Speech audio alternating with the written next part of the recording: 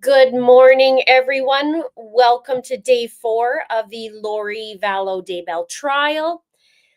It's June 10th today, and we are on day 4.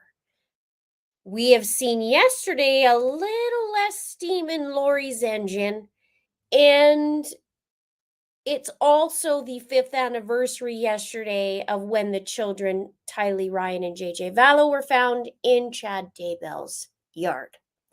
Lori had to be forced yesterday to go to court. According to Justin Lum of Arizona News, Phoenix News, he says Judge Boreski had to order MCSO to transport Lori Daybell yesterday for trial. Not sure if this has anything to do with the long sidebar to start the day. We did talk about that yesterday, didn't we? That I wonder if Lori was forced to go. It says, it is ordered authorizing the Maricopa County Sheriff's Office to transport the defendant to court using any means necessary to include force to secure the attendance of the defendant for her trial on June 9th, 2025 at 10:30 a.m. before the Honorable Justin Boreski. So we need to frame that.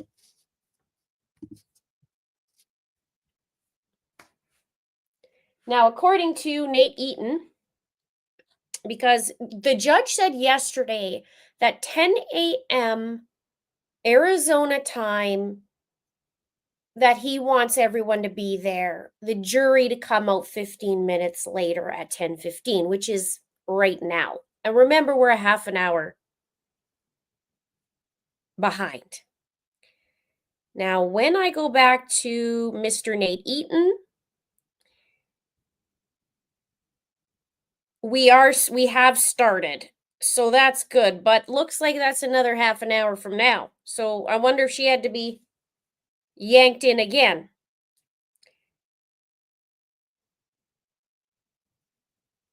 Apparently there was a long sidebar.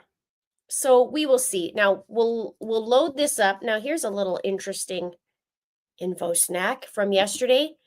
My stream wasn't monetized. I don't monetize it during the 8-hour day because then we're not inundated with ads. But at the end of the day, I got a notice last night actually at like 9 saying it's not monetized. So then I had to basically, the little sound, the sound that it as these guys are playing, I got in trouble for the sound, so to speak, get demonetized. So I cut it out. Hopefully that'll work, and then I'll monetize it. So anyway, good morning, everybody. So back in the courtroom, it looks like everything's okay now, but it looks like we have a little ways to go. So we can go through some things instead of just, me yapping the whole time. And we can also go through some questions and talk about yesterday, because I'd love to hear what your thoughts were about yesterday. And it looks like this morning, Detective Pillar is back on the stand.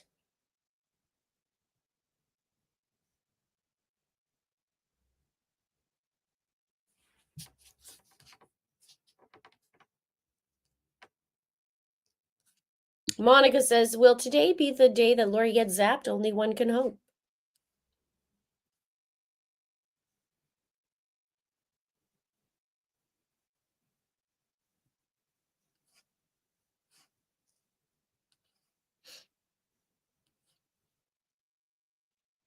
Good morning.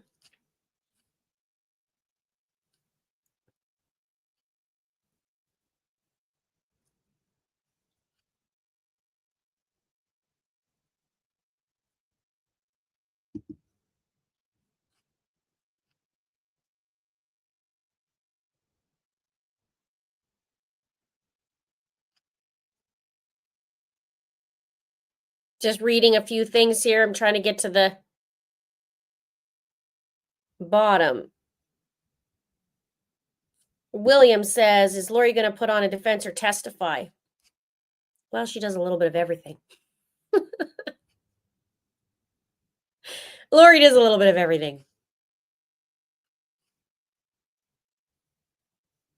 Samantha says her coughing was trying to distract jury and not let them hear what prosecutors are asking and answers. That was so juvenile, wasn't it? You don't hear Lori yesterday in court. She was coughing up a storm.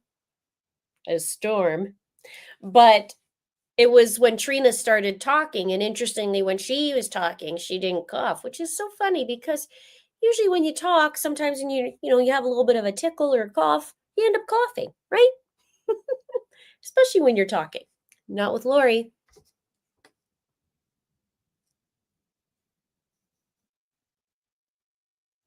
Lord's Girl says, what if the judge held a short hearing to let defense know state can now open the door wide? One can hope. Let's open it up. I wish it was yesterday. Mimi says, today there will be drama. There will be a manipulation. Lori will make sure of it. Wonder what her reason why she didn't want to go yesterday. I mean, it could be many reasons, but I wonder what her reasoning she gave was. Oh, get out. 5 years since you killed your children. You don't get to stay and have a nap. They don't get the luxury of having a nap. You don't either.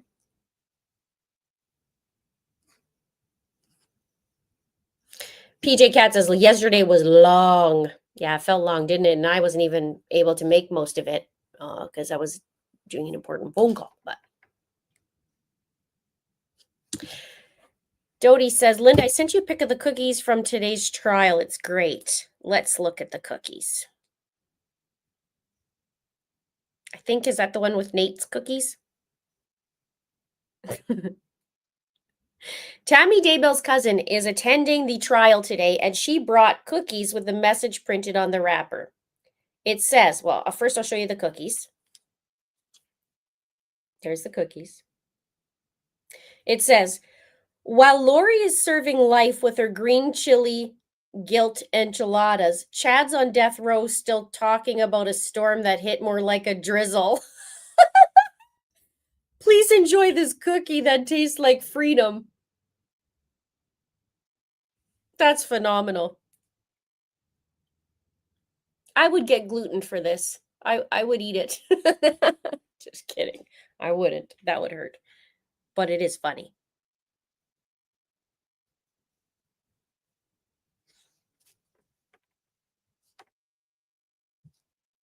Now, with as many, we didn't go through very many yesterday, did we? Was there about 3, I think? I'd have to relook because I missed a few things. But we're getting near because the judge even said, I'll have to do up jury instructions. So I feel like, will it be tomorrow? Will it be Thursday that's finished? What do you guys think?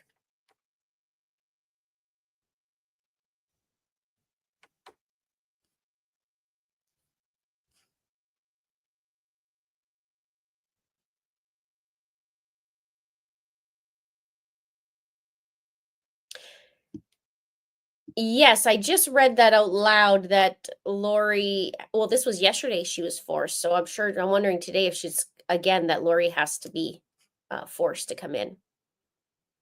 She's like a child. This one, I told you, this one's going to get amped up. I feel like, though, if yesterday was, Mondays are a little bit chill for Lori. Mondays, she seems to be a little more chilled out. So maybe today will be a little more snarky, and then the days after, we see a little bit yesterday. And she uses her coughing, the little tactics. But today has to be a different one. She's committed every day to do something different. So we'll see what it is. Kathy says maybe she was coughing out a demon. Could be.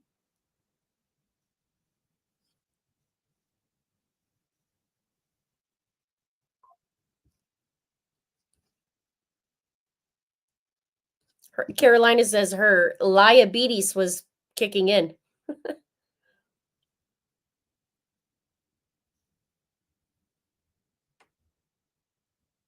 Nettie says, really enjoyed your interview on Courtroom Confidential. Thank you.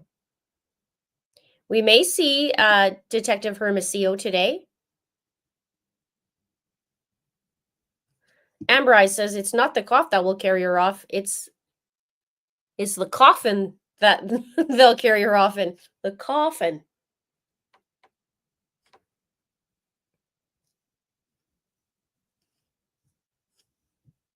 Amy says, awesome. You like the cookies? Davis family says she was having murder's remorse not.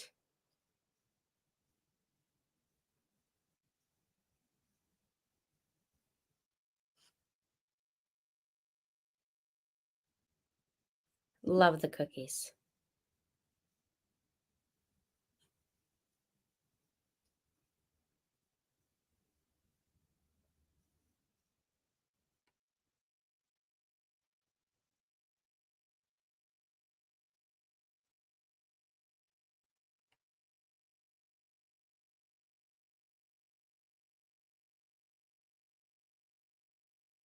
William says, was there someone to finish their testimony started the other day? Well, Brandon had to do that. That they did that the next day, because Lori did the cross, and this morning is Detective Pillar is coming back on the stand.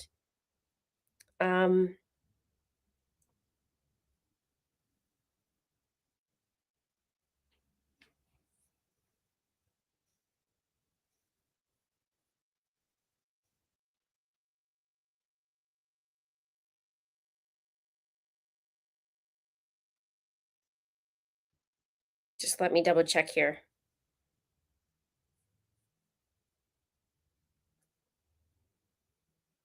Yeah, okay, we're good. Sylvia says, I really hope they drag her in forcefully strapped to one of those jail chairs. John says, maybe she'll get the Hannibal Lecter treatment. Peter says, a day with Lori cross-examining is like a week or month in my universe. No kidding. Some days is so long and her stupid questions. I mean, yesterday, was that yesterday? Yeah, yesterday she was talking about the plane. If Detective Pillar took a plane and asked some dumb questions, because Lori does.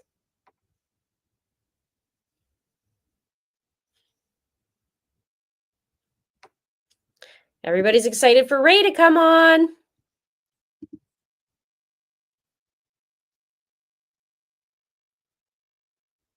Maria says, hello, everyone. Today could be that storm day.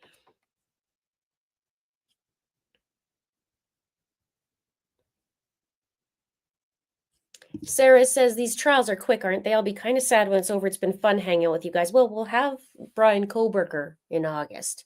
And then whatever else, we'll get some guests. Again, I'm waiting. We'll wait on Josh to come on.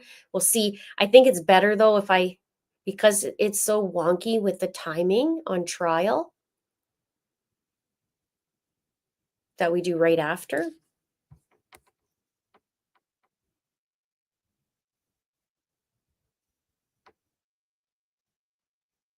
Duping Delight says, I hope we're not tortured with more long cross from her today. I've prayed on it. Well, your prayers might be answered on Friday or next Monday. Maybe not today. Tamsin says, she was coughing to try to garner sympathy from the jury, in my honest opinion, and to distract the jury from the truth being told on the stand. Poor Lori. Every day is poor Lori of some sort. Aaron says, maybe she's working on another illness.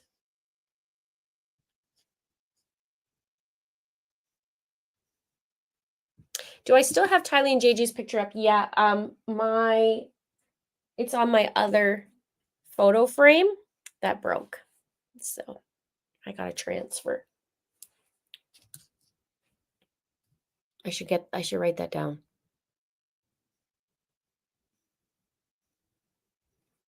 Mal says narcissism is the leading cause of diabetes and insulin fire is the only way to manage it. Justice for Brandon. Not today, twin brother. Let's just mute that.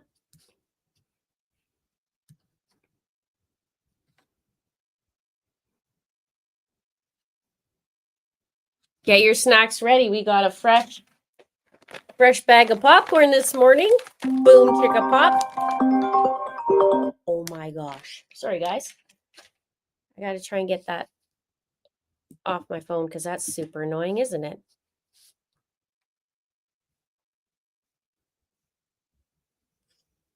That's funny. Celtic Girl says, looks like she has a broom up her backside.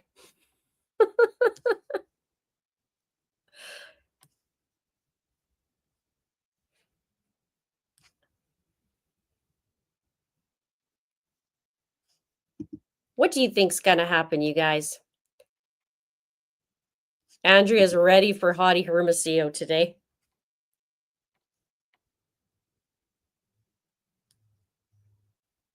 Penny says, can't imagine the fear Tylee was living under. Not me, Mom. I'm not a zombie. Those words haunt me.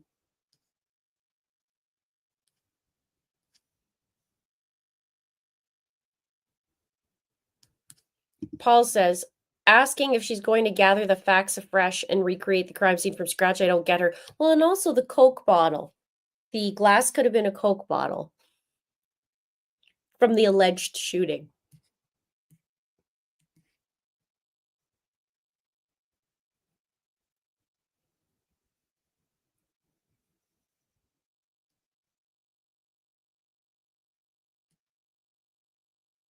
And don't forget, maybe we'll have one for Melanie's.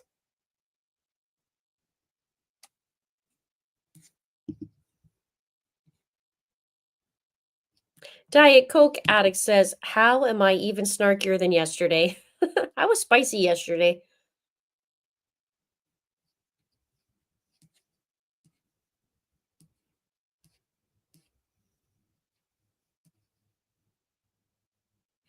Amy says, I would love to see Loho cross Detective Hermosillo. Let us sit for a minute. This will be the biggest part if Lori decides to cross Detective Hermosillo. I freaking dare her to cross him.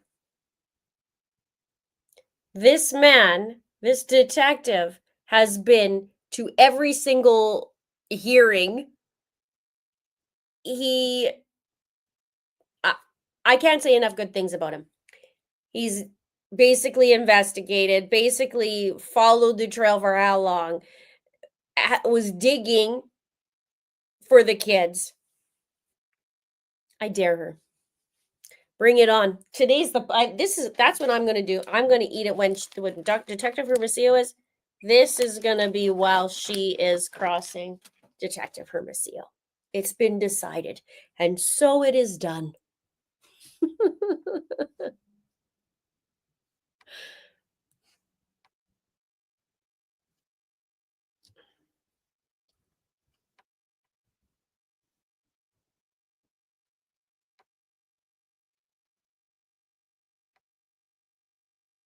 Duping Delight says she's going to be found guilty, then we never have to see her again unless she does a 48 hours interview. Well, I'm sure she'll line up a bunch of interviews if she can.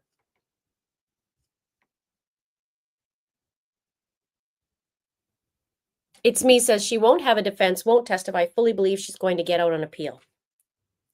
Yeah, she thinks she's something else, that's for sure. And she is something else. It's not what she thinks. So we should be starting in about 10 minutes. 10 minutes from now.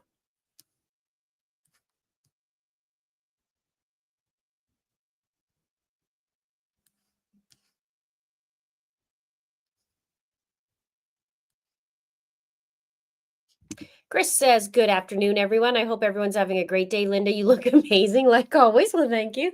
I hope you replenish your oranges. No oranges today. But you know what I do have? Okay? It's better than oranges because this is what's going on in this trial and Lori and her behavior. There's bananas today. Hello? Lori? Yeah, you're guilty. Yep. No. Say hi to your neighbors. Hope you're having fun with your lolly time workouts and your fake liabetes-itis. Okay?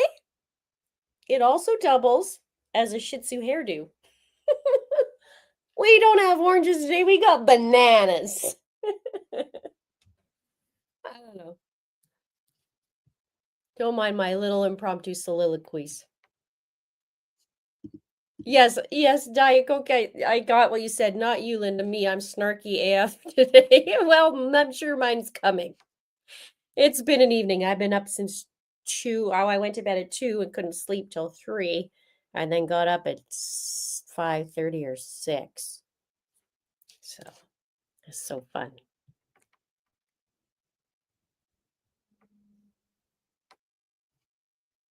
Lily says she doesn't have the guts for Hermosillo.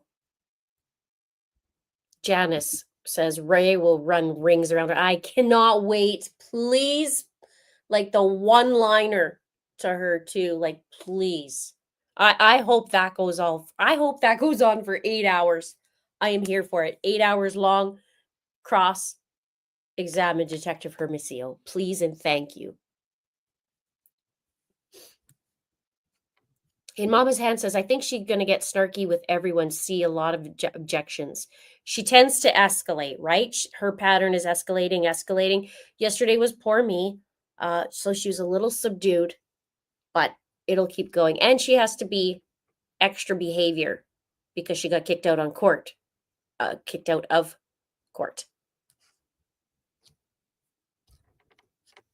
Is my brother watching you? I doubt it.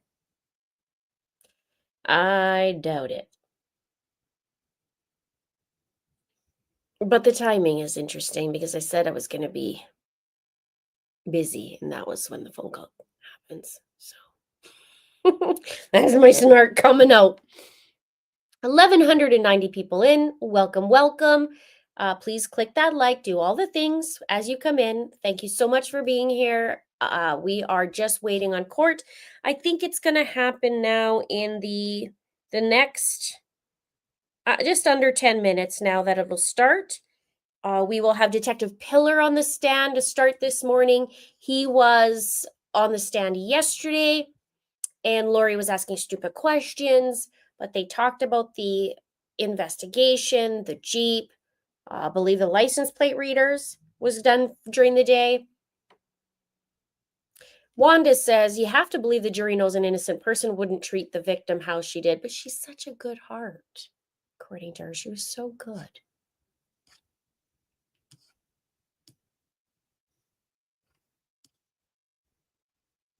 Courtney says they are supposed to play the storage video soon. About time? Yes. Let's watch that. Can't wait.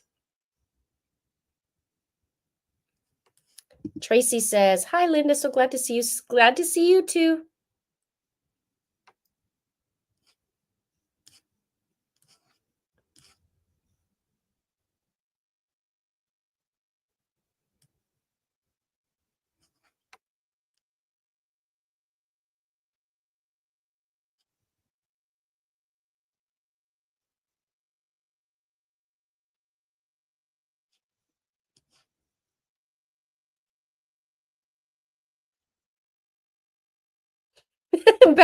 back on track with Kat says, you need some nuts to go with that banana. I don't have that. I have cucumber.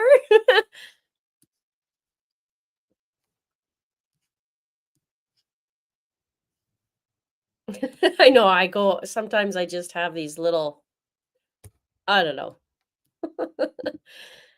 I just seize the moment.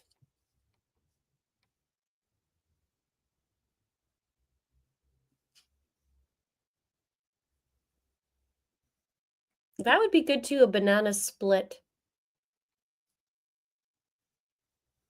We have to create one that would be about Lori.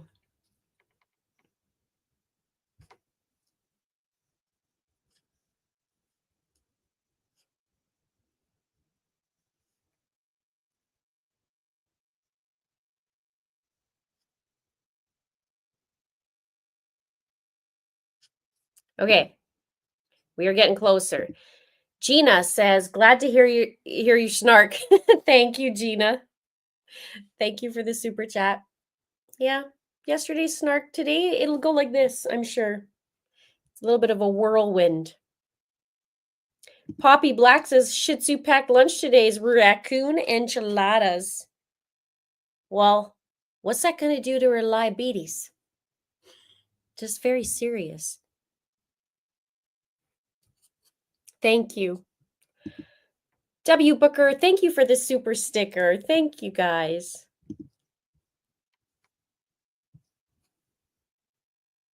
Kiki says she might be afraid of big bad Hermosillo.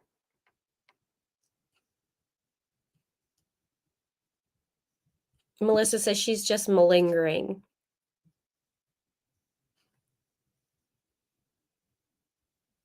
What are we waiting for? There was a delay again. So there was a super long sidebar, and we are all guessing it's because Lori had to be forced to go to court, just like yesterday she had to be forced to go to court.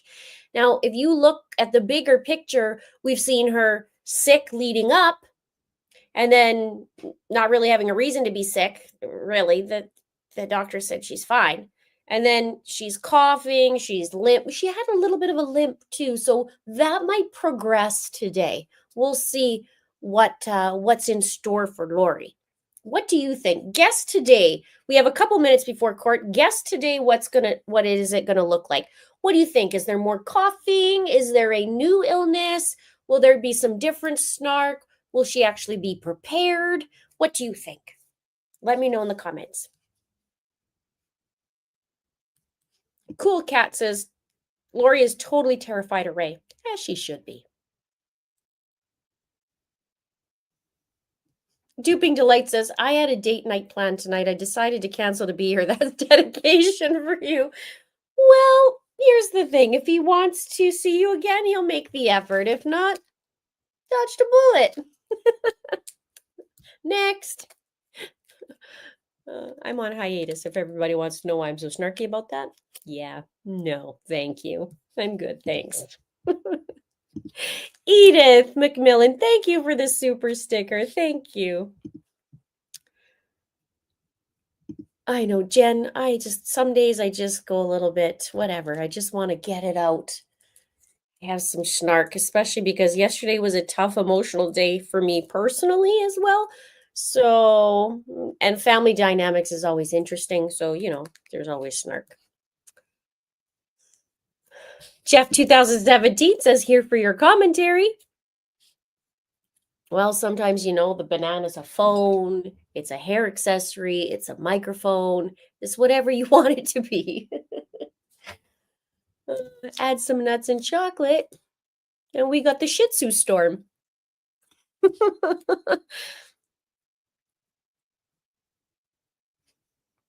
I did read, okay, so you guys are starting to talk about it again.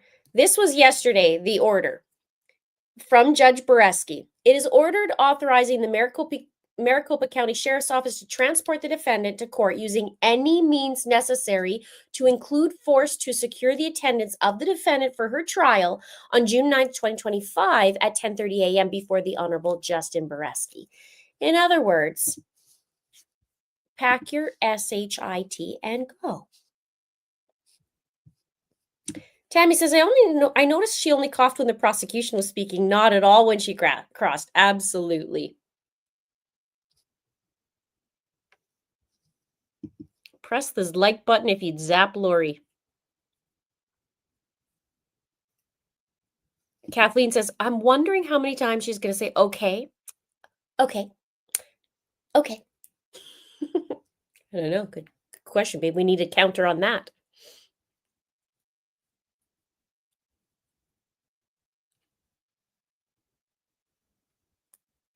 John says, I don't know. Lori might take on Hermosillo because she wants to go out with a bang. It's going to be interesting.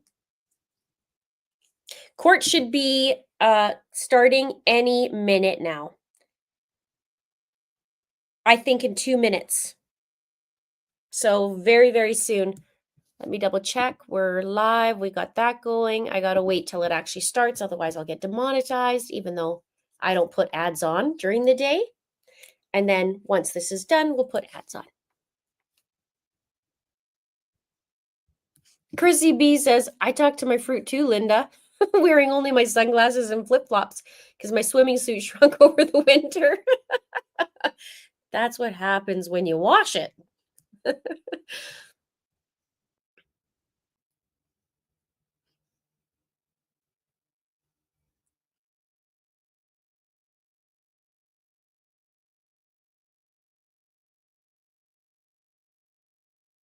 Wanda says, Linda, you and your followers are gems. I love you guys. It's so good being here.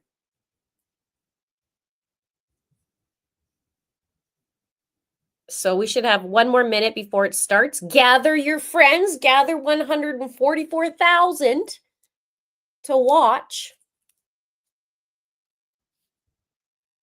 Bananas. The Shih Tzu is bananas.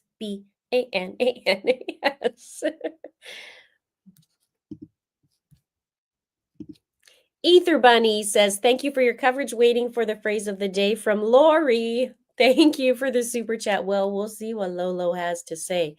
I think with her and Hermosillo, if it's happening today, this will be like, do not leave anywhere. Gather your whole block. Wherever you are. And get your popcorn out. I hope she was haunted all night last night on the 5th anniversary of her children being found. Egregiously. I hope she was haunted all freaking night. And Charles was in there too.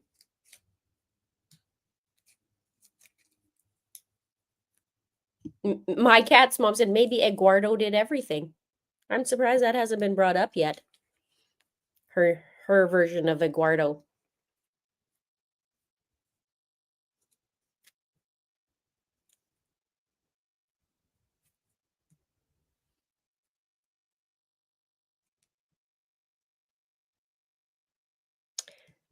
Sarah, any new videos coming up? Yeah, I think you asked that yesterday.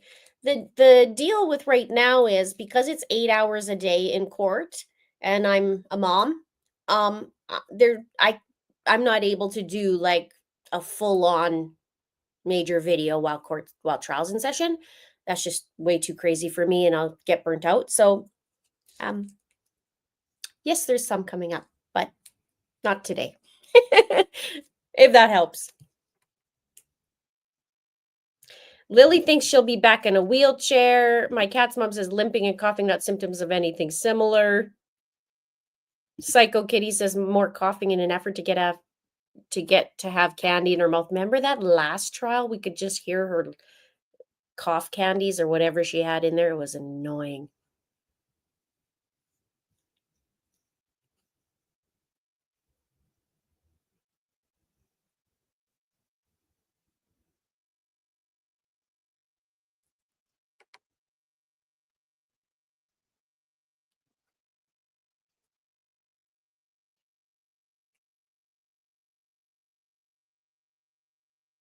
Phyllis says full body cast with neck brace. Well, it might be by Friday. We'll see where she gets. She just adds the layer. Maybe, yeah, Bonnie says maybe she'll try a flirtatious move. Well, she will giggle for sure. I don't know. Donna says if she crawls we are in trouble. Penny says can't even make a guess of which Hori will show up today. Laura says I think she's going to be very spicy, and just because whatever mayhem that she can, she just, yeah, every day it's like she picks something out of her little portal hat. Melissa says I think she's going to act like she's pouting like a spoiled brat.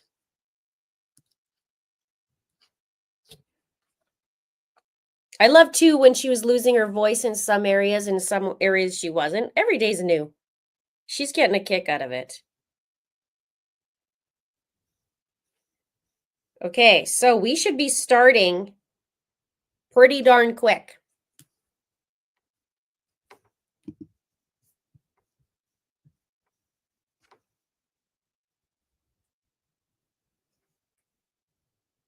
On day 4.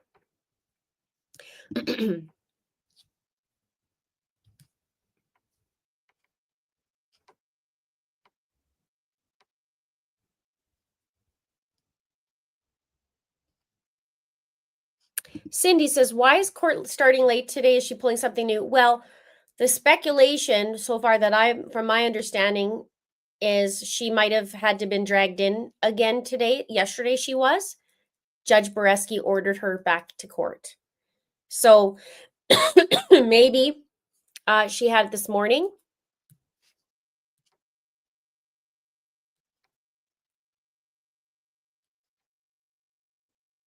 Yeah, I can't wait for that. It's me, Cheryl says, I can't wait to see if she questions Ray. She's going to be chicken out. I don't know. I don't know. I mean, Ray's a pretty intimidating man, but this might be her go big or go home moment. And she might think that she can actually use her charm to butter him up. Girl Lee says, Linda, I know others have said it, but it's so nice to have you back. I know how committed you are to this case, and it's so refreshing, heartwarming to sit with you. Thank you. That's very much appreciated. Thank you. I'm feeling better and better. It's just kind of scary when there's little bits of things happening in the background personally. So when kind of things hit, it's just like, oh, I hope everything's gonna be okay, and I don't kind of slide backwards. But I'm doing the best I can to balance. So.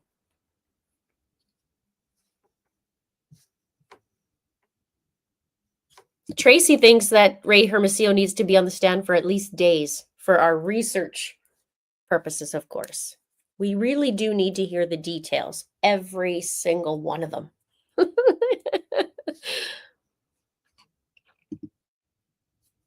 Okay, let's just double check here. Somebody's saying that East Idaho News has it.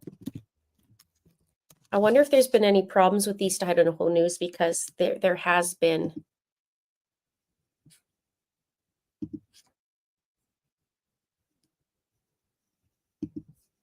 Okay, that's weird to me. And I don't want to skip over because, oh no, I guess I could. Nope, it's not, I don't have it, it's no longer live. Oh yeah, there we go. Hang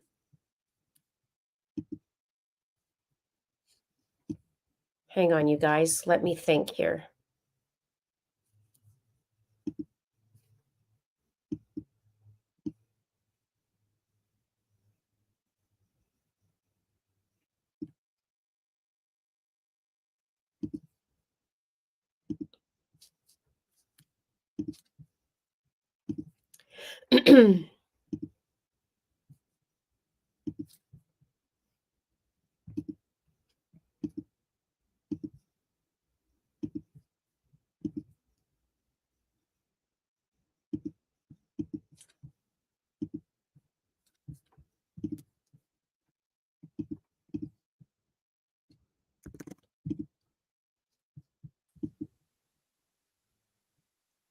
Shih Tzu has arrived. Oh, good morning. She's even flirting it up. She feeling better today.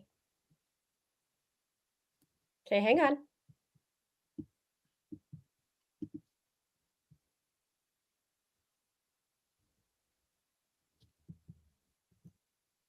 Why is there no... There's no sound on it.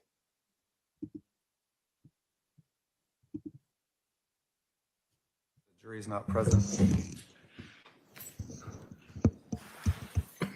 We want to have the witness back on the witness stand. Yes, Ready to proceed? it is. Defense? You ready to proceed with your cross? Sure. All right, you can go ahead and get ready up at the podium if you like. We'll bring the jury in.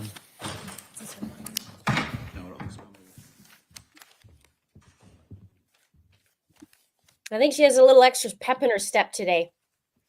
Let's see what happens.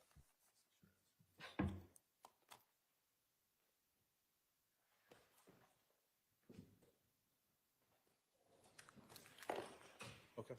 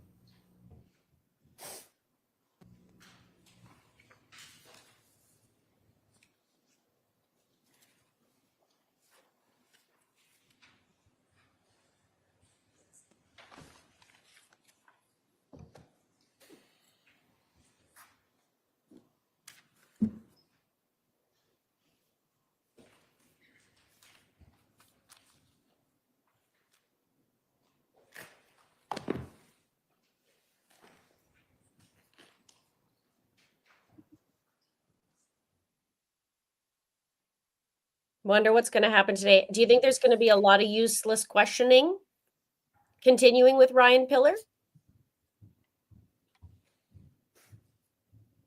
Here we go. Buckle up.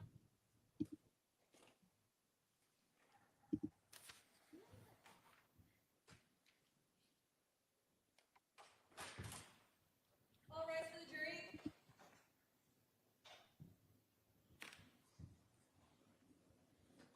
I'm just going to look them in the eye today.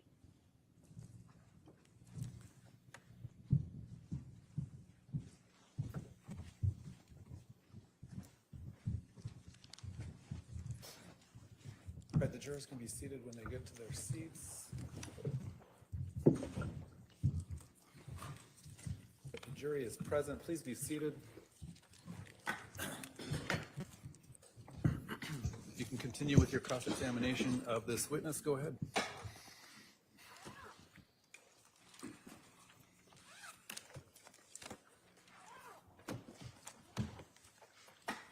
Detective Pillar, yesterday we were speaking of your interview with Brandon in the car.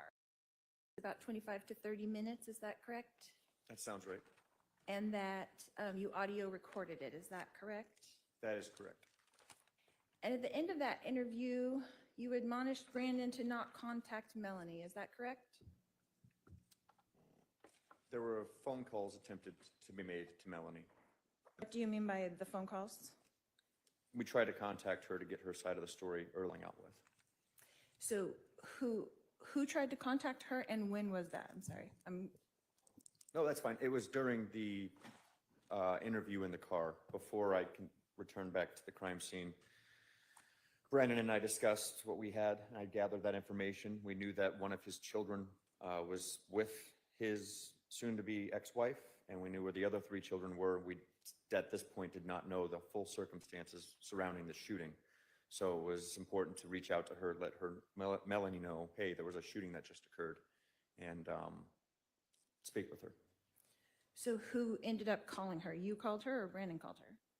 Brandon called her from his phone 3 separate times. And she didn't answer? No, But you didn't attempt to call her directly? not during that time, no. Okay. And so as far as you know, Brandon followed that admonition to not contact her again that day? Yes, as we also had his phone, so Oh, that's right. that made it so he couldn't. Okay. And That so, wasn't the purpose, but we had his phone. so did you end up making contact with Melanie? I made contact telephonically with Melanie Boudreaux at the time, now Pulowski.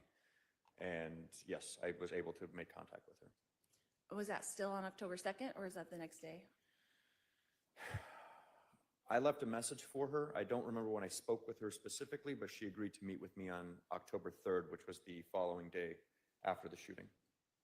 And that was at the Gilbert Police Department? Gilbert Police Department in a private interview room, yes. Okay. And so Melanie came and met you that day on October 3rd, is that correct? Yes, And you interviewed her yes, and she came in voluntarily yes, and talked to you? yes. And did she ask for an attorney? No, And about how long was that interview, do you think? approximately 1 hour. It was a little interrupted because their youngest was with them in the room. She didn't have childcare at that time, but I believe the interview lasted for about an hour. Okay. And did she advise you in that interview of some Object business hearsay. deals that I'm gonna Brandon object was involved in? again to The hearsay. objection's sustained, it's hearsay. One sec, you guys. It is so low. I'm just going to check the other one.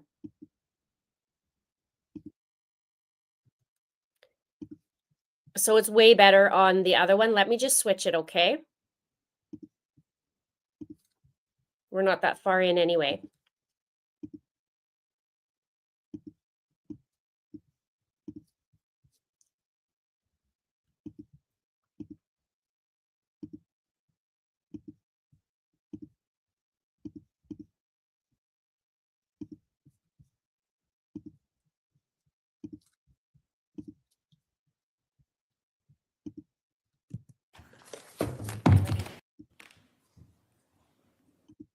So who tried to contact her and when was that? I'm sorry.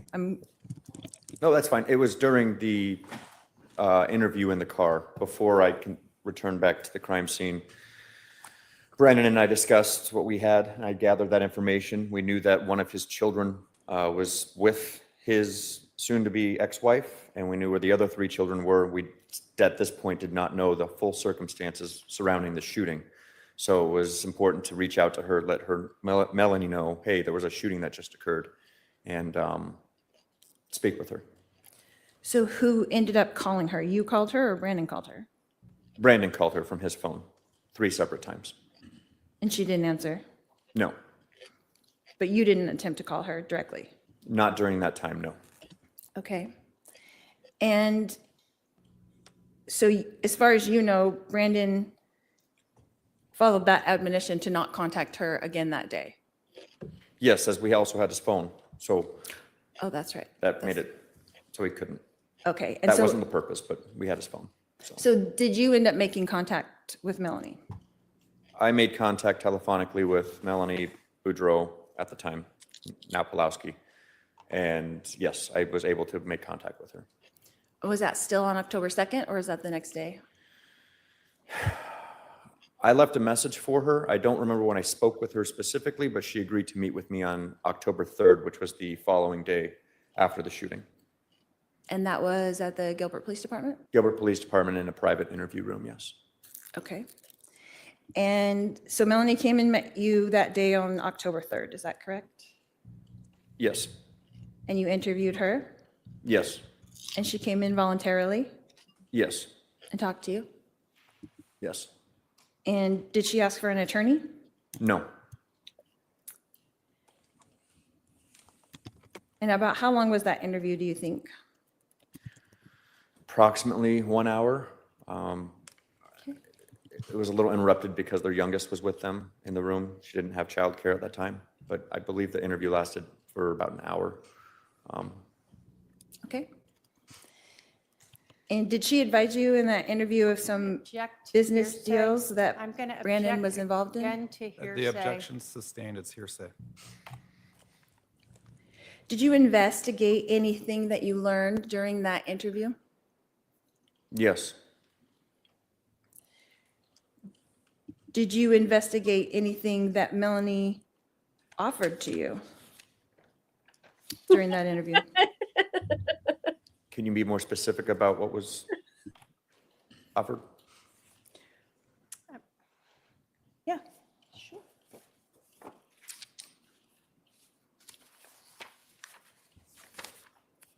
If you're gonna offer a hearsay statement, if there, maybe have him review something that you want him to consider, if you have a written copy. Okay.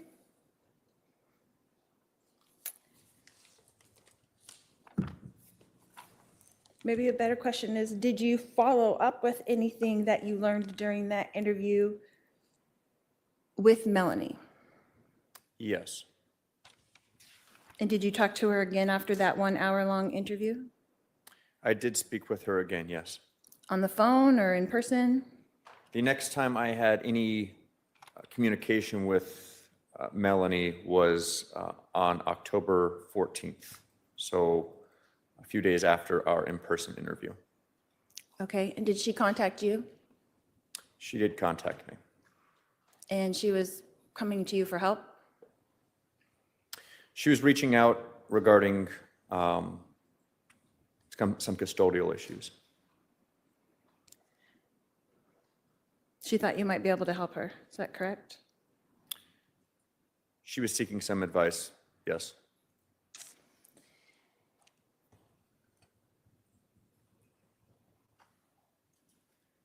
So Brandon had testified that he provided you with a VIN number to a Jeep Wrangler in my household on October 2nd, 2019. Is that correct? That is correct that he testified to that, yes. And did he do that? Did he provide you with that VIN number? I do not remember that. I do not recall being provided a VIN number. There was a lot that happened early in the investigation. I can tell you that we got the license plate for the Texas Jeep early on in our investigation, which when running a license plate, we also receive the VIN number, but I do not remember specifically getting the VIN number from Mr. Boudreaux. So where did you get the license plate number from? From the Chandler photographs, from their incident in So July. after, like yesterday, you contacted Chandler and that's where you got those from? The images with the license plate, yes. What day was that you contacted Chandler in October? When I contacted them, I can't testify to that, but I do know that I physically met with them on October 9th of 2019. Okay.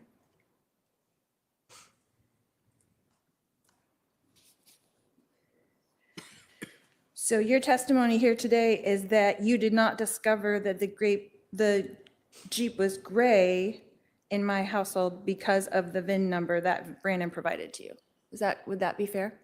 Yes, that would be fair. But you did discover it on October 9th that there was a gray Jeep in my household. Would that be fair? Yes, Okay. Would it also be fair to say that no one that you interviewed or talked to mentioned anything about the Jeep being gray? the color of it being gray, no, Okay. not early in the investigation.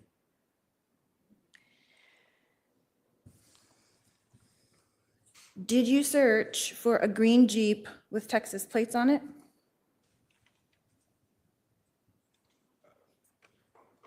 No, no, there was never a green Jeep specifically searched for with a Texas license plate. That would be something we would farm out to our investigators, our civilian investigators, and to specifically ask for a green Jeep of Wrangler with a Texas license plate. I don't know what that would yield as far as results, and we didn't have enough to go after just that at that moment. Okay. And you didn't farm that out, though? Is that correct? At that juncture, no. And did you search for a dark blue Jeep with Texas plates on it with a tire on the back?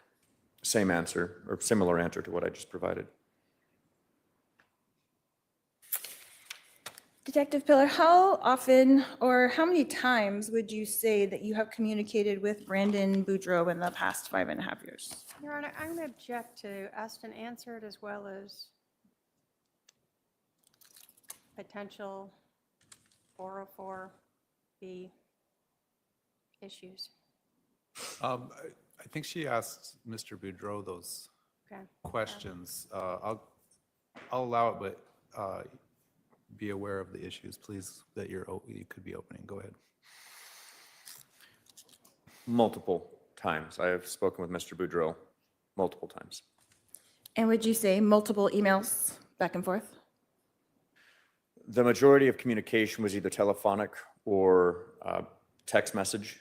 However, I do know there were emails exchanged as well.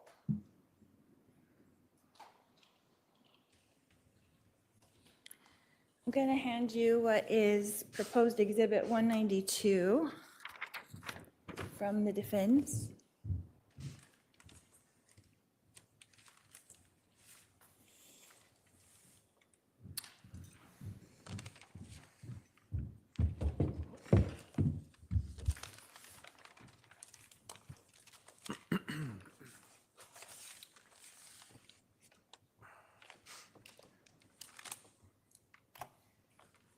Detective Pillar, do you recognize this email?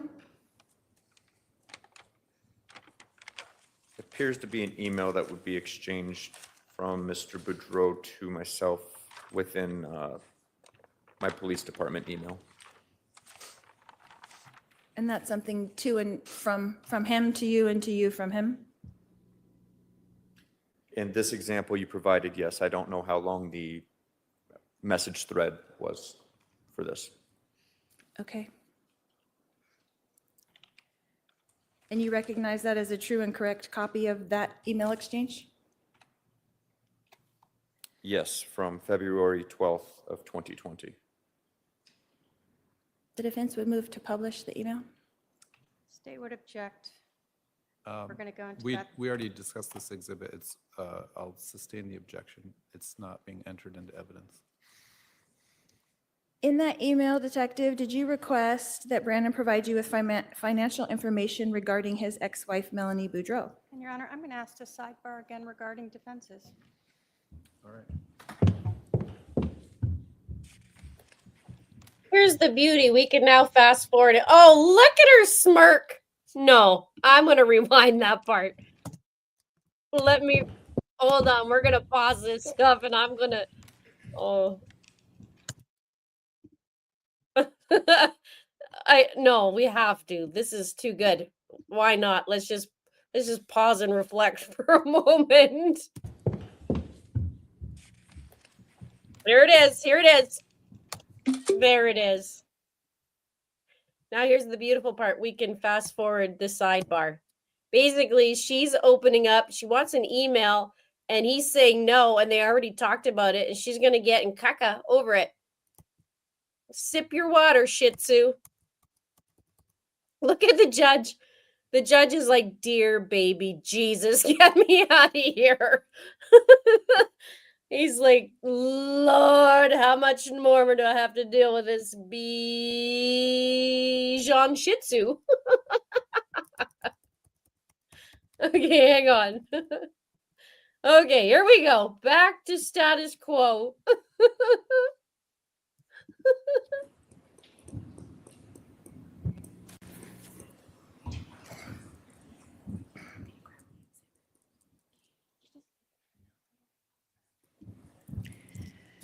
Detective Pillar, did you request that financial information regarding Melanie from Brandon?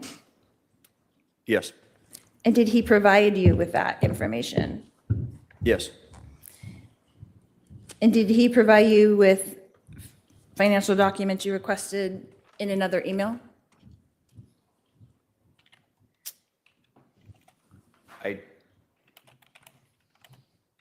I know we've discussed financial documents, and everything I was sent, I believe, was via email, but I don't know what specific one you may be referring to, but I think it's safe to say, yes, that there were emails exchanged about Melanie, Boudreaux, Pulowski's financial records being sent to me. Right. So her financial gain if something were to happen to Brandon, is that correct? That is correct. So he also provided you with screenshots of information regarding Melanie that didn't have to do with finances. Is that also correct? Your Honor, I'm going to object again and warn on 404A and 405. Hang on a sec, because I want to just say something. I think she knows something's coming up with Melanie. Obviously, she knows the investigation's ongoing, but I'm very curious because Lori knows about Melanie's investigating. She's almost preempting this to talk about it. Maybe Lola wants to consult for Melanie. Okay, we will keep going. I'm sorry, but I have to. Okay. Sustained. Did you read those documents when they were sent to you? I reviewed the documents that were sent to me, yes. And did you include those in part of your investigation? They are included in an investigation, yes. So on those screenshots, does Melanie give a theory of what she thinks happened on October 2nd, 2019 that you reviewed?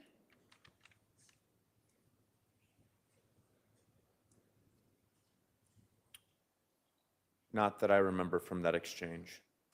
I'd Okay. have to see it, which I'm, Your Honor, I'm going to object to hearsay and relevance. I'm not asking for the truth of the matter. I just want to know what Hold he on. knows. I didn't ask for argument. You can show him the document and then rephrase your question. Okay.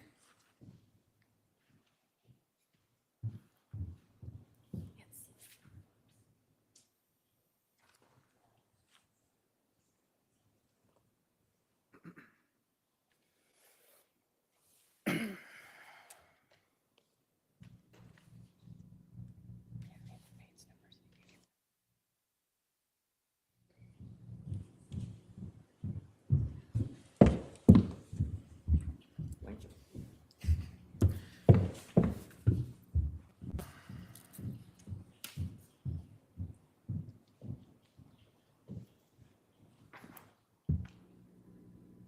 Is there something specific you would like Go ahead and rephrase your question. Is this one of the screenshots that Brandon sent to you?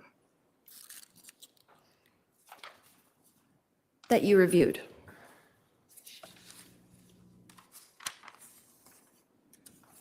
It doesn't have any email headings or footers on it. This is what appears to be a Word document, like from Microsoft Word. I can't testify that this is exactly what he sent me, if this is a attachment to the email, from what I'm looking at here. Okay. Do you recognize it as something that you've read before? The information?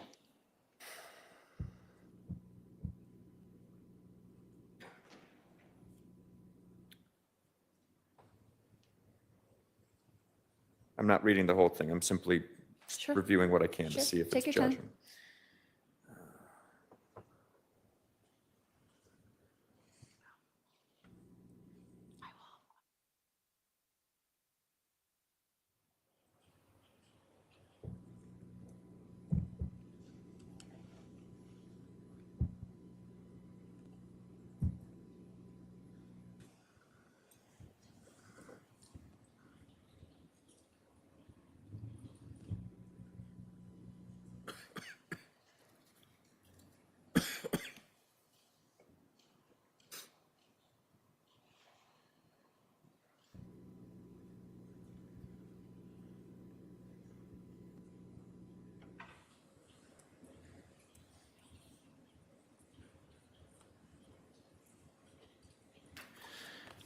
I must say that I don't remember this. There was a lot of correspondence shared and a lot of images. But looking at this, this seems familiar with some of the allegations that I've heard throughout the investigation. However, I don't remember this specific document Okay. being sent to me. So when you requested Brandon Boudreaux on this date to send you these documents, that is part of the 7 screenshots that he sent to you. Okay. So my question is, during that time, you were still gathering information, right? Yes. You were still looking at all possibilities of what really happened on that day, right? And I'm going to object to what time period? Are we talking about February? Is there a Yeah, date can on you there? clarify the time period? Foundation. Is it the February 12th, email? February yes. 12th. All right, so rephrase the question with that in it. So my question is, did you ever read the information in that screenshot that you have there before? It is possible. If it was sent to me in an email, I likely read it, yes. But there was at the point of February 12th of 2020,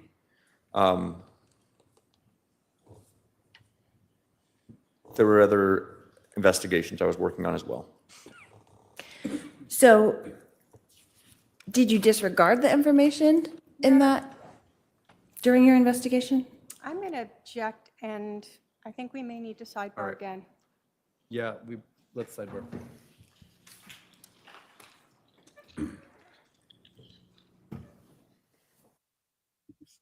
Guys, look at the cockiness today. Wait, we got to rewind one more second because we can fast forward the sidebar. Look, watch let's her sidebar. walk. Watch her walk.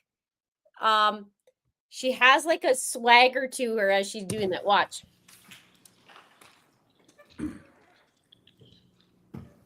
And then she looks like boom, biatch. Oh, let's fast forward.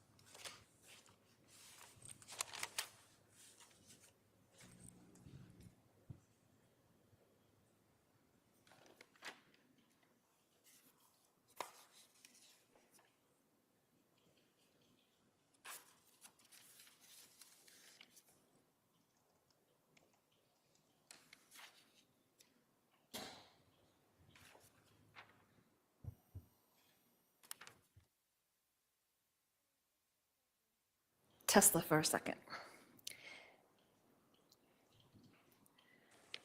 What happened with the Tesla window?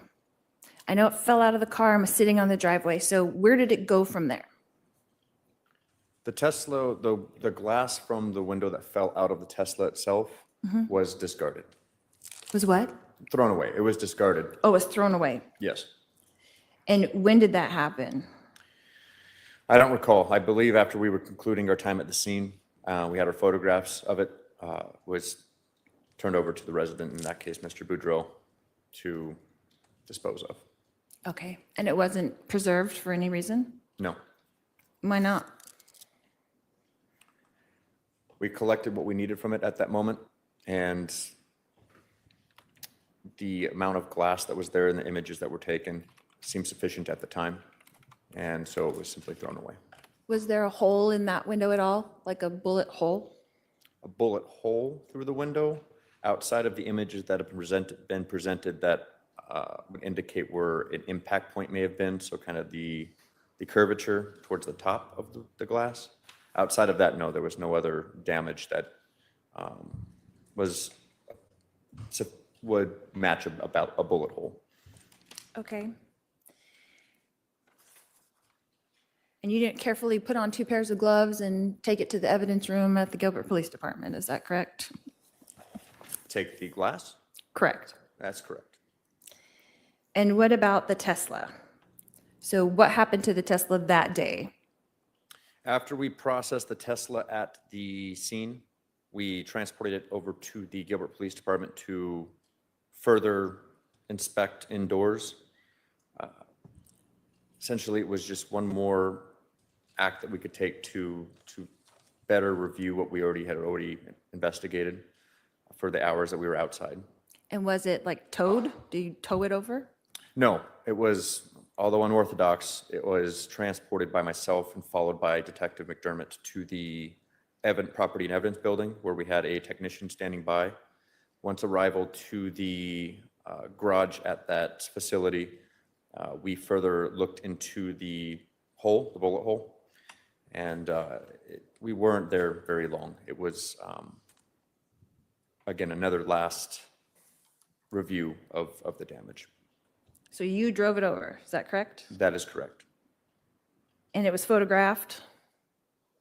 Yes, we photographed the vehicle at the scene. Once at the police department, we have the surveillance cameras, but we didn't photograph it further once at the police department.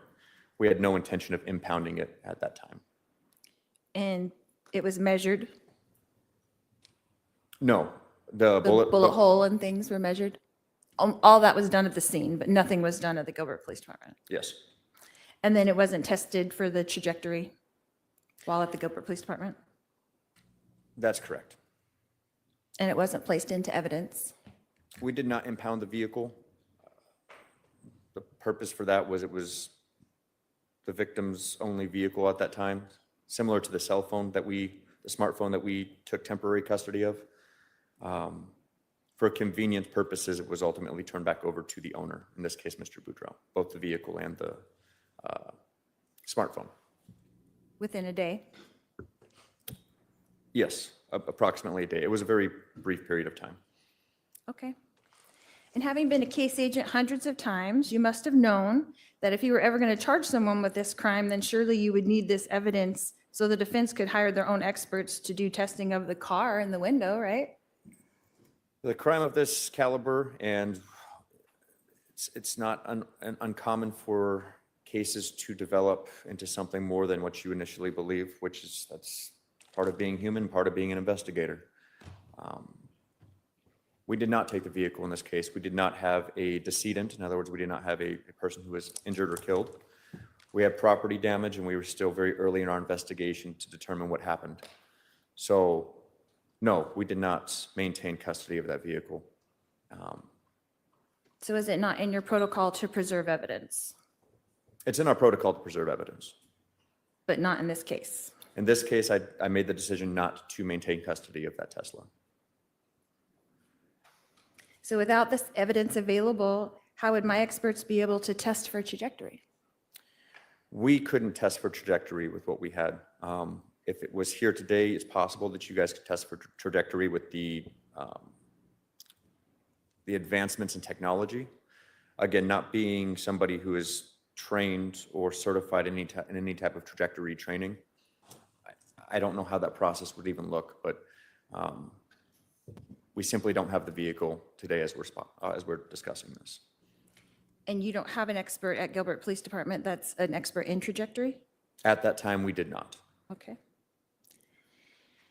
And how would my ballistics expert be able to test the hole in the Tesla to determine, in fact, if it was a rifle or a handgun that was used? How would I do that now? How would you go about? How would I have an expert do that now? You would hire somebody who would potentially be a specialist in this area and see if they had the ability to obtain evidence of trajectory. But how would you do that now outside of hiring somebody and doing that without the vehicle? I suppose you could not.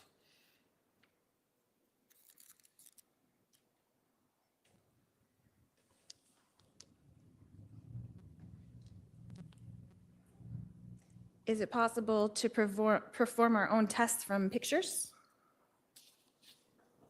Tests? No. And did you request any tests be performed on the Tesla itself?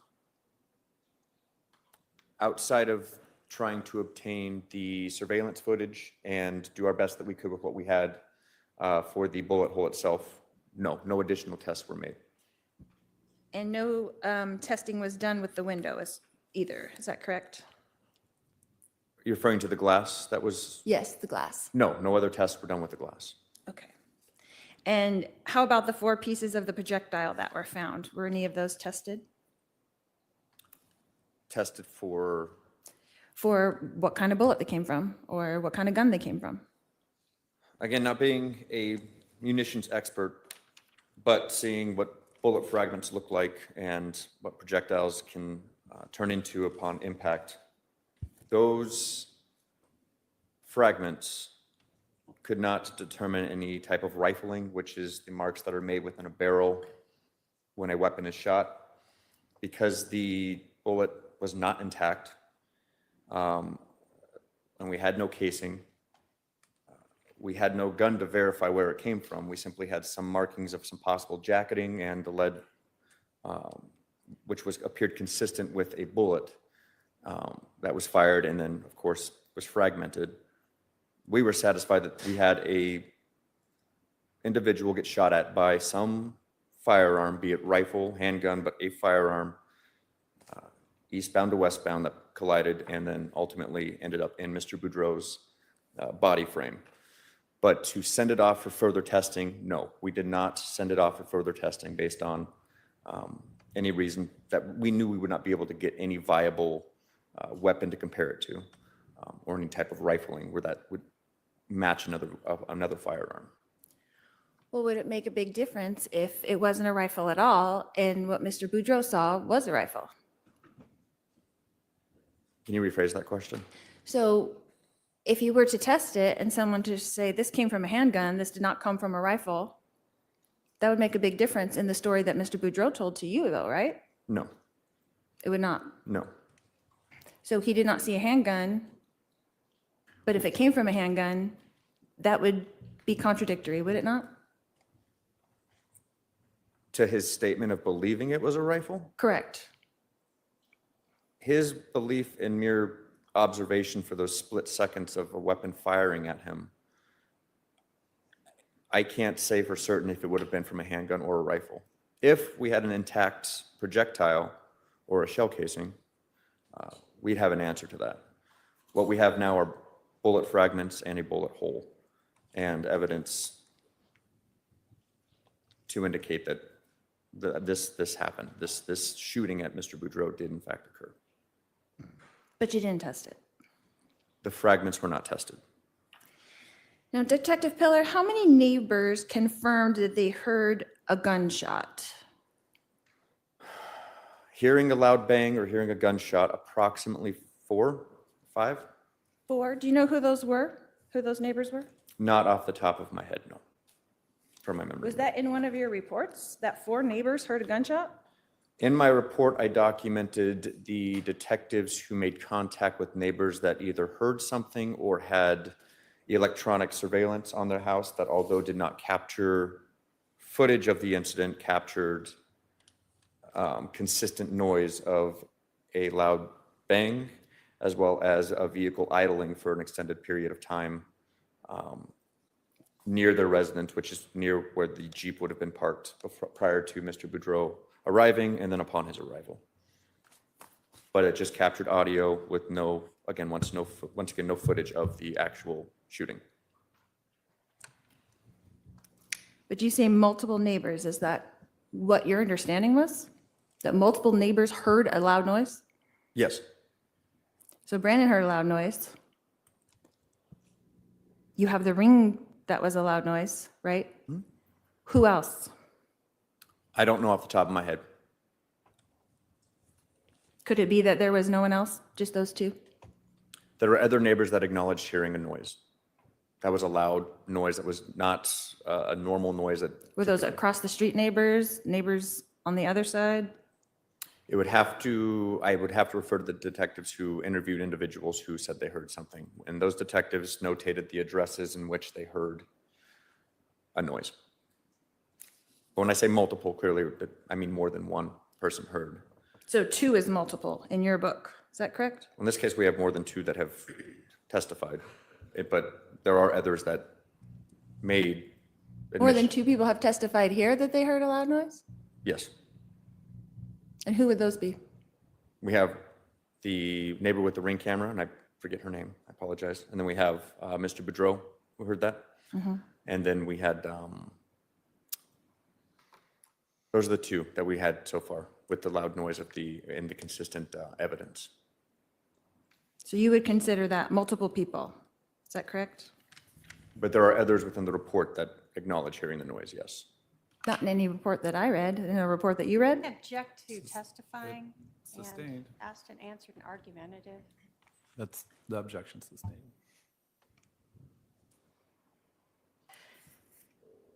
In a sworn statement that you made, Detective, you put the other neighbors confirmed they observed a gray-colored hardtop two-door Jeep. What neighbors do you know of that said that there was a gray Jeep? Where was that testimony? So, in your affidavit on November 19th regarding the Jeep Wrangler, would you like to take a look? Sure. Okay.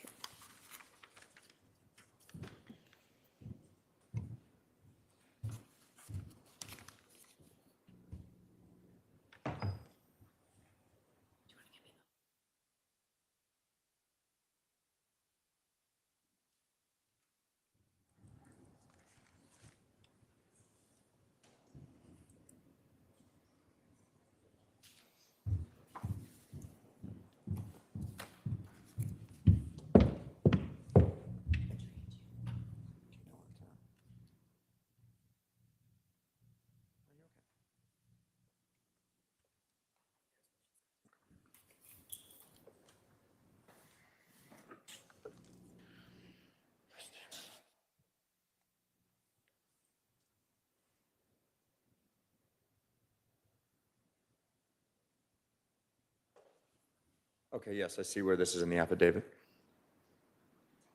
And earlier you had testified that no one had said the Jeep was gray at all, but in your sworn testimony there, you say that other neighbors confirmed that they observed a gray-colored hardtop two-door Jeep. What neighbors would those be? And this is the probable cause statement from, For the infotainment center?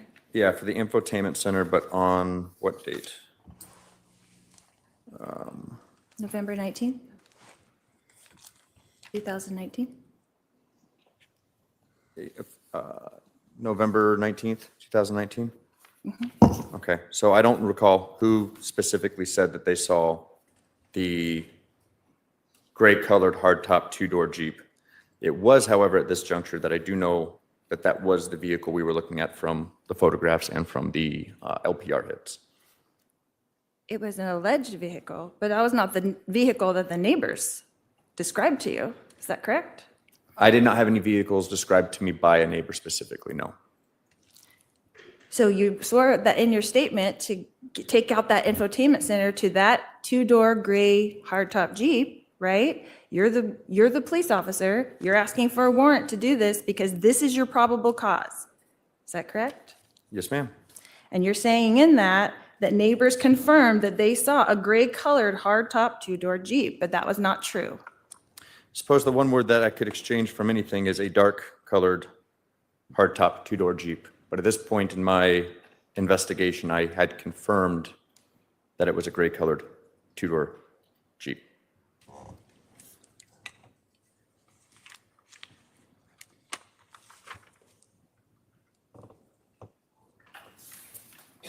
Thank you.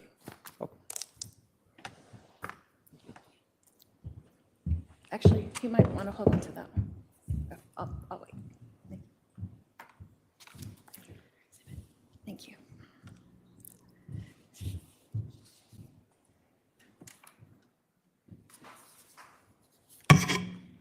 There's something else in this affidavit that I'd like you to look at.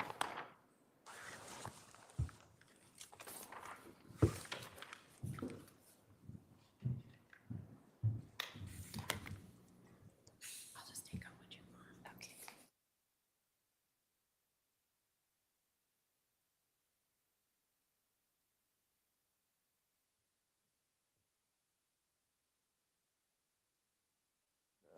Last paragraph?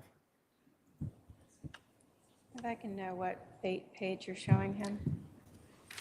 2714. Thank you. It is this last paragraph, correct? Ms. Daybell? Yes. Okay, let me Yes. just review it real quick. Just the first underlined The first part of- underline, okay. of that paragraph.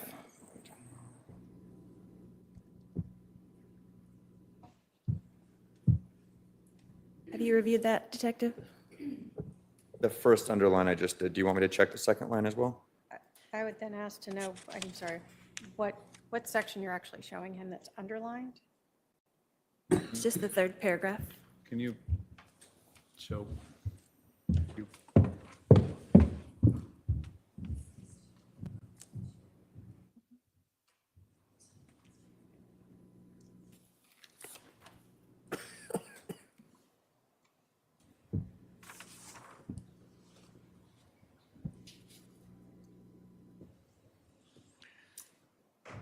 Your Honor, we may want to sidebar again. All right, can I see the exhibit? I can only imagine what's in that.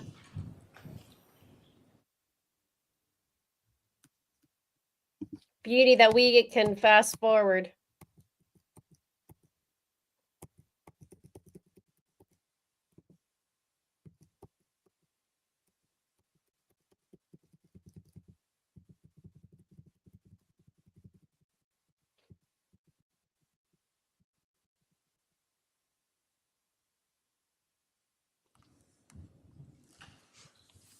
Marked as 202 retained in the record.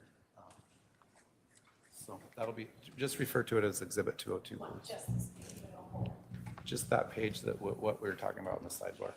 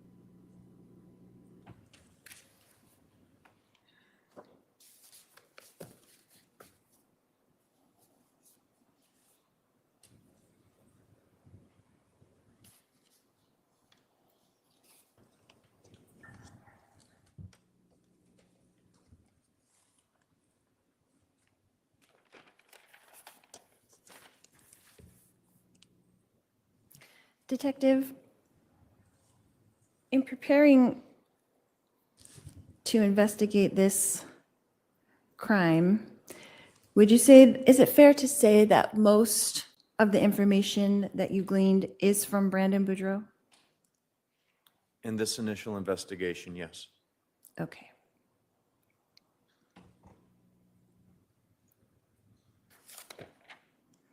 And you were in constant contact with him during that time, in the early days of this investigation? In the early days and then throughout the progression of the investigation.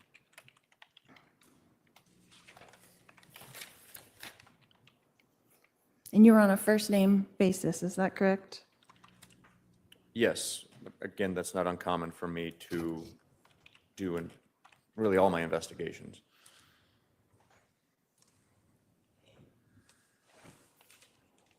So most people don't call you Detective Pillar? Not typically. It depends on how the length of the investigation and the type of investigation that it is, but especially with victims or witnesses, I try to keep it casual.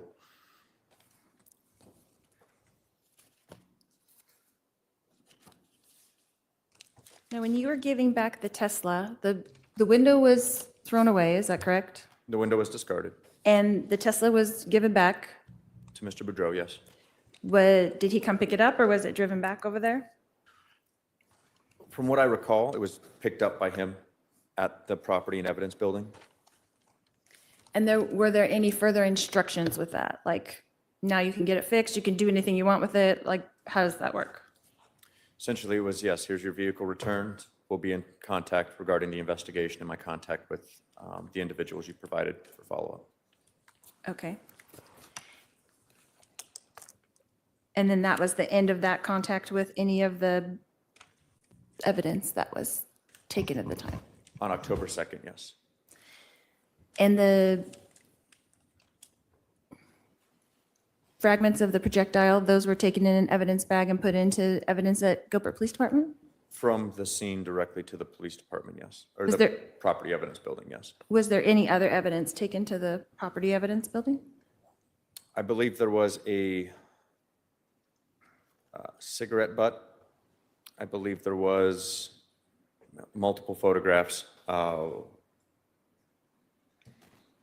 Other physical evidence I do not recall us taking. You don't recall what? I don't recall taking other physical evidence from the scene off the top of. So a my memory. cigarette butt? I believe if a cigarette butt was, it was across the street and a neighbor thought it was inconsistent with being near his house because he didn't smoke. Okay. Was DNA taken off of the cigarette butt? No, I believe we still have it retained in our property evidence building. So if you would have taken the DNA off the cigarette butt, then you might have a person who was smoking it? We would At the probably scene? have a DNA profile of somebody who's walking down the street smoking a cigarette, yes. So you didn't really think it was connected to this incident Not from- necessarily? No, Okay. And why was it collected? because it was within the crime scene tape at this time, and the detective who spoke with the neighbor who provided the information thought it should be collected.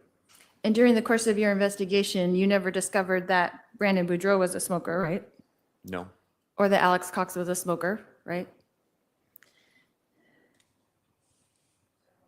no.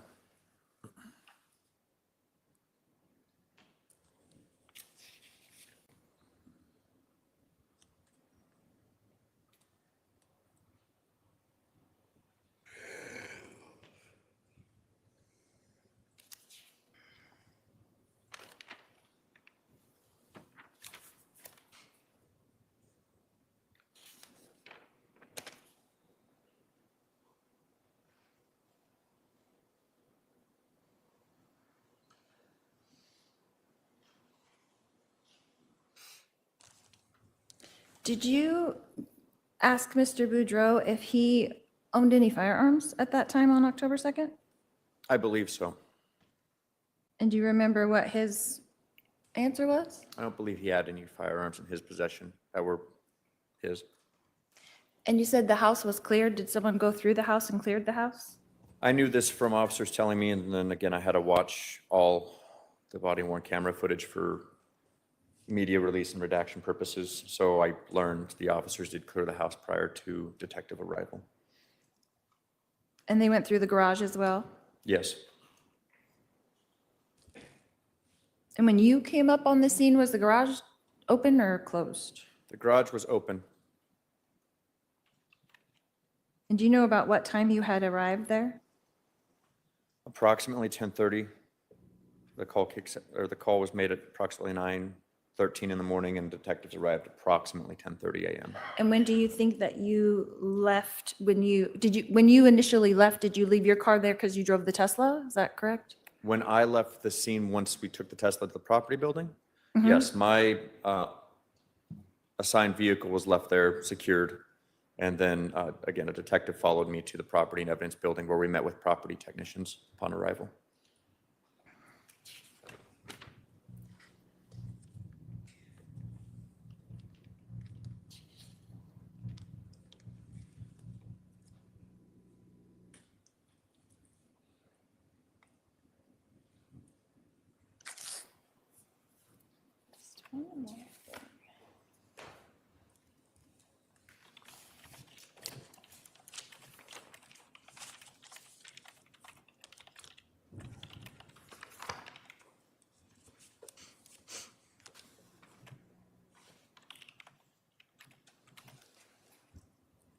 In your interview with Melanie,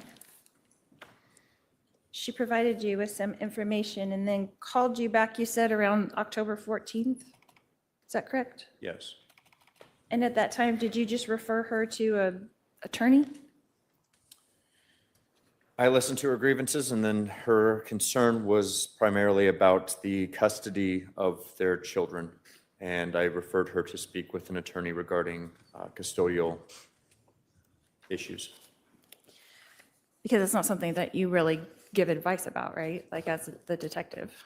That's not my expertise, but I do encourage people to speak with attorneys who specialize in family matters.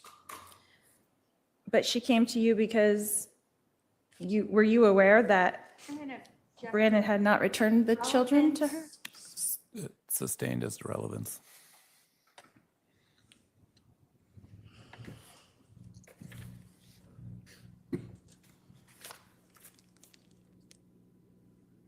About how long was that conversation that you had with Melanie around the 14th?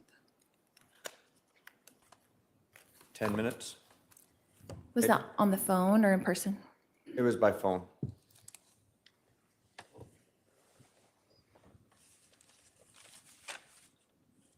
So she was seeking help, but you really didn't have any for her, is that correct? Relevance. Sustained. That's all I have, Your Honor. All right, redirect. We're all huffing, Lori. Go saunter back and mosey back to your spot and shut the heck up. Watch her smirk. Watch. Come on. Do it. Oh, she wouldn't even look at Trina. Ha!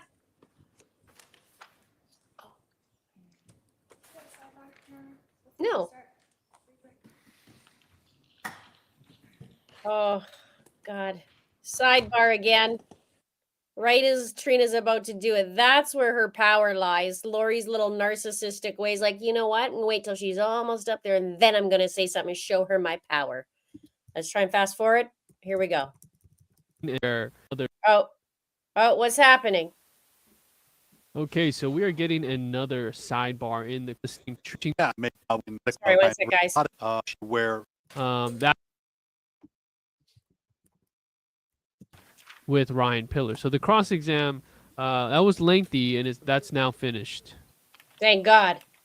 Right, Detective, I'm going to go back to some of the questions that we started with yesterday. That's kind of also come in through today. During your investigation and through testimony you heard here, did we have a witness, Robert Abitamarco, that just said the Jeep was dark colored? Yes, No specifics of what color that was, just dark. correct.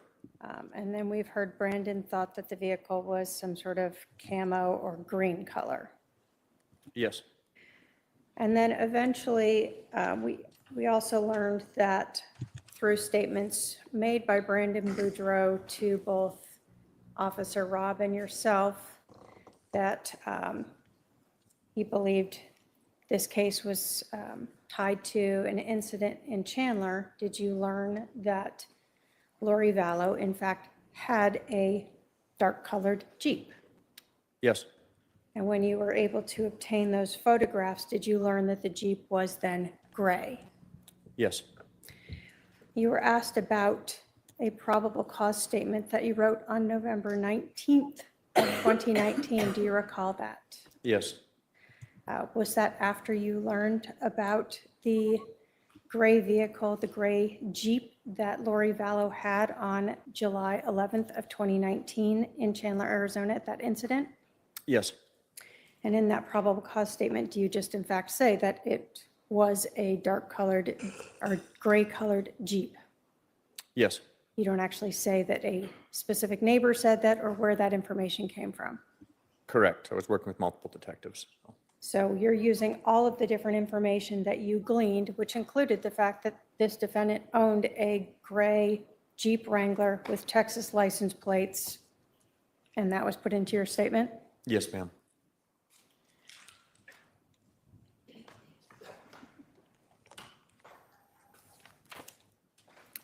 Now, you were asked a lot about the measurements of the Tesla and trajectory. Did Brandon Boudreaux stop at the time of the shooting and put down a little ticky-tack marker and say, better note this for later so I can tell the detectives exactly where my vehicle was when I was shot? No, he did not. Did Brandon Boudreaux get out of his car and go over and mark the exact end of the Jeep so that you would know exactly where that was when he was shot? No, he did not. Did he go over and tell the person, whoa, I gotta wait and find out exactly how this rifle barrel is sticking out of the back of your Jeep so that later on, they'll be able to document the height, the angle, if it's up, if it's down, if it's a little to the right or left, so that later on, they'll be able to do some trajectory? No, So none of that happened. none of that happened. Were you surprised he didn't do that? Not at all. So you did receive information from another neighbor that they saw the Jeep in the approximate same location of where Brandon Boudreaux saw it, Yes, parked there idling, running, yes, same direction as Brandon gave, yes, the same Texas plate as Brandon gave, yes, and same dark tint as Brandon said. yes, So when you talk about this only being Brandon, that's not accurate, right? correct. In fact, Robert Abitamarco said he didn't even know Brandon because he just moved in, right? Correct. And so ultimately, when we're talking about trajectory, without knowing all of those specifics, were you aware of any way to recreate how the rifle was held, what angle it was at when it fired that shot into the Tesla, not knowing where the Tesla exactly was either? No, unable to determine that.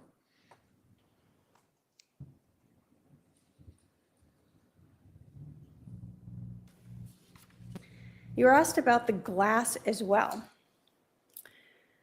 When you package items, you put them in a box, a bag, a plastic bag, something like that, right? Depending on the piece of evidence you're collecting. Yes, Did you have any way to keep that glass from never disintegrating anymore so that it wouldn't change from the way it looked on October 2nd if you impounded it? no, with shattered glass, it would continue to shatter. We have no way to package it to stay in its form when it's already broken. So when you're talking about impounding that item or just throwing it away, if you put it in a box and you travel it to impound and then somebody throws it up into wherever it goes, could you say if you pulled it back out 5 years later that it looked exactly like it did that day when it fell onto the ground? Absolutely not. So is that why photographs were taken there? Photographs, yes. You were asked a lot about the interview of Brandon. During that audio recording, have you listened to that? I have. You told us you were in your vehicle, right? That's correct. And was your AC blowing very hard? It was a warm day out, so yes, we were both, I was sitting in the driver's seat, he was in the passenger, and the vehicle was on with AC running. Did Brandon talk soft at times? Yes, In listening to the recording, is it often difficult to hear what he's saying? yes, And would you agree that the best evidence would be the actual recording versus someone's interpretation of what they believe he was saying? yes.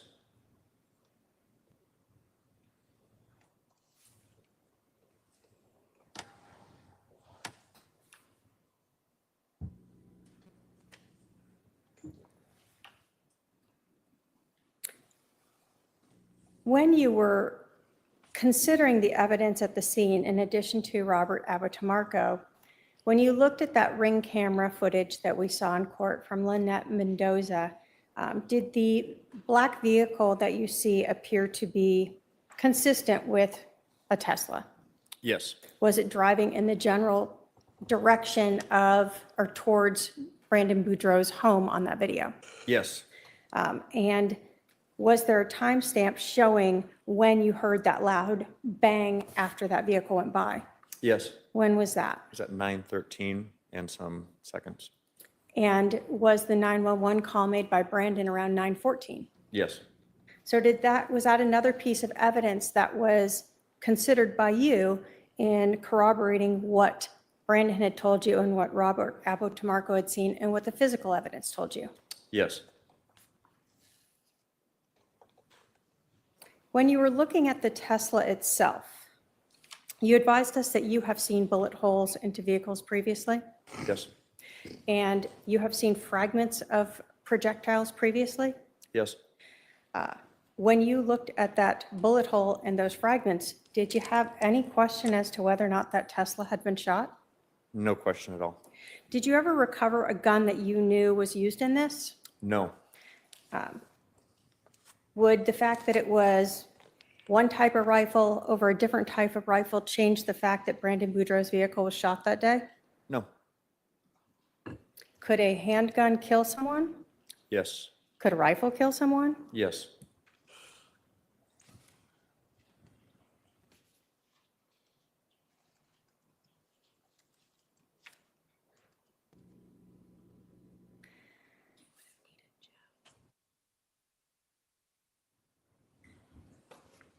You were asked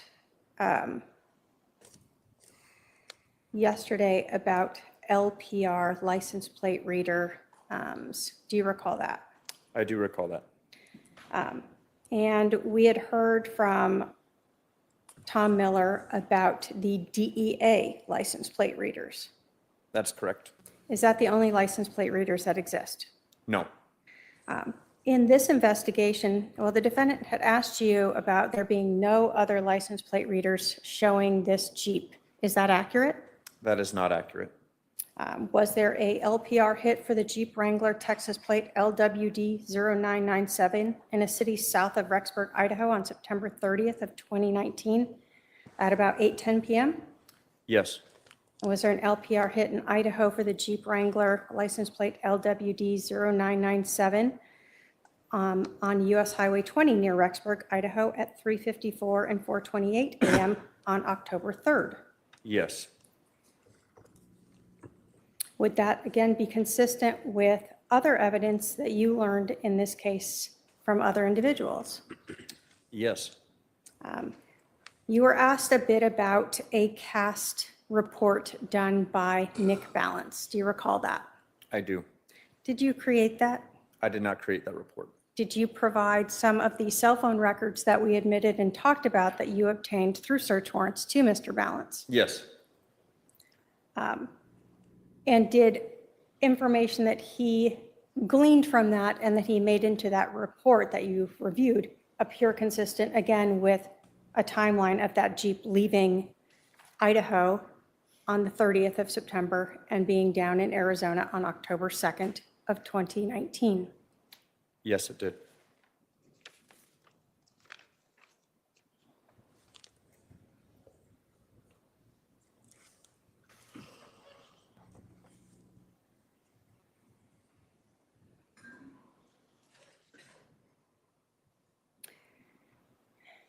You were asked about a lot of different emails and information that you had with interactions that you had with Brandon Boudreaux. Do you recall that? I do recall that, yes. And would it be fair to say, Detective, that at the time of February of 2020, you are investigating multiple cases? Yes, that is accurate. Would it be fair to say that in February of 2020, you were also investigating multiple cases with other agencies involving Melanie Boudreaux? Yes.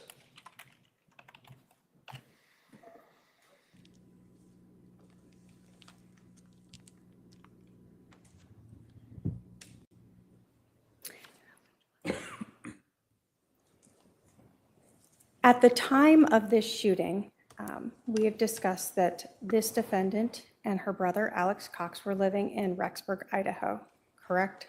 Correct. Were you then working with the Rexburg Police Department to help obtain information from Rexburg and other counties around there in relation to this investigation? Yes.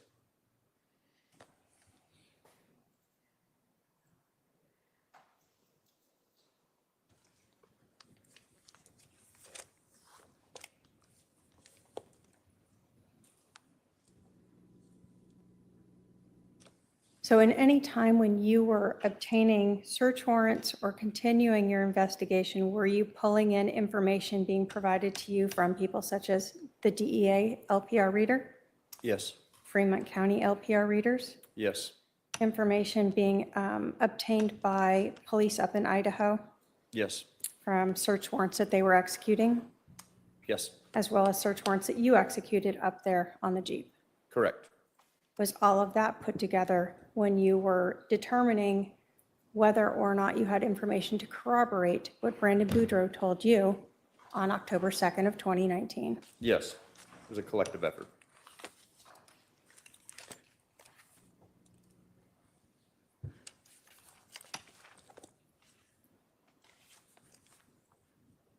Although you are the case agent in this matter because it occurred in Gilbert, did you have to rely heavily on aid from the Rexburg Police Department and other agencies to obtain evidence in Idaho?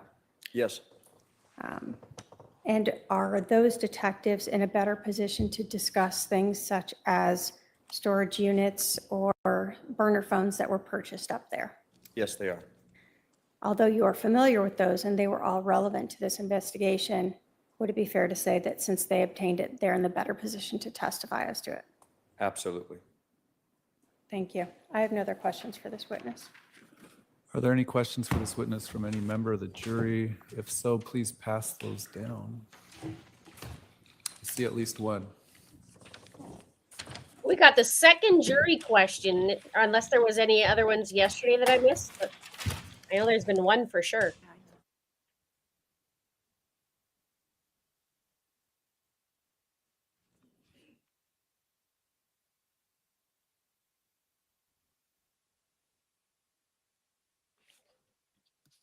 Okay, I'm going to fast forward again because we can.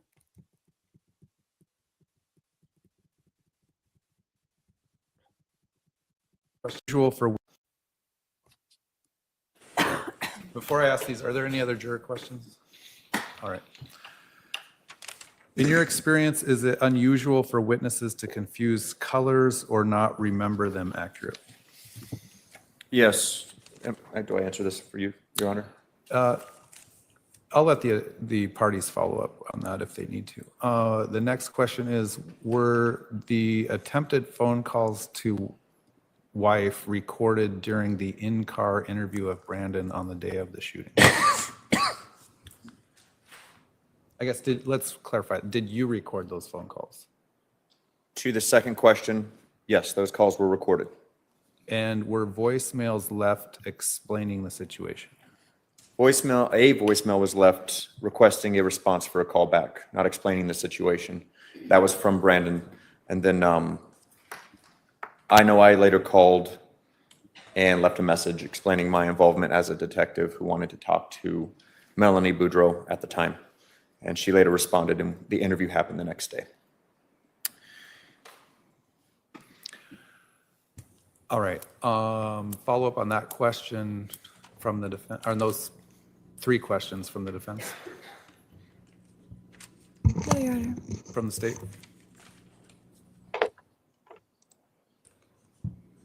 In terms of colors and not remembering them accurately, you said it's not unusual for a witness to not remember always a color. Is that due to just sort of the circumstances surrounding what's happening when they're trying to observe these things like a vehicle? Yeah, so I'll answer this in a couple parts. It is not uncommon for people to commonly mistake black for white or red for blue or different colors, assuming they're not colorblind to begin with. You amplify that situation, for lack of better words, in a traumatic situation, going out to multiple violent scenes, or even not a violent scene, just an emotional scene, maybe between a domestic dispute. It is quite common that colors for vehicles or clothing or hairstyles or hair color are mistaken, especially when you add the traumatic element to it. So. Any other questions? All right, you can step down. Thank you, Your Honor. State can call its next witness. Thank you.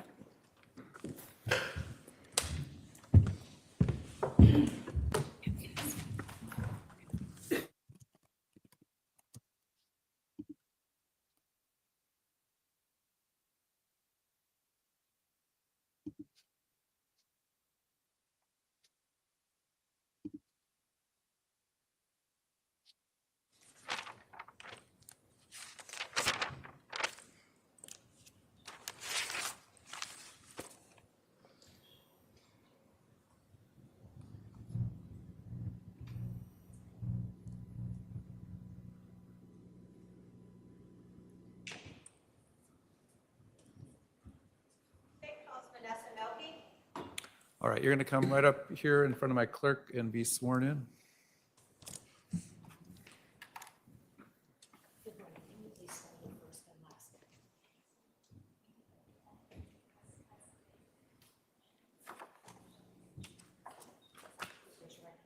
Do you swear that the testimony you will give will be the truth, the whole truth, and nothing but the truth, so help you God? All right, have a seat up here to my left.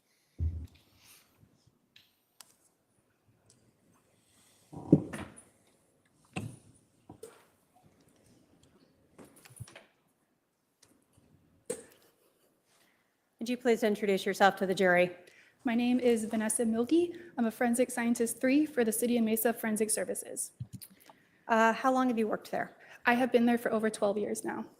And can you tell us your training and experience to work both as a forensic scientist and then, I guess, let's start there. Okay. I have a bachelor's degree in biological sciences from Arizona State University. While in college, I was a forensic services intern for about 8 months for the City of Mesa Forensic Services. After college, I was a laboratory technician for United Blood Services for 1 year. Prior to my current position, I was a crime scene technician for the Chandler Police Department for almost 2 years. After college, or after I was a crime scene technician and I was hired at the City of Mesa, I completed the required serology and DNA training that took about 2 years. All right, so what is your current role? What do you specifically do? I examine items for the presence of biological fluids, conduct DNA analysis, prepare samples for DNA analysis, take notes, write reports, and review reports. So you talked about training specifically at the City of Mesa with regards to DNA testing and analysis. How long of a process is that? It took me about 2 years to complete all of the required training, and then every single year I'm required to do a minimum of 8 hours of continuing education. And are there any type of quality assurance processes to ensure that your analysis is correct and your conclusions are accurate? Yes, during training, I was required to complete competency tests along the way for each new thing that I learned. And then every single year, I have to do 2 proficiency tests to show that I'm proficient in serology and DNA analysis. Now, at the Mesa Police Department, do you separate sort of this process and have one person take cuttings of swabs or evidence to prepare them for testing, and then another person who will take those to develop those unknown profiles for analysis? Yes, we have serology and DNA. So there are some analysts that just do serology, and there's some that are trained in both serology and DNA analysis. For a particular case, it could be the same individual doing serology and DNA, or it could be different analysts. So let's start with talking about DNA. What is it? DNA stands for deoxyribonucleic acid. It's considered the blueprint of life. You get half of your DNA from your mother and the other half from your father. Every individual has a different DNA profile with the exception of identical twins.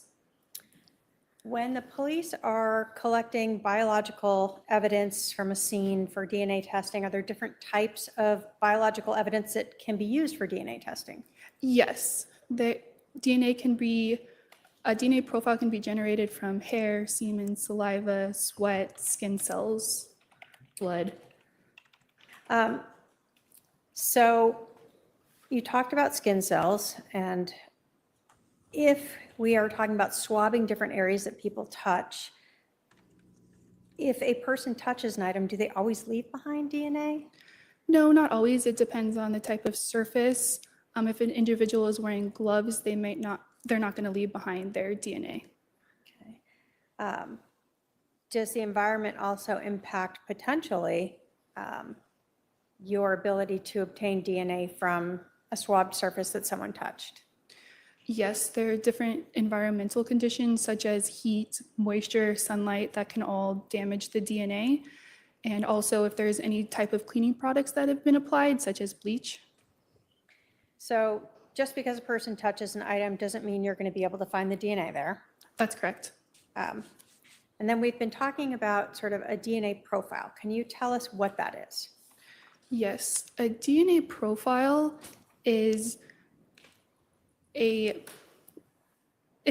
of like a graph. There's different locations that I'm looking at that I am comparing from, let's say, a question sample to a known sample. So a known sample is something where I know where the sample was collected from.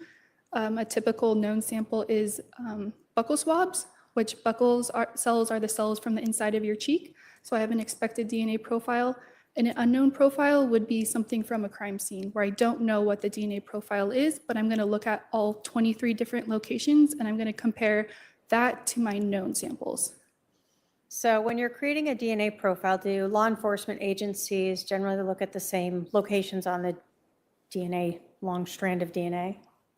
Yes, different laboratories use different what's called kits, but it's all very similar locations. You're not looking at every spot on the DNA chromosome, right? No, just 23 different locations. When you are looking at a DNA profile from a known source let's start with a known source, are you able to generally create a single source DNA profile? From a known sample? Yeah. Yes, typically I am able to generate a full DNA profile from a known sample. Okay. And like someone's blood would be a known sample? Yes. Now, if you have a cutting or a swab from a crime scene, are there different things that might affect your ability to develop a full DNA profile? Yes, sometimes there's not enough DNA present for me to have a conclusive DNA profile, or sometimes there's too much DNA there where it's too complex, where I can't pull anything out or make any comparisons or conclusions. Is one of the things we're talking about when we say there's too much DNA referred to often as a mixture? A mixture is anything that's more than one individual contributing to that DNA sample. And if you have a mixture, are you always able to tell us all the people who are part of that? No, sometimes there's just too much information there where I can't separate out the different numbers and determine how many people are contributing to the sample. When you develop a DNA profile from a swab from a crime scene, and there's a mixture of people who have contributed to that, do you ever have anything called a major contributor? What is that? Yes, a major contributor is just the individual that's contributing the majority of the DNA to the sample. And if you have a mixture, you told us you're not always able to tell all the people. Are you always able to tell us how many people contributed? No, I don't always know how many people contributed, but we usually give a minimum number that the analyst would think is contributing to that mixture. Okay. So if we see there's a major contributor, is there such a thing as a minor contributor? Yes, the opposite of the major would be the minor. So if there's a major component, there's also a minor component. And with every sample, the minor component may not be conclusive. Okay. When you are creating these DNA profiles of these unknown sources, are you able to tell sometimes if there's a male or female contributor? Yes, there's a sex-determining marker called amylogenin. So a female would have an X and an X, and a male would have an X and a Y. If I'm looking at that sex-determining marker, if I see an X and a Y, then that is an indication that the profile is from a male.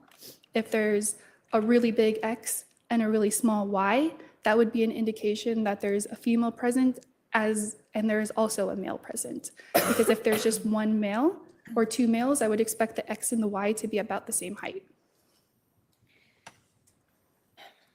So when you are provided with a known sample of someone and some questioned sample that was taken from a crime scene, what are you asked to do with that? What does the analysis involve?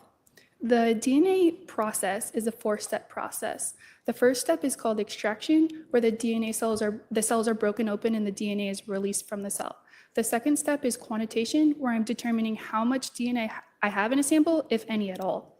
The third step is amplification. It's kind of similar to a DNA Xeroxing machine, where I'm making millions of copies of the DNA. And the last step is called detection, where I'm generating a DNA profile. The DNA profile from the unknown profiles can be compared to the DNA profile from the known individuals to determine if there's a match or no match. Okay. So in January of 2020, was the Mesa Police Department lab doing DNA testing for the Gilbert Police Department? Yes, and we still do. And so was the process for the Gilbert Police Department to send over any known and any questioned DNA samples to you to see if you could develop DNA profiles and reach any conclusions? Yes. In this case, were you provided with several cuttings from Lisa Perry from swabs from a vehicle? Yes, I was. And were you provided with a DNA profile for an Alexander Cox that was developed by Emilyn Sapinoso? After I completed the analysis of my samples, I compared the results from my samples to any known individuals that were also submitted for the same case. And was that for the Alexander Cox? Correct. Were you then asked to develop DNA profiles from those cuttings that Lisa Perry had given to you? Yes. And then compare those to Alexander Cox? Correct. Were you provided a cutting of a swab from the steering wheel of the Jeep? Yes. Were you able to create a DNA profile from that? May I refer to my report? If that would help refresh your recollection. Go ahead. Yeah, do you have that with you? I do, I can. Or do you need a copy? Is it okay if I was writing? Yeah, it? go ahead.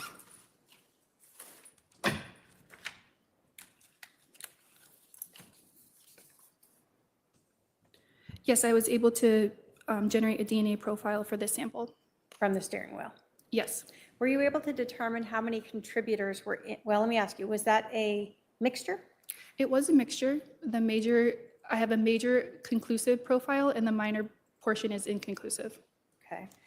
And for the minor, were you able to determine how many, I guess, contributors were in that mixture? I have a minimum of 3 contributors. Okay. Were you able to tell anything about the sex of the major contributor? The major contributor is of male origin. And were you able to tell anything about the sex of the minor contributors? Since it's inconclusive, I didn't make any comparisons or I didn't make any conclusions for the minor component. Did you compare that major contributor DNA profile from the swab of the steering wheel to the known DNA profile of Alex Cox? Yes, the major profile obtained from this item matches the DNA profile from Alexander Cox.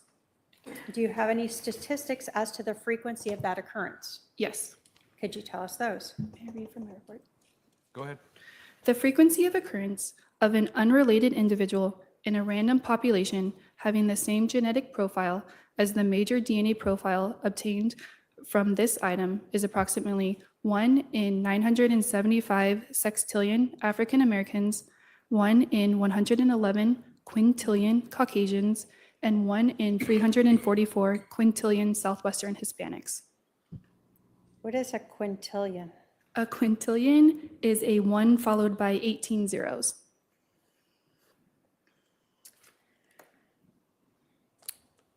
Were you provided with additional other swab cuttings to also attempt to develop DNA profiles? Yes. Were you provided with a cutting from the passenger seat belt buckle? Yes. Were you able to develop a DNA profile from that? No, this profile was inconclusive due to an insufficient amount of DNA. What does that mean? It means that I didn't have enough information to conclusively give any results that are reliable. So it doesn't mean there's no DNA there. Correct.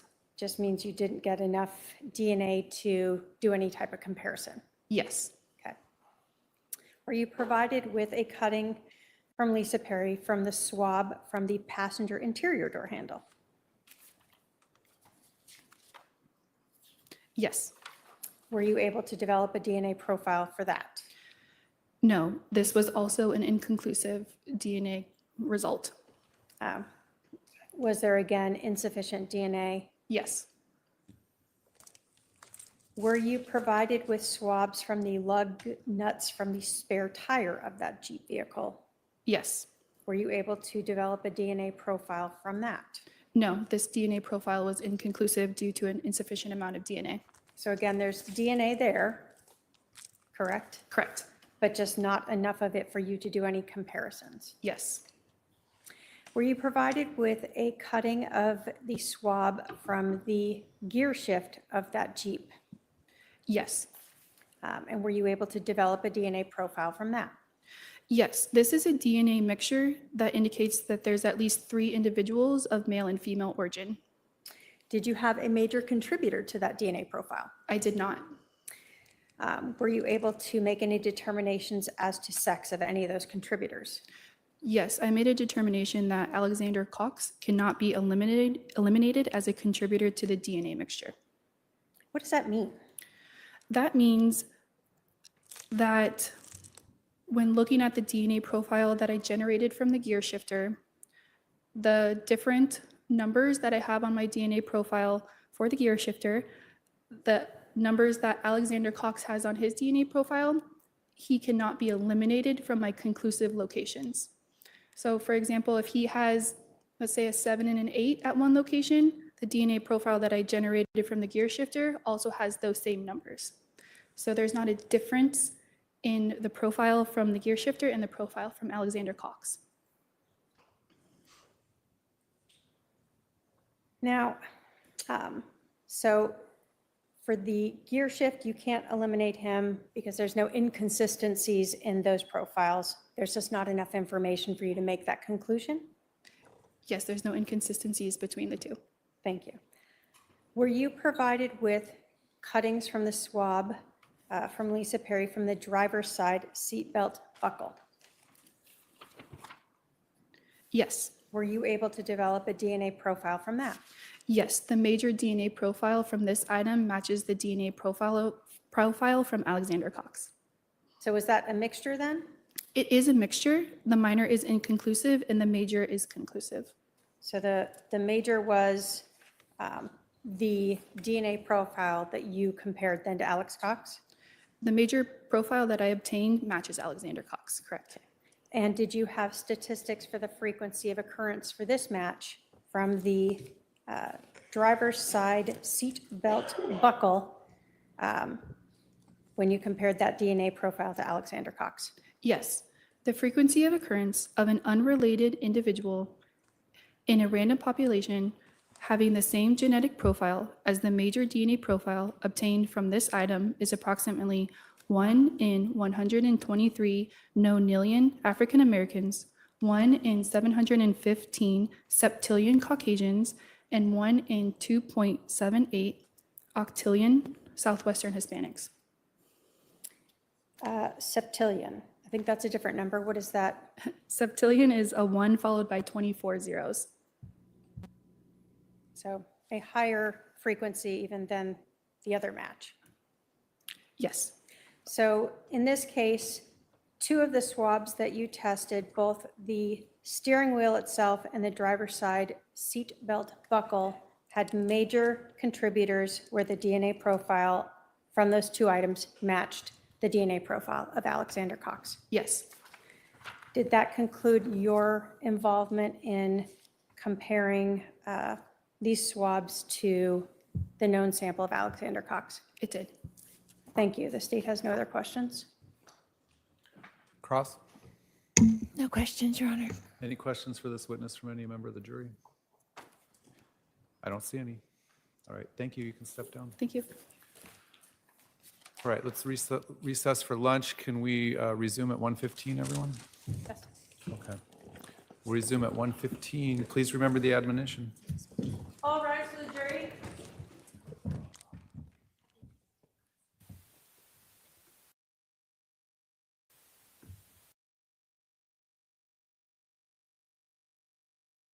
Passed out to the.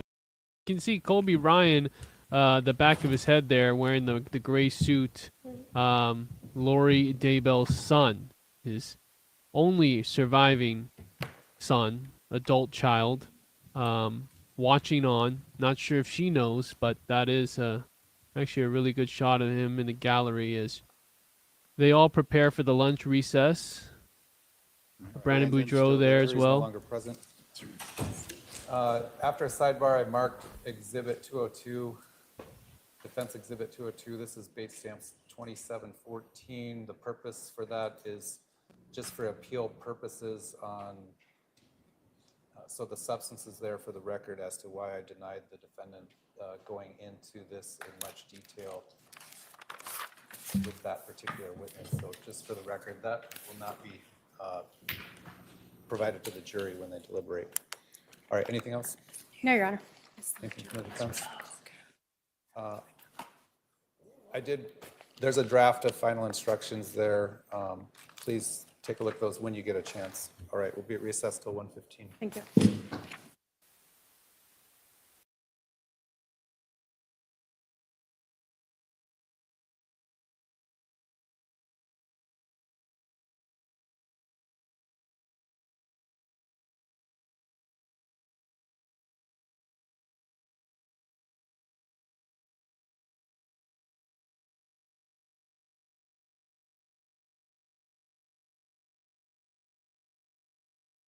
Judge Bresky has a draft of final jury instructions. So we are getting close to the end, at least for the state, to rest its case in chief. And the question will be asked to Lori Daybell: does she intend to present any evidence at all? She did not in the last trial, and she did not testify.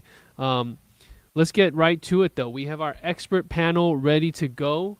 Rich Robertson with R3 Investigations. Judge Mel McDonald, former U.S. attorney, prosecutor, and we have Benjamin Taylor, criminal defense attorney, and finally Rachel Smith, special prosecutor in the Idaho case against Lori Daybell. I want to start with Rich because, yesterday we were chatting and your name came up in cross-examination of Ryan Pillar as Lori asked him about, contact between you two. Now, he doesn't recall too much. It was very brief, I guess, but you're now on the public record there in court. I know you didn't expect that, but what do you think Lori was fishing for? Well, she didn't use my website, which I'm disappointed about. But I think she was fishing for the conspiracy between Brandon and the police to go after her and or Melanie, to try to say that I was somehow working with Brandon to conspire against them and frame them, I guess.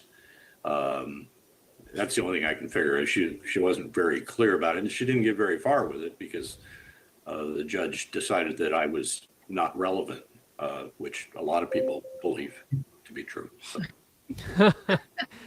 And also this could open the door to other cases, and this door has been, you know, on the verge of swinging wide open. And we talked about hearing testimony from Lieutenant Ray Hermosillo of Rexburg PD. That could come today. We have now heard from 15 witnesses or 22 witnesses on the list. Judge Mel, what are your thoughts on how this trial is going now, day 4? I think it's going rapidly. I think it will for sure go to a jury next week, early next week. I continue to be dazzled by the ineptitude of Lori and her defense. I think the judge and the prosecutor, Trina, have done backflips so that Lori doesn't open her own door and let in all of this other evidence of the other homicides and the murder of her husband and everything else. They every time she gets close, they stop, they warn her. I think it's been remarkable that I think that's their effort to make sure that that door isn't open. And I think through her ineptitude, she's come close to opening it multiple times. Truly, Ryan Pillar's testimony has lasted in segments throughout 3 days. You have Friday, yesterday, and today, but really we've seen a lot of cross-exam from Lori Daybell today. She is questioning the testing that was done. She's even bringing in, you know, FBI reports, documents, trying to bring in financial documents provided to Pillar by Brandon Boudreaux back in early 2020 regarding any alleged financial gain for Melanie Pulowski. Now, she said she didn't want to throw Melanie under the bus or blame her, but it seems like there's a shift in focus, and that's where we see the, you know, the backflips that you're calling out, where we hear objections and sidebars. Benjamin Taylor, you always talk about, you know, asking questions you don't know the answer to. I don't know if she seems to think she knows the answer she's going to get, but it does seem that she is sort of shifting blame and an alleged benefit to her niece. Yes, right now, I mean, she's kind of backdooring blame in through Melanie. Her previous trial, she didn't really, you know, blame her other family members. She didn't blame her, you know, her husband. But in this case, I think she wants to try to, you know, throw her niece under the bus in a kind of a polite way. But she needs to have some defense. And right now, her defense and her cross is not really great. So by at least saying that Melanie had financial gain here, Melanie wanted, you know, insurance money. She's trying to plant the seed in the jurors' heads that Melanie is the key here, and then she didn't have anything to do with, you know, this conspiracy. Because like we always say, if you get 1 or 2 jurors on Lori's side who are confused or who might think that Melanie might have, you know, planted this and shot Brandon, you never know what might happen at the end of the case. Rachel, you had Ryan Pillar in your case, in your trial in Idaho. Obviously, you know, he's the equivalent to like a Nate Duncan, lead agent on the case, on the respective case. And Lori sort of patronizes him and calls him out, saying, you're the case agent. You didn't test for this. You didn't test the glass. You don't know the trajectory of the bullet. But talk about how Trina K, how important that redirect is so that the jury understands what is important and what is not important. You know, when you're dealing with the case agent, they are the way you tell the story about what happened to the jury. And so redirect is, and Trina did it beautifully, is really about focusing the jury on the outline and the story about what happened and focusing the jury on what is important in the case and the takeaway they want. Focus away from the red herrings that have been put forward by the defense, the red herrings about what tests weren't done. You refocus them on the work that was done and the evidence that focuses on Lori Vallow.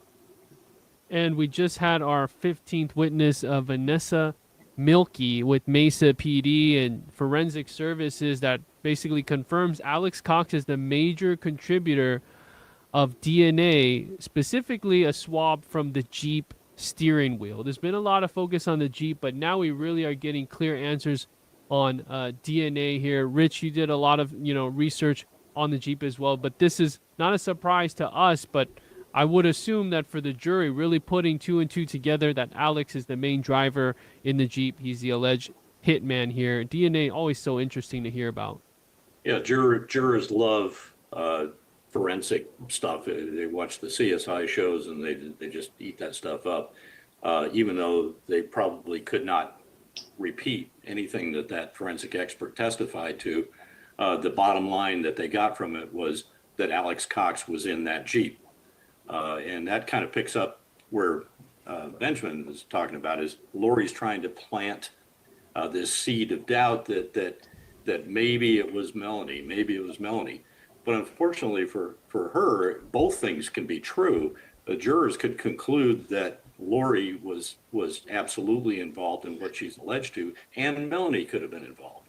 But all they know, they may be convinced by Lori or enough doubt that Melanie's involvement. But that doesn't mean that Lori wasn't involved. And I think that's where all this evidence is gonna eventually wind up, is that with the DNA and the gunshot residue and all the communications between Lori and Alex and all that goes is going to be presented, that it's going to tie Lori to it, regardless of what Melanie's involvement might have been. Obi? So we learned, obviously, earlier in this trial that Melanie, there was an active investigation going on regarding Melanie's involvement in this case. So Ben and maybe Judge Mel, I'll ask you guys, again, my lack of knowledge in how a trial like this works when it comes to witnesses. If either side, I don't imagine this will happen, obviously, but if either side decided they wanted to call Melanie to the stand, obviously they would have to file this. Is there a possibility then that the judge would allow that? Because to me, that is that if there's ever a giant door, she would be the one to kind of open that up if she were to take the stand. How would that work, and is that even plausible at this point? My thought, typically, before the trial, each side has to disclose the witnesses they're going to be calling in the case. I do not know whether either side disclosed Melanie. I will say, to Lori's credit, that she is at least providing an alternative theory. One can say, here's Melanie, she's going through this divorce. There's the friction of the marital issues, and to point the finger there. But if Melanie was going to be called, particularly given the prosecutor's statement the other day that door is still open, that they're still looking, there isn't an attorney that's practiced for more than 10 minutes on defense that wouldn't advise her, we're not going to answer questions, you're going to invoke the Fifth Amendment, we're not going there. So it might be tantalizing to throw it out. It's probably the only decent move I think Lori has made out of all of the witnesses, to at least raise that specter. But unless she's been disclosed, unless Melanie's been disclosed, and typically part of the disclosure, you interview the witnesses before trial.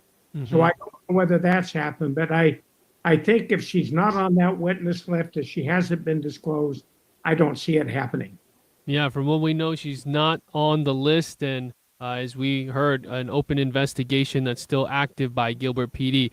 All right, panel, get ready for this. We've got questions from the chat, and these people are smarter than us. They follow the case very thoroughly, and we're going to activate the Dave Cam, our streaming EP. Dave Taylor has some questions from the chat. He's going to read them off. Here we go, Dave. Yeah, thank you so much. Great questions from the chat, so please keep them coming. This one is from Mabel Quintanilla. She says, for anyone in the panel who can answer, don't you feel that Miss K sometimes asks leading questions? Ooh. Who wants to take that? Let me just add a comment on that.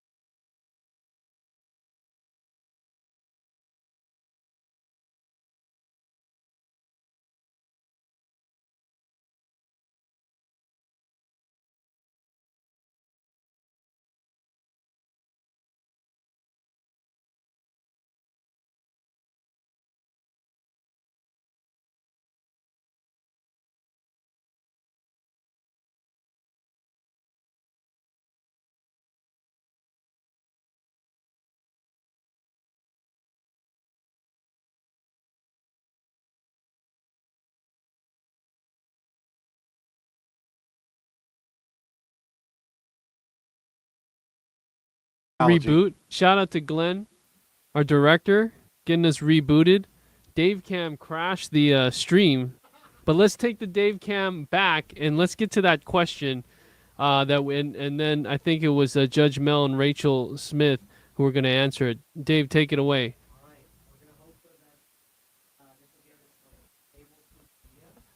She says, for anyone in the panel who can answer, don't you feel that Ms. K sometimes asks leading questions?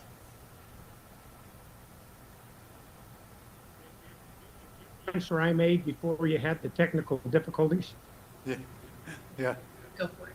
Go ahead, Judge. This is your courtroom. Yes, stand at attention, please.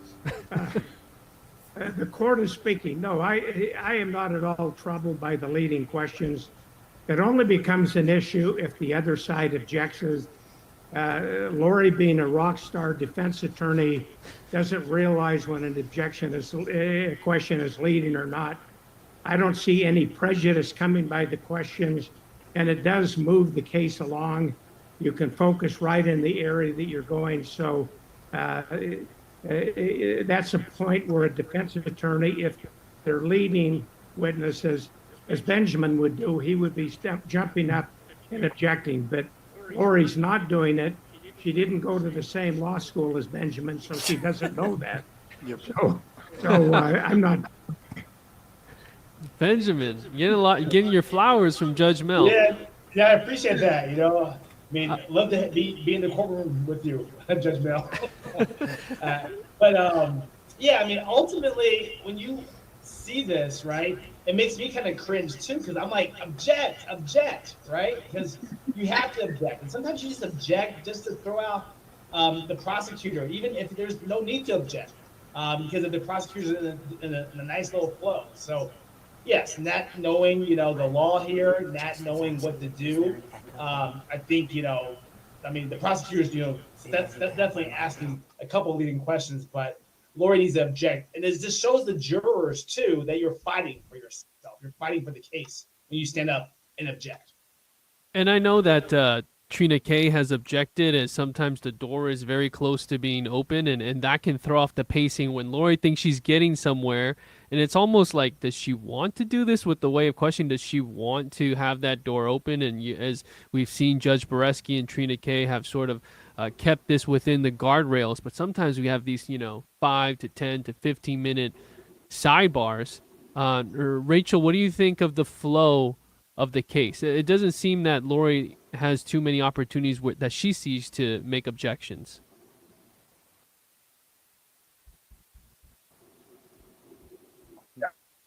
Rachel, can you hear me? Oh, it's the connection. Okay, I think it's a little bit slow. Rich, any thoughts on authorities from Idaho, specifically Hermosillo?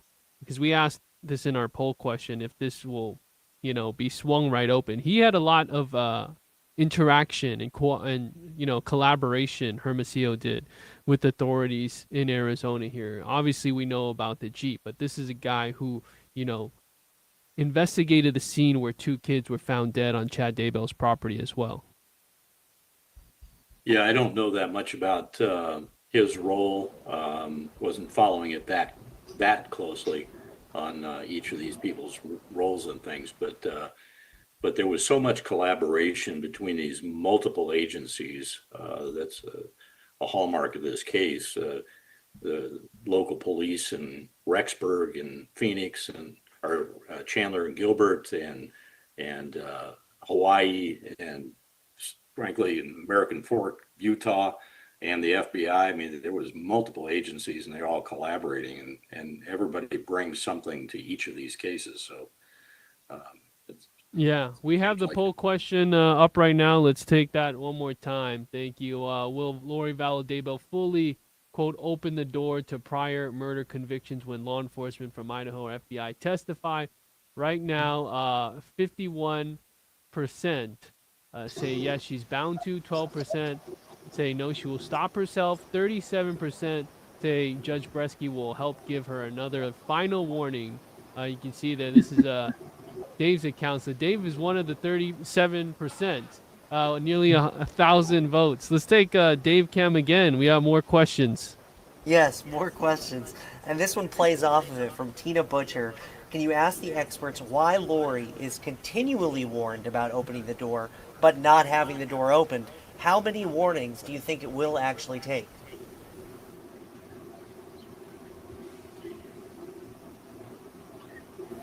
Yeah, I'm sorry. My thought is both Trina and the judge have been doing backflips to keep this out. I think their belief is we don't need this evidence. We don't need the door open. If that door was open, for certainty should be convicted.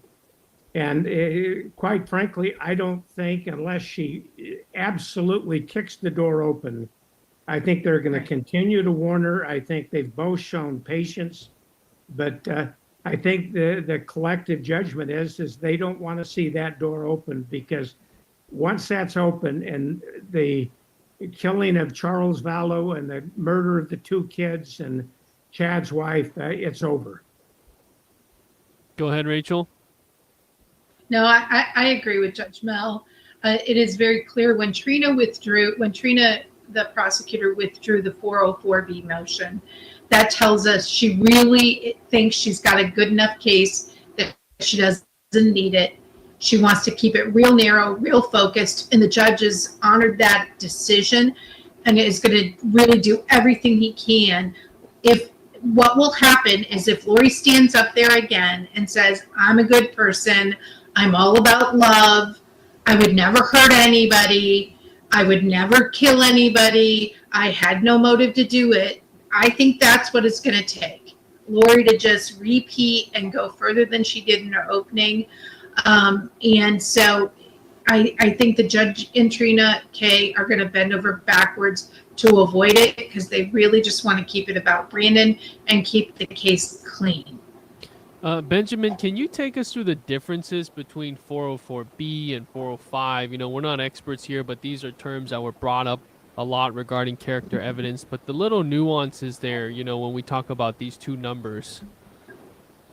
Yeah. Basically, is this, what you can, bring up as far as your character, like bad acts, right? Any prior bad acts, kind of like what Rachel was alleging to do. If she gets up there and says stuff like, I'm a great person, right? Or I've never killed anybody, when she's been convicted of that, that's when, Trina K can, bring up the 404B evidence and be like, hey, I filed a motion here of your prior bad acts that I can go into if you pretty much open the doors. So basically, this is more like legal terms for your viewers, but ultimately for your viewers, if Lori just gets up there and pretty much boasters herself and says how great of a person she is, or she pretty much lies about any of her prior, bad acts or convictions, all this stuff will come in. But like the previous panel was saying, the judge does not want this stuff to come in. I don't think, the prosecutor Trina K wants this stuff to come in, because they don't want to do this case all over again. And who knows what the Court of Appeals of Arizona might do,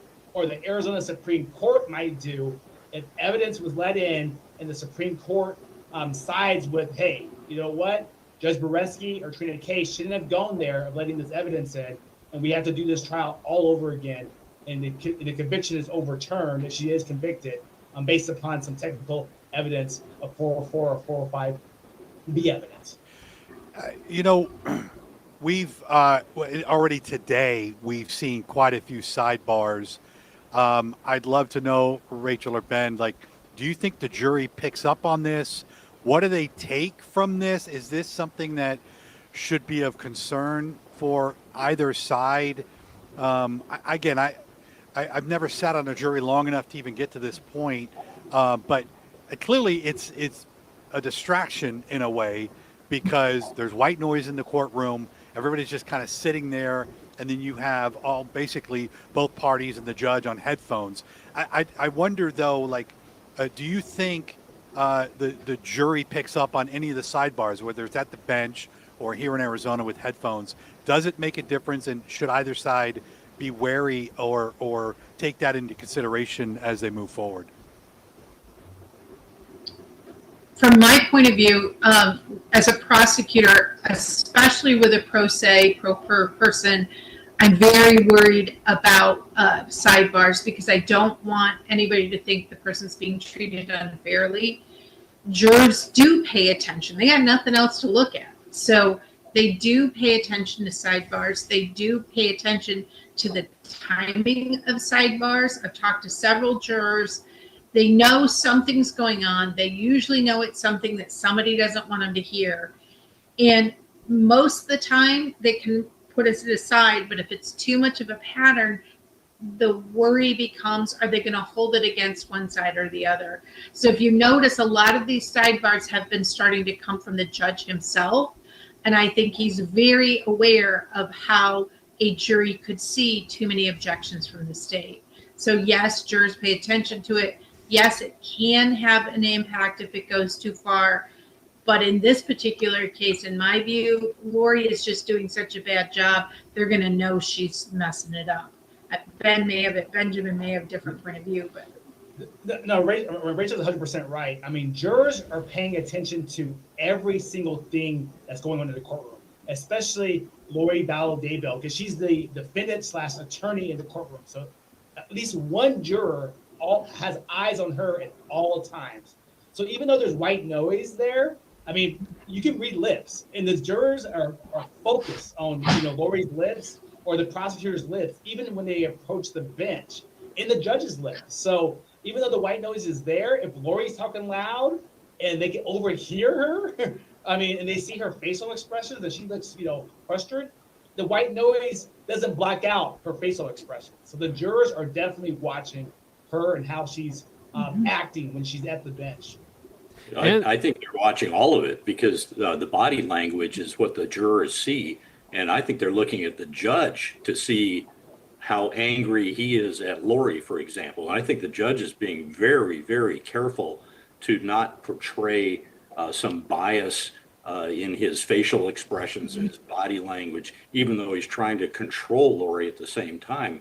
That can influence the jury if they believe that the judge has made some conclusions about this, and they're picking that up on the body language part of it. I suspect that's why he had several of these outside of the presence of the jury to avoid that kind of problem. It's sort of like when have a you coach. noticed sometimes Go ahead. he covers sometimes the judge has been covering his mouth. Yeah. I mean, I agree with Rich. The judge is very aware of that and covers his mouth at some of these sidebars, which I do you have a lip reader on staff?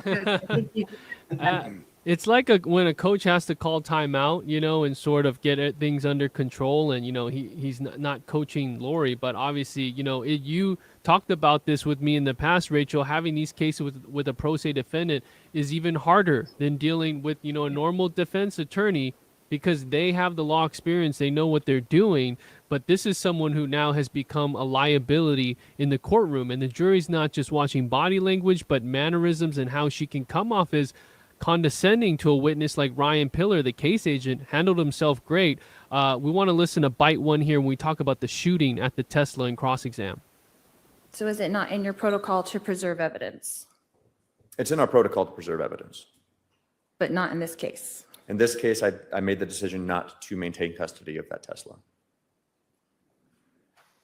So without this evidence available, how would my experts be able to test for trajectory? We couldn't test for trajectory with what we had. If it was here today, it's possible that you guys could test for trajectory with the advancements in technology. Again, not being somebody who is trained or certified in any type of trajectory training, I don't know how that process would even look, but we simply don't have the vehicle today as we're discussing this. Judge Mel, your reaction to that exchange in cross by Lori Daybell? Yeah, I think he gave the only answer that he possibly could. There's some areas of expertise that you really don't go into. And I thought his answer was well taken. I wanted to add one other point about these bench conferences, and that in every case, part of the final instructions, well, the judge will tell the jury, you're only to decide this case by the evidence produced in court. facial expressions, conferences, other things, the judge will tell the jury, don't base any decision on these conferences. You're only decided only on the evidence presented in court. As to this last line of questioning, I think it's part of Lori trying to desperately find something that she could hang out there. But to me, the overwhelming evidence is the Jeep, the calls, the burner phones, the timing of Lori's call from one of the burner phones on the day of the shooting. All of these things are what are really going to decide this case. She's basically asking, how dare you not keep the Tesla long enough for me to have my defense test this years later after the shooting in October 2019? I mean, it sounds, and how he answered it, Ryan Pillar handled it very gracefully. Let's go to the Dave Cam. We got a question from Baby Bear 33. That's right, and this question is from for Rich. What are the most promising things you have heard from Brandon? The most promising things I've heard from Brandon? Yes. Oh gosh. It's a good question. Yeah, kind of broad. Yeah, I mean that he's going to be moving on. He's. I think the most promising thing is how he's put together his life in the last 6 years. This is a hugely traumatic experience, and he's got young children who are going to learn about all of this stuff involving their dad and their mom and their entire family. It's going to become part of their family. And I've been encouraged by how he's approaching not just this trial but the future. So I don't know if that answers the question, but. Well, I think it's interesting too. You got to know the Woodcocks, Kay and Larry, through the search for JJ and Tylee. There was so much that was unknown. If you could just talk about your experience where your brain is trying to juggle these different dynamics and situations going on, in Arizona and then on to Idaho, and how that just unfolded in the fall of 2019 for you. Well, for me, but it was interesting to watch Kay and Larry. I don't know if change is the right word, but they evolved in this process.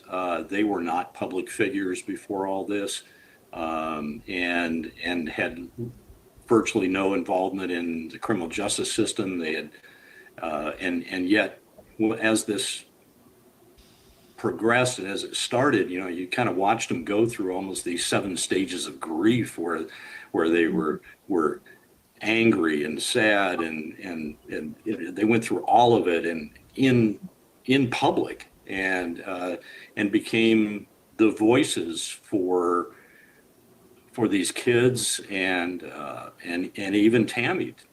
They were.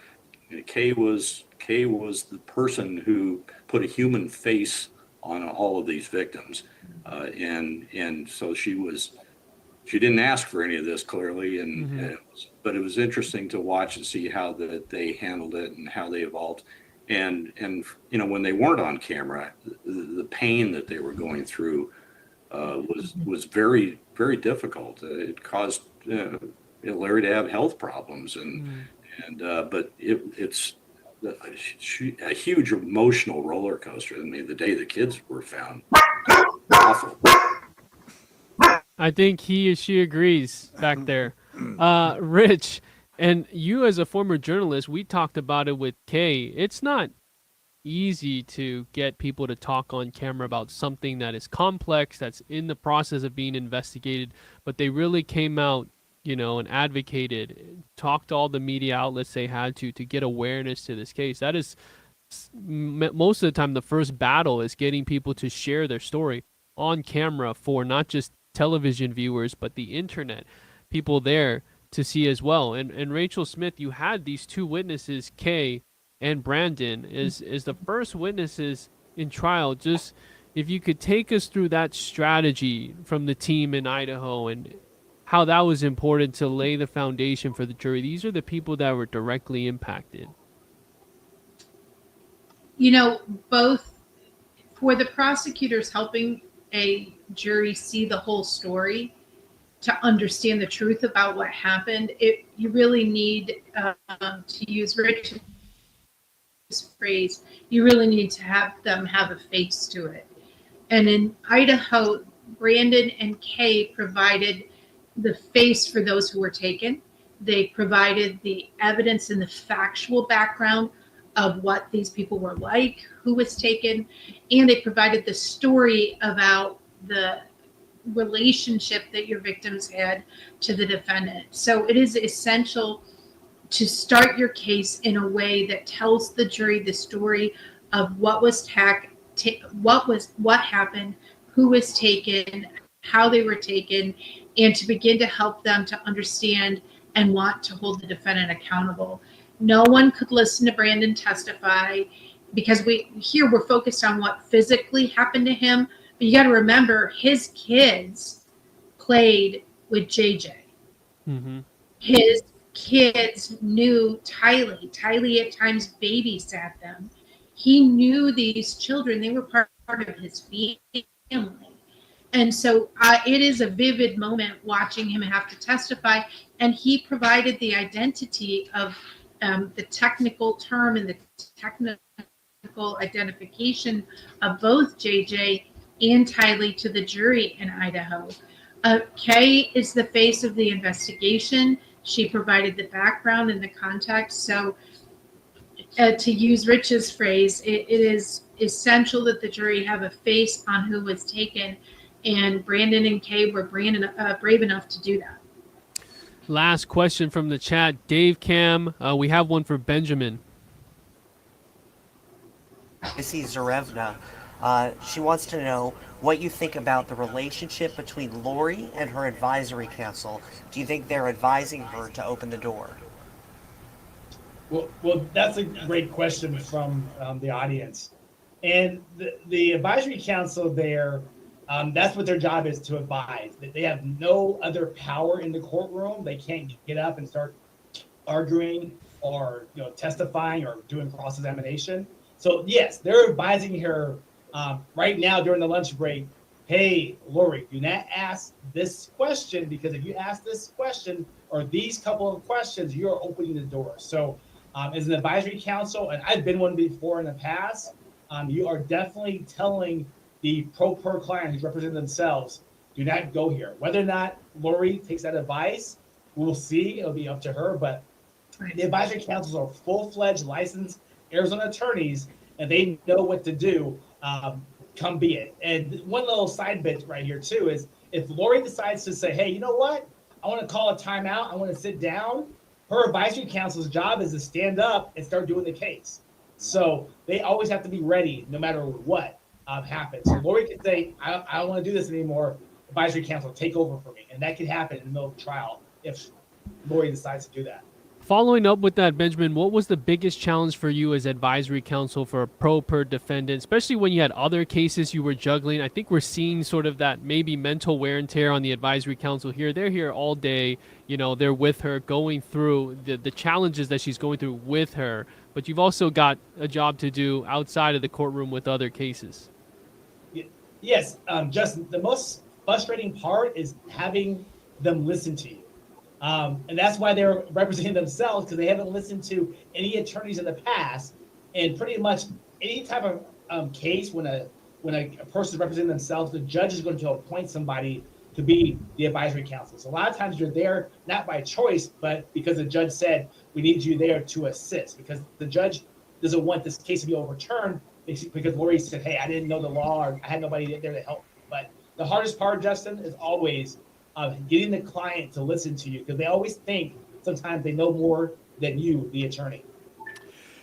Finally, Judge Mel, we've obviously been following how Boudreaux has been managing this case, how he's had to kind of sidestep some landmines.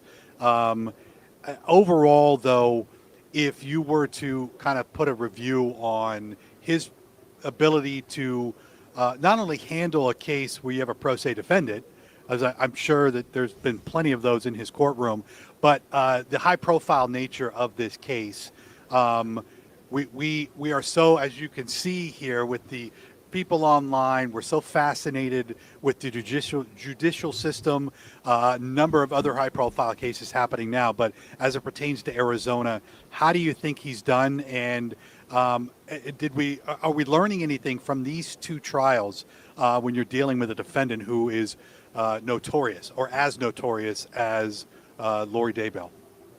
I think Judge Boreski has done a terrific job.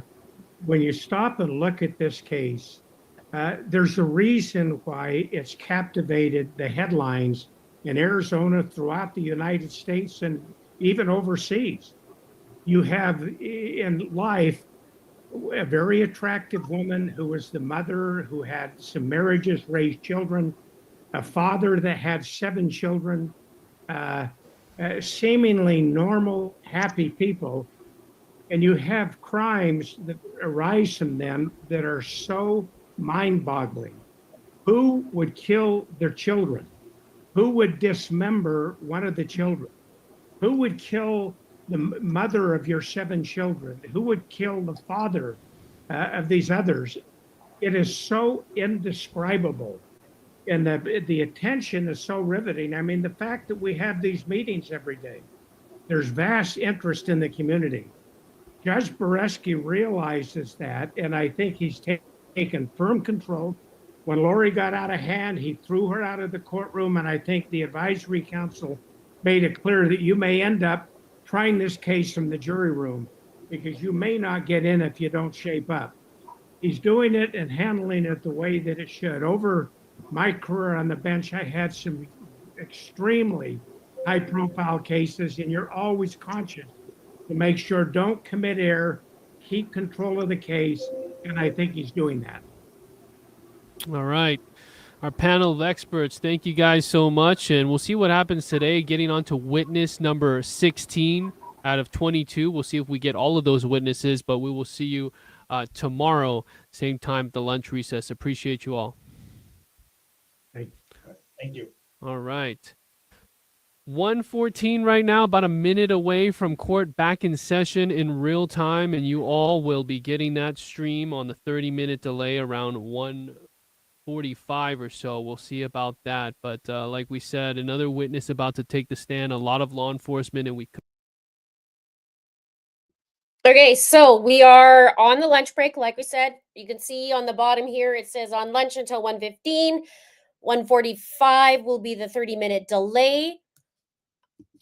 I will be having to zip to get my son, but the stream will still continue, and I will be in the comments. I'm not leaving for another 15 minutes or so we could chat. And then I will be going to grab my son.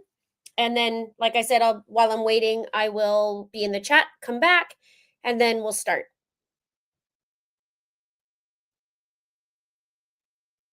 So we are on number 16, Justin Lum said. Witness number 16 out of 22. So we have 6 to go, but we are in the afternoon. So we're looking at about 3 hours and 15 minutes today, minus a break. So about 3 more hours to go for the witnesses. How many can we get through? That's the question. I don't know how many we're going to get to today, but we only have 6 witnesses left. And then the prosecution rests, then it's Lori's turn, and if she's calling anybody. Now, if you're not aware, a few weeks ago, she tried to get Melanie Gibb and Zulema Pestenes as witnesses. She wanted to subpoena them. Judge said, no, nope, we're not going to. So we'll see what and who. Now, let me just say, okay, you see how here it has that doomsday murder trial. There's music that goes to it, and yesterday they wanted to demonetize because of that little bell ringy stuff. So I don't know how I'm going to do this and leave and come back and not have it on with this sound, because it has to like it has to play and I'm going to be gone. So I have no idea what to do. But I guess we're just going to figure life out and it'll be demonetized again. I don't know what to do. It's very, very stressful. And I'm trying not to let it stress me out. We don't want to do that.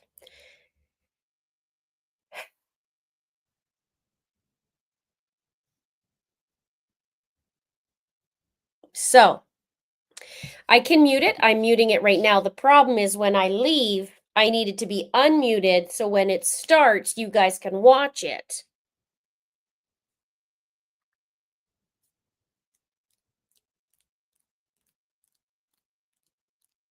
But maybe East Idaho News doesn't have that correct. One sec. I'm going to just check something.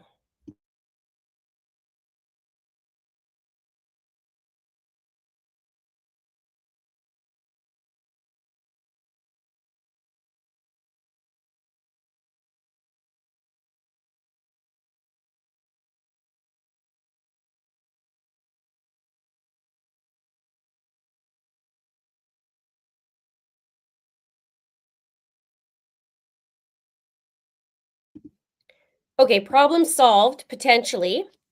We'll put it on East Idaho News so we don't have to worry about that. The problem is it might be a little bit quiet unless they fixed it.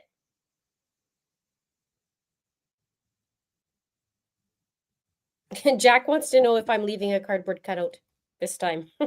No, but I should just like screenshot that and then we'll just put it back up while we wait.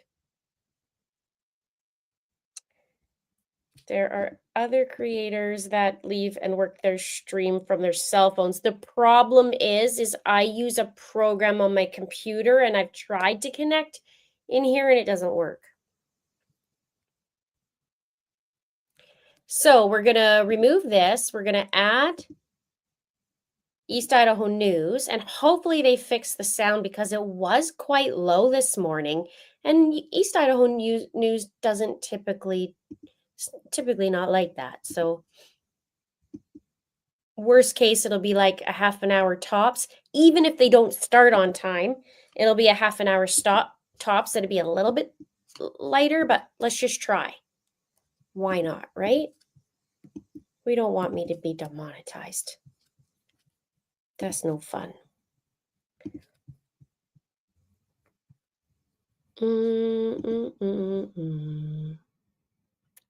What am I doing? Right.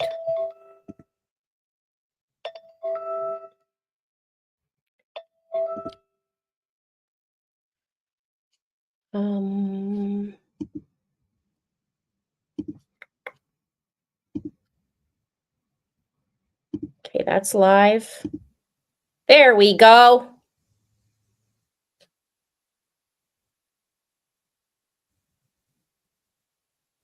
So court is still on lunch. What we're going to do is we're going to put that up there so hopefully people can read my little note. I know, can I call an Uber for my son? I tried to check if my ex can go get him, but he's on night shift. He's on afternoon shift, so he can't.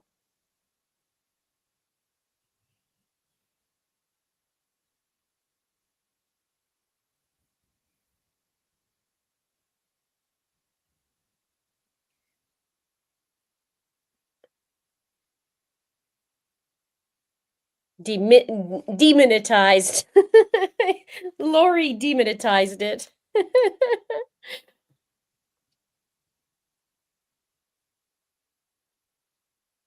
Zaluma.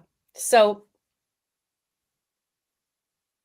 what was awesome so far this morning that I thought was excellent is Trina's ability to present to her witnesses and ask the questions, but she does it in such a way that's like a silent jab at Lori because she knows how to use, she was using Lori's words. And what did you glean from that?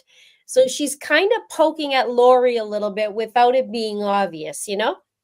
But we know because we know Lori and we know her. It was good. I really liked it. She's doing a good job.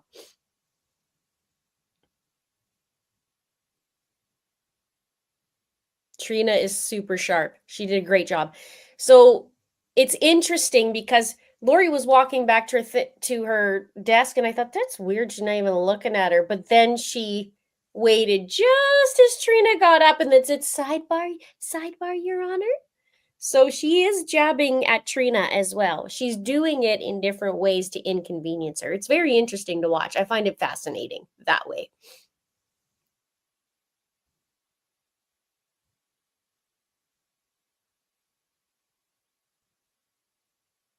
So, and if Detective Hermosillo comes on this afternoon, that's even better. Because she started the snark. And we want to see, right?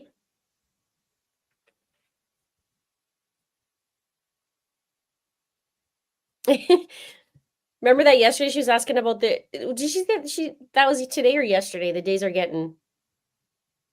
And was it a cheeseburger you're eating or whatever she was asking? Angela says, has there been a smoking gun in the case so far that implicates Lori for sure? I'm nervous that just Alex is implicated so far. Is there a smoking gun we were waiting for? I think once the storage unit comes up, that's going to be very interesting. Lori both times is with Chad and Alex, helping with the tire of the Jeep and the back seat. We still have Google searches from what Lori was searching. And we still have the Google searches, the storage unit. What else am I missing? Obviously, Detective Hermosillo. He did the search warrant on the Jeep and investigation. Burner phones. Lori actually was holding Alex's phone. They kind of talked about burner phones already too, but I don't think in depth. Unless I missed something. I'm kind of getting the because I did the videos too in the refresher. It's kind of melting together.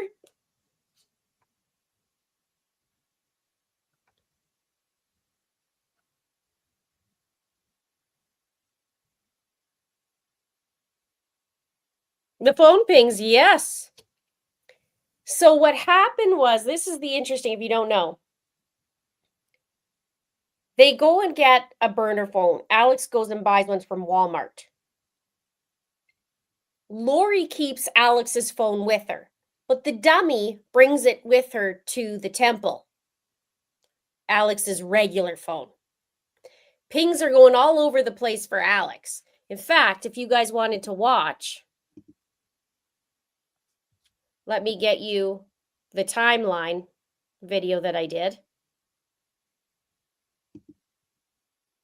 And you guys can watch that because I talk about the pings and all that, okay? So Lori decides to take it to the temple. But the thing is Alex was excommunicated. He couldn't even go to the temple. So they're figuring that she was, carrying it around while he went pretending that that's Alex when really Alex has a burner phone. But they still tracked him and traced him, and he was at the house.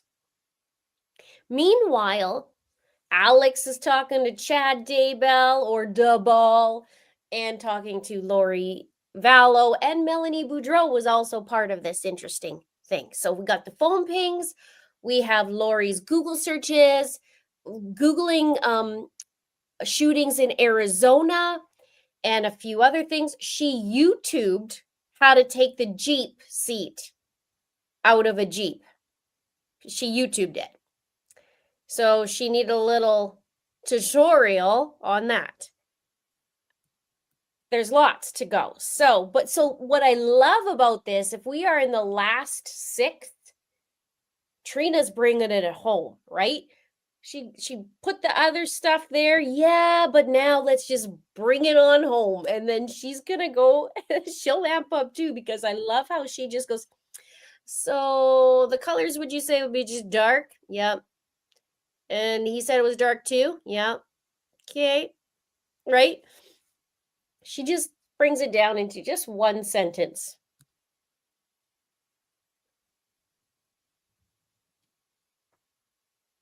Oh, yes. Nick Balance has to come on. That's right.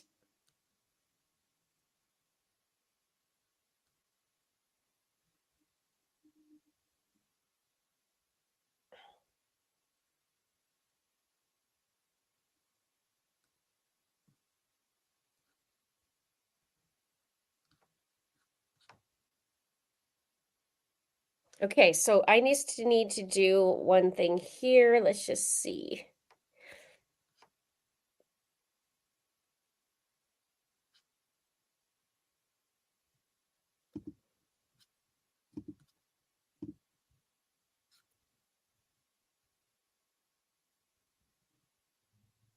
Oh, they had a ton of phones. Yes, absolutely.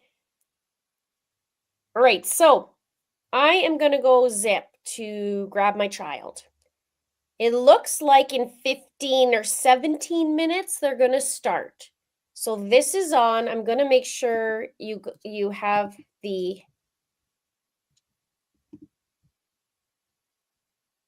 Yeah, it's unmuted, it's ready to go. We're good. I am going to be on my phone in chat.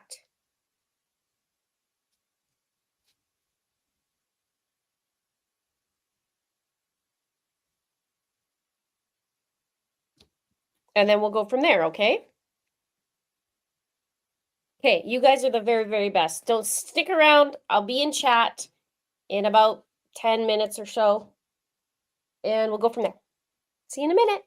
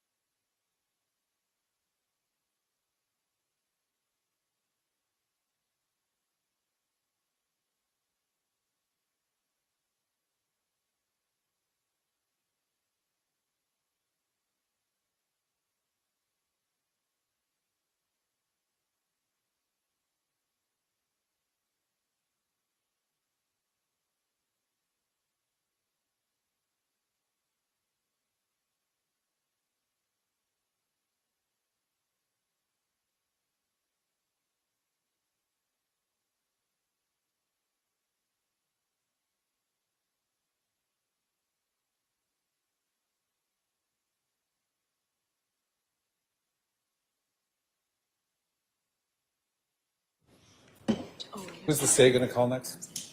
Kyle Mueller. Kyle Mueller? You want to get Yeah, them okay. ready? All right, we'll bring the jury in.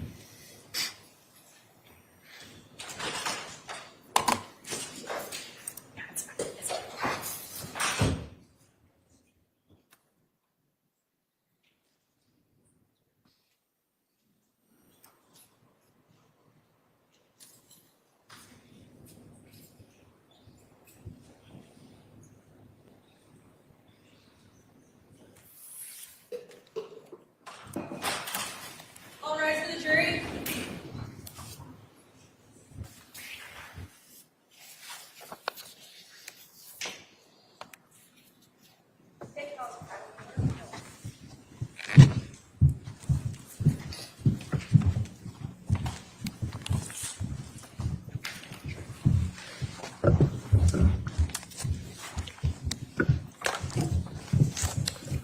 All right, please be seated. The jury is present. We're back on the record. The state can call its next witness.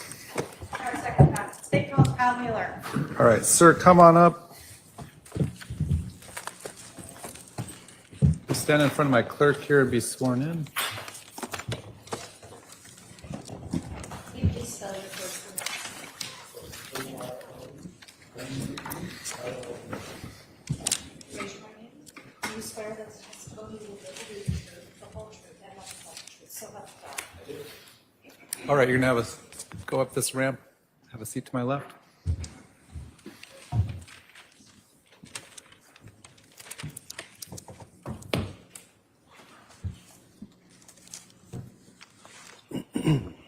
Would you please introduce yourself to the jury?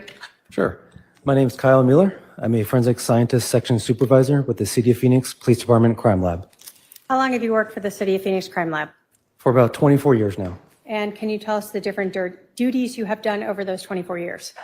Sure. I started out in the controlled substances section where I analyzed illicit drugs for the presence or absence of an illicit drug. I then transferred to the trace evidence section in 2007 and was a forensic scientist 2, and then a forensic scientist 3, and then a 4, and then now I'm the supervisor. In the trace evidence section, I analyze gunshot residue kits, footwear and tire track impression evidence, fibers, tape, and miscellaneous unknowns. Can you tell us the education and training you've had in the area of trace evidence specific to GSR, gunshot residue? Sure. Well, to start, I have a bachelor's of science in biochemistry. That's from the University of Arizona. I also have a master's of science in forensic science from the University of Florida. I've been trained by senior members of the crime lab, but I've also received several training opportunities for trace evidence, whether it's internal or external where possible. Specifically towards gunshot residue, there's a lot of history in the scientific literature for reading about what GSR is and how it's created. It's also a matter of going through the specific training program with the Phoenix PD Crime Lab.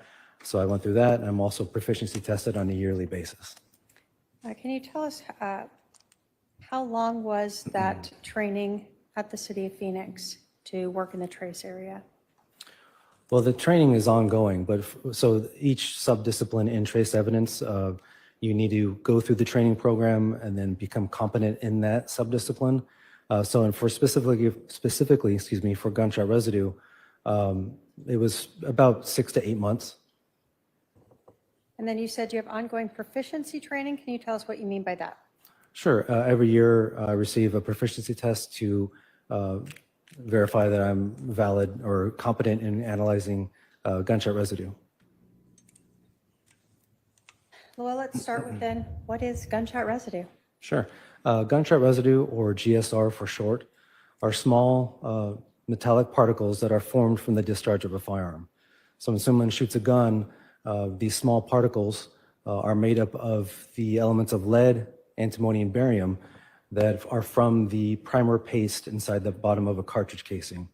That primer paste essentially is disintegrated, and we're left with these GSR particles that escape from any part of the firearm that's not completely closed in the manufacturing process. There are effectively 3 classifications that we test for gunshot residue. There's characteristic particles, that have all three elements of lead, antimony, and barium. There's also consistent particles that have two of the three of those, so lead and barium, or lead and antimony, or antimony and barium. There's also commonly associated particles, and those are just lead particles. So that plume of smoke that you see when you shoot a gun, a lot of that plume, if you will, are these small metallic particles. When that plume lands on things, is it visible? Can I look over here and say, hey, there's a GSR particle? No, these are very small. They're anywhere from 5, 10, maybe 5 or 15 microns in width. To give you an example, if you were to take a cross-section of a human hair, that's around 60 to 90 microns. So these are very small particles. You can't see them with the naked eye.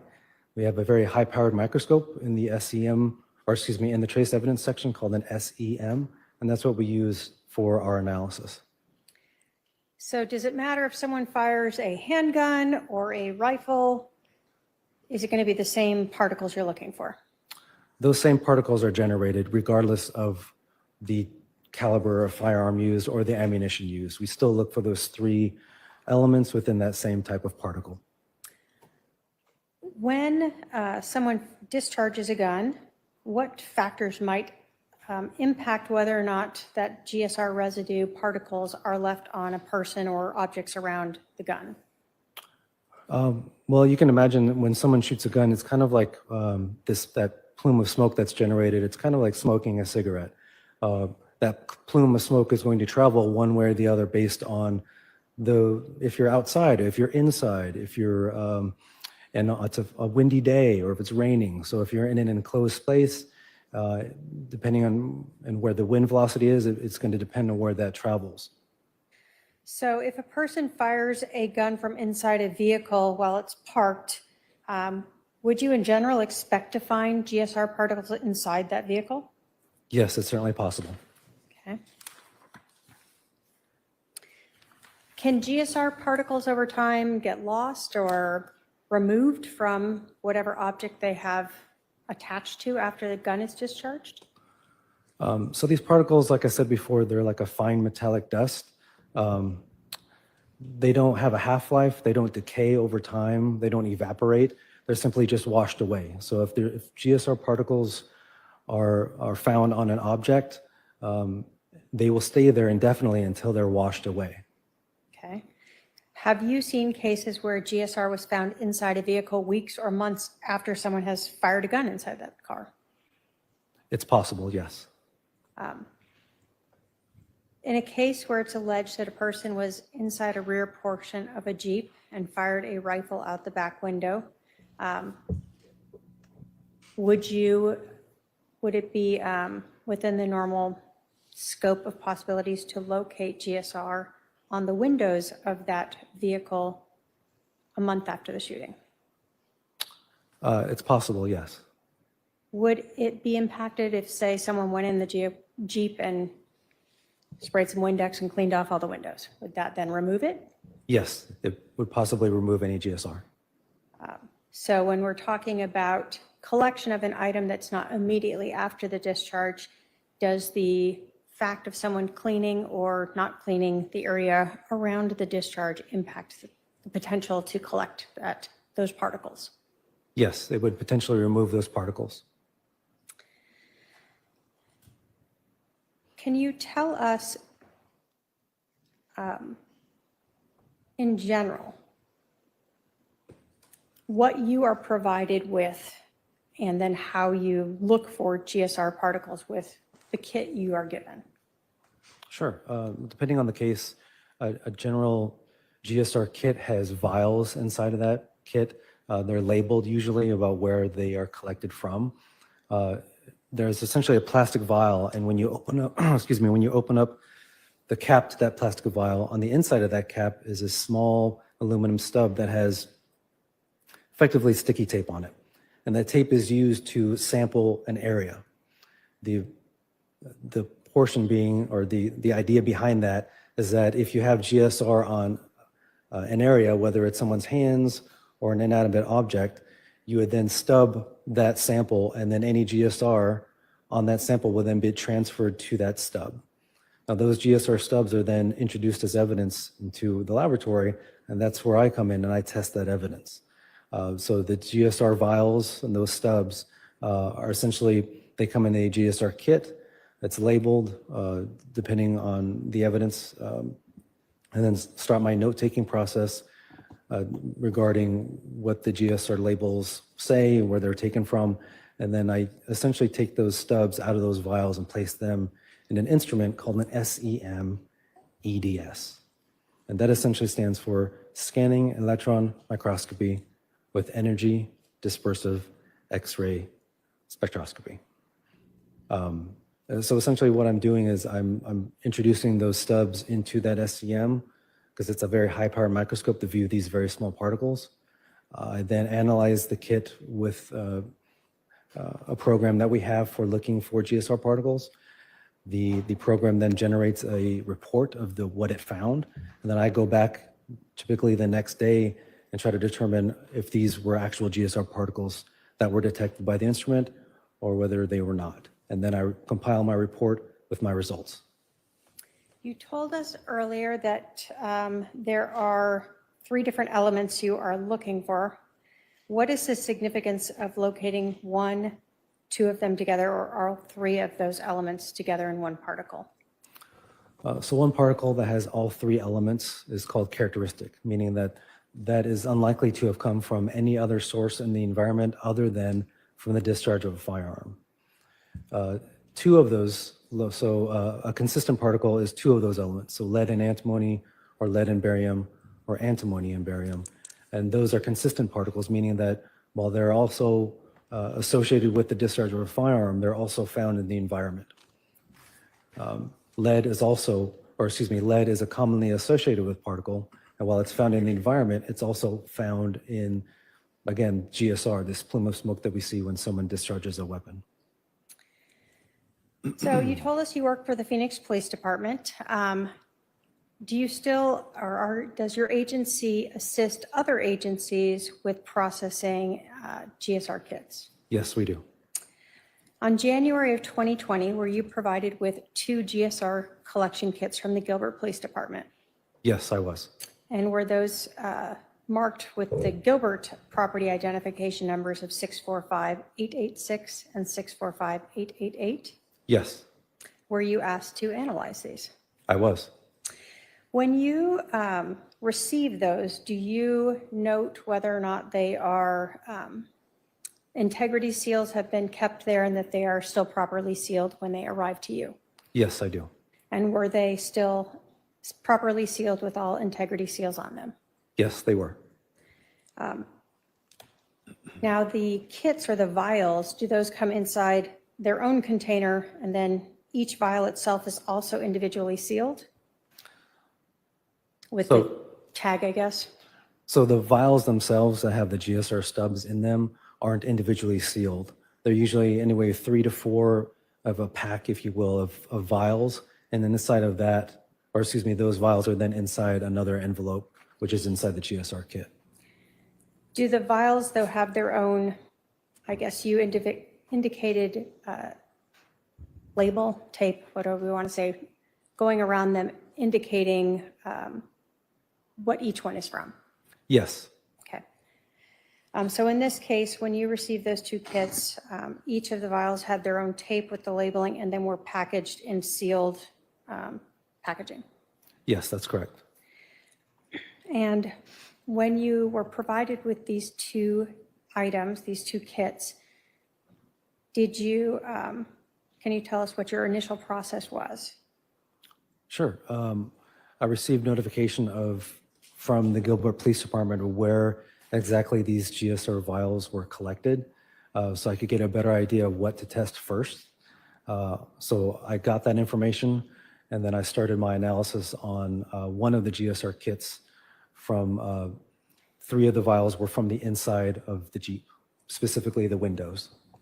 Why did you want to test the windows of the Jeep versus the tabs that may have been from, say, the back of the seats of the Jeep?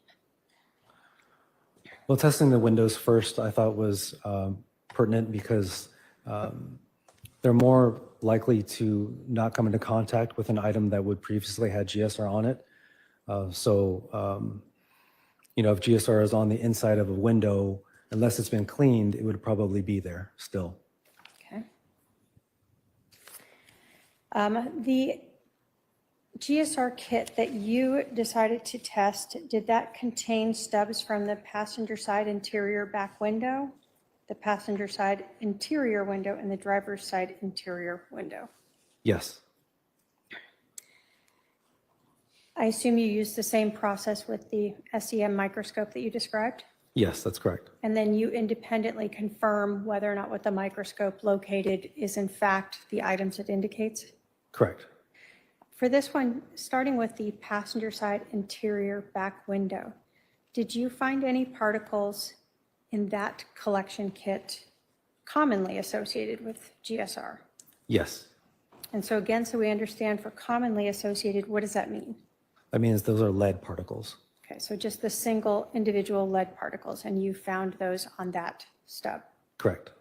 So for that same passenger side interior back window, did you find any particles consistent with GSR? Yes, I did. And again, just so we understand, what does consistent with GSR mean? That means 2 of the 3 elements from a characteristic particle are present. And do you in fact even note how many of those particles you find? Yes, I do. When you are looking for those, do you count every single one on the entire stub? Or do you at some point say that's enough to show they're there? After 10, essentially, I stop. So if it's anything less than 10, I count and put that in my notes. All right.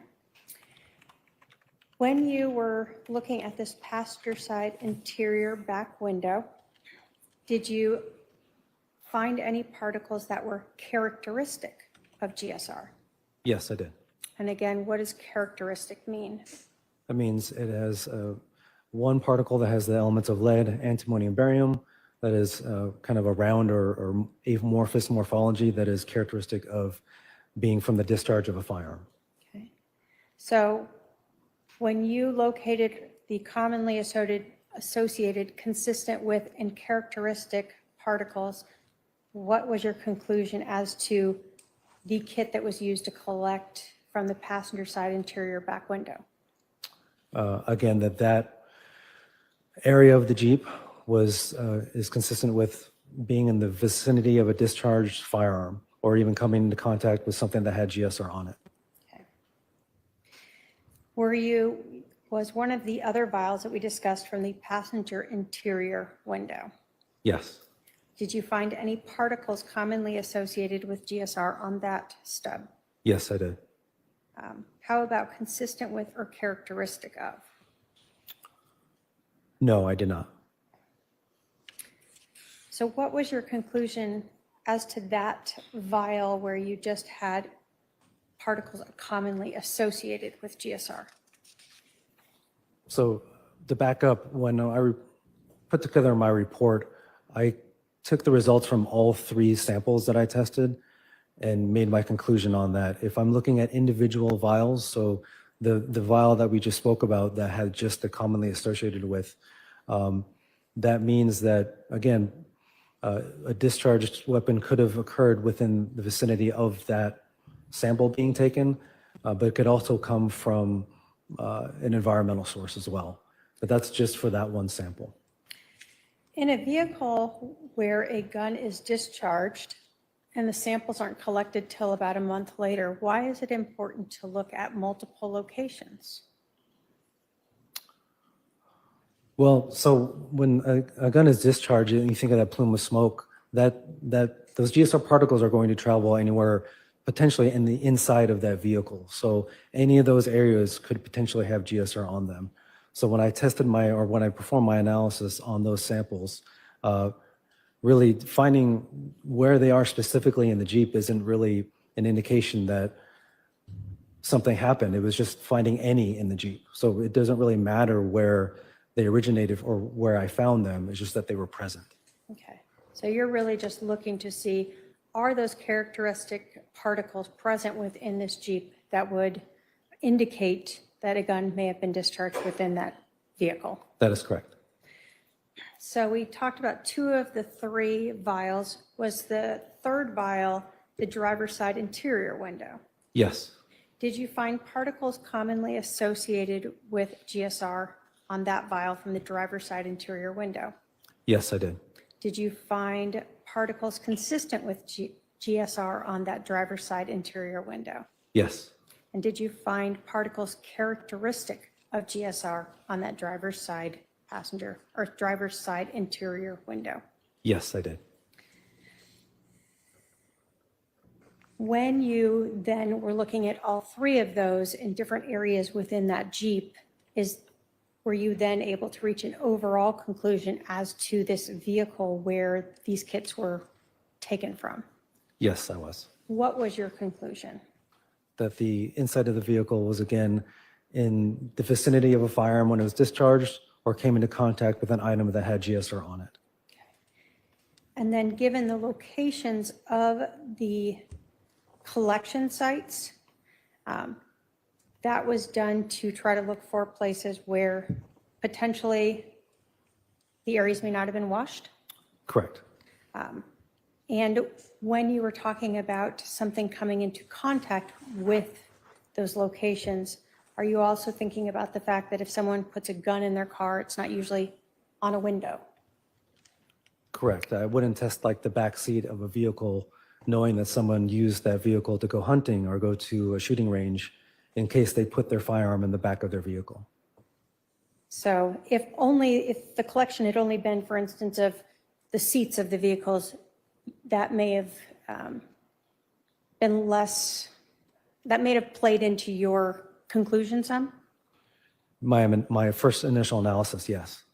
In this case, because you were looking at windows in this vehicle, were those stubs specifically chosen by you because they were the windows that were collected? Yes. I have no other questions for this witness. All right, Cross.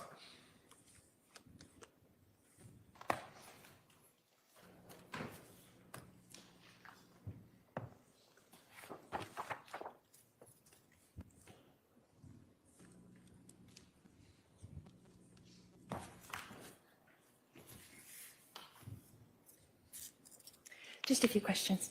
Mr. Mueller, you had said that a gun may have been discharged in this vehicle. Is that your conclusion? Yes. Okay. And just so I understand, because I'm trying to wrap my head around that, the three particles altogether, right? Yes. Antimony, barium, and lead, all three make it actually GSR. Is that correct? So there's three classifications.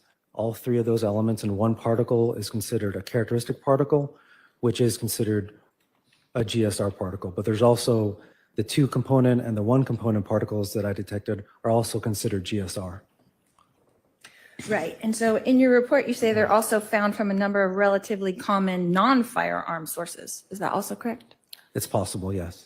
And what are the non-firearm sources? Could you tell me some of those? Sure. For lead, lead used to be prominent in gasoline and paint years ago. Lead can still be used in solder or varying manufacturing facilities.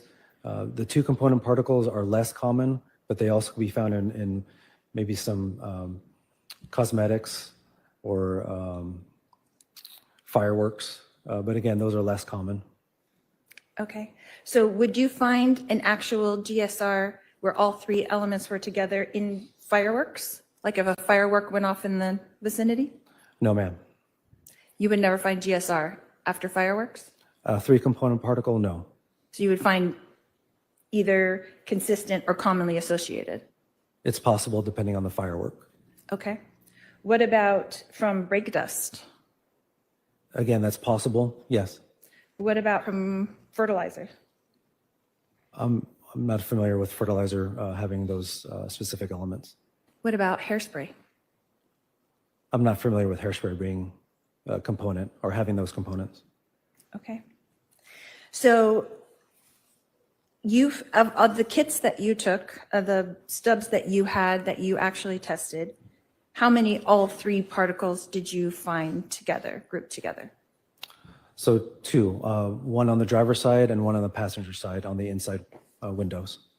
So just two? Correct. And so if a firearm were to be shot in the back of the Jeep, would you expect to find more than two from all the stubs that you analyzed? It's difficult to determine how many particles are actually there. I'm essentially getting a sample of that area. So the number is not really pertinent to my analysis.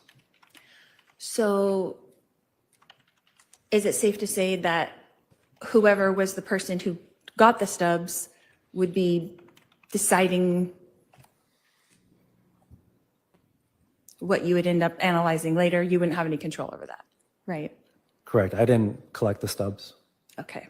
So out of the two that you found, out of how many stubs did you actually analyze? I'm sorry, I missed that. So I analyzed 3. In total, there were 8 collected. Okay. That's all, Your Honor. Redirect. Just briefly.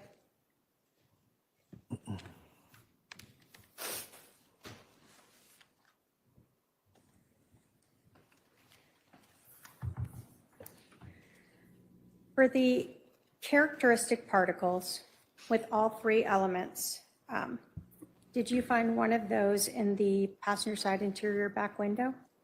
Yes. And did you find 2 of those characteristic particles in the driver's side interior window? Yes, I did. You were asked about some different things like hairspray and brake dust. Are those things that would create the 3 particle characteristic items that we're talking about that are characteristic of GSR? No, they would not.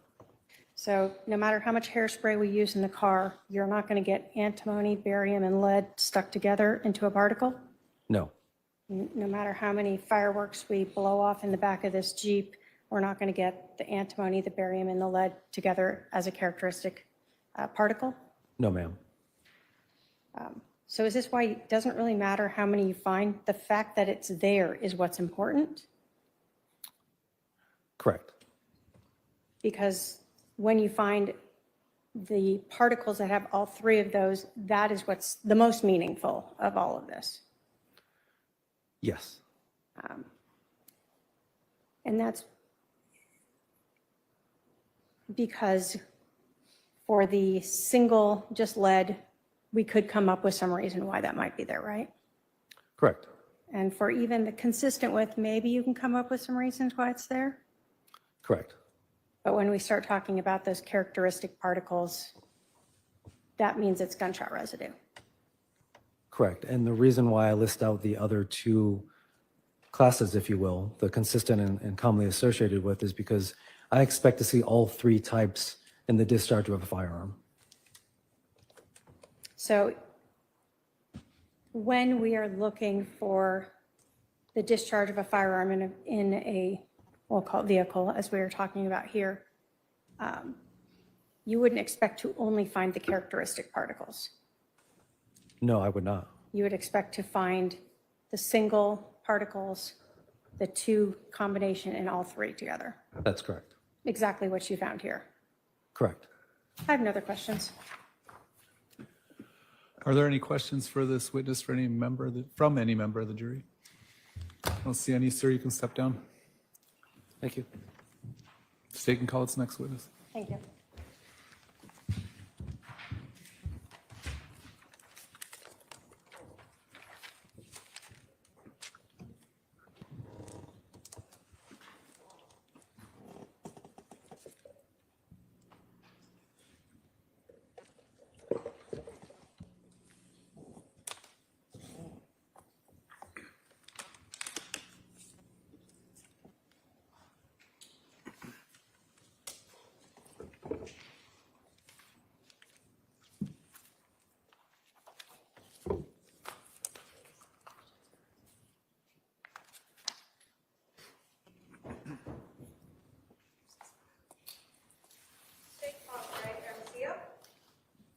All right, sir, come on up.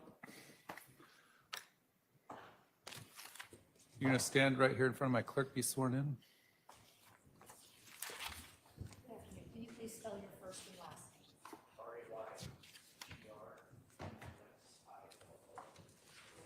name? Do you swear that the testimony you will give will be the truth, the whole truth, and nothing but the truth, so help you God? All right, you're going to walk around the court reporter. Have a seat to my left.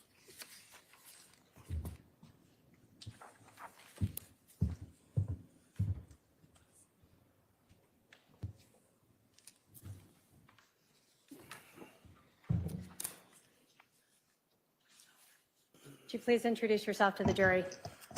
My name is Ray Hermosillo. I'm employed with the Rexburg Police Department. Where is Rexburg Police Department? Rexburg is a little town in southeast Idaho. How long have you worked for the Rexburg Police Department? I've been with Rexburg since 2001. And can you tell us your different jobs or duties over the years at that department? Sure. I started in patrol in 2001 as a normal patrolman. I worked patrol for about 18 years before I was promoted to detective in 2019. During that 18 years, I was able to obtain numerous certificates. I currently hold a supervisor certificate and an advanced certificate through Post Academy. In 2019, I was promoted to detective. I currently am a lieutenant over the detective division. So in 2019, you were working as a detective in Rexburg. How big is that city? Rexburg is roughly probably 40,000. Okay. How many detectives are there? Currently, we have 7 detectives for the 40,000 people. And back in 2019? About the same, 7. And did you cover sort of any investigations in every investigation as a detective in Rexburg? Yes, ma'am. I want to bring you to November 1st of 2019. Did you speak with a detective, Nolan McDermott, from the Gilbert Police Department here in Arizona? I did. Were you asked to aid the Gilbert Police Department by locating and impounding a 2018 Jeep Wrangler with a Texas license plate LWD 0997? Yes, ma'am. Were you provided with an address where that Jeep might be located? I was. Are you familiar with 565 Pioneer Road? Yes, Rock Creek townhomes. Okay. So those are townhomes. Are there multiple units there? Correct. Were you provided with a unit 175 that would potentially be relevant to this case? Yes, I was told that 175 was where I needed to focus. 175, 174. When you were given this information, were you provided with a probable cause statement from Detective McDermott? I was on November 1st of 2019. And knowing that you were going to be looking for this Jeep to seize it, did you obtain a search warrant? Yes, I did. So on November 1st, did you go out to 565 Pioneer Road, Unit did. 175? Yes, we did. Did you go with someone else? I'm sorry, could you repeat that? Did you go with someone else or were you by yourself? No, I went with other detectives. And what did you do when you got out there? We were asked by Gilbert Police to perform intermittent surveillance to see if we can locate the 2018 Jeep Wrangler.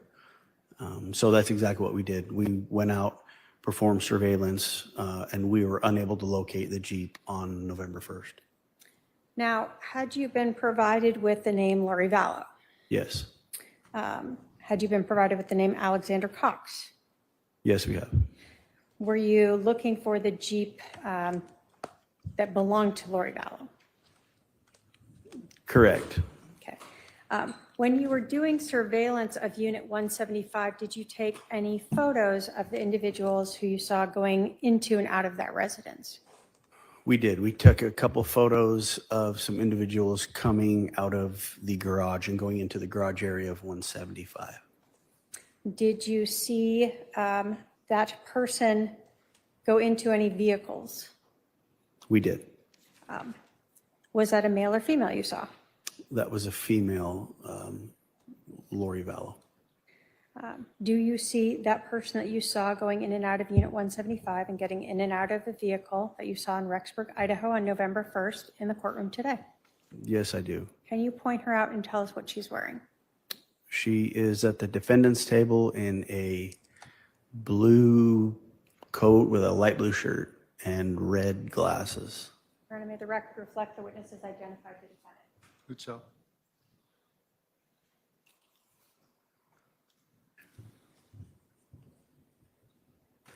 Did you, in fact, follow Ms. Vallow in a vehicle to another location and back to the Unit 175?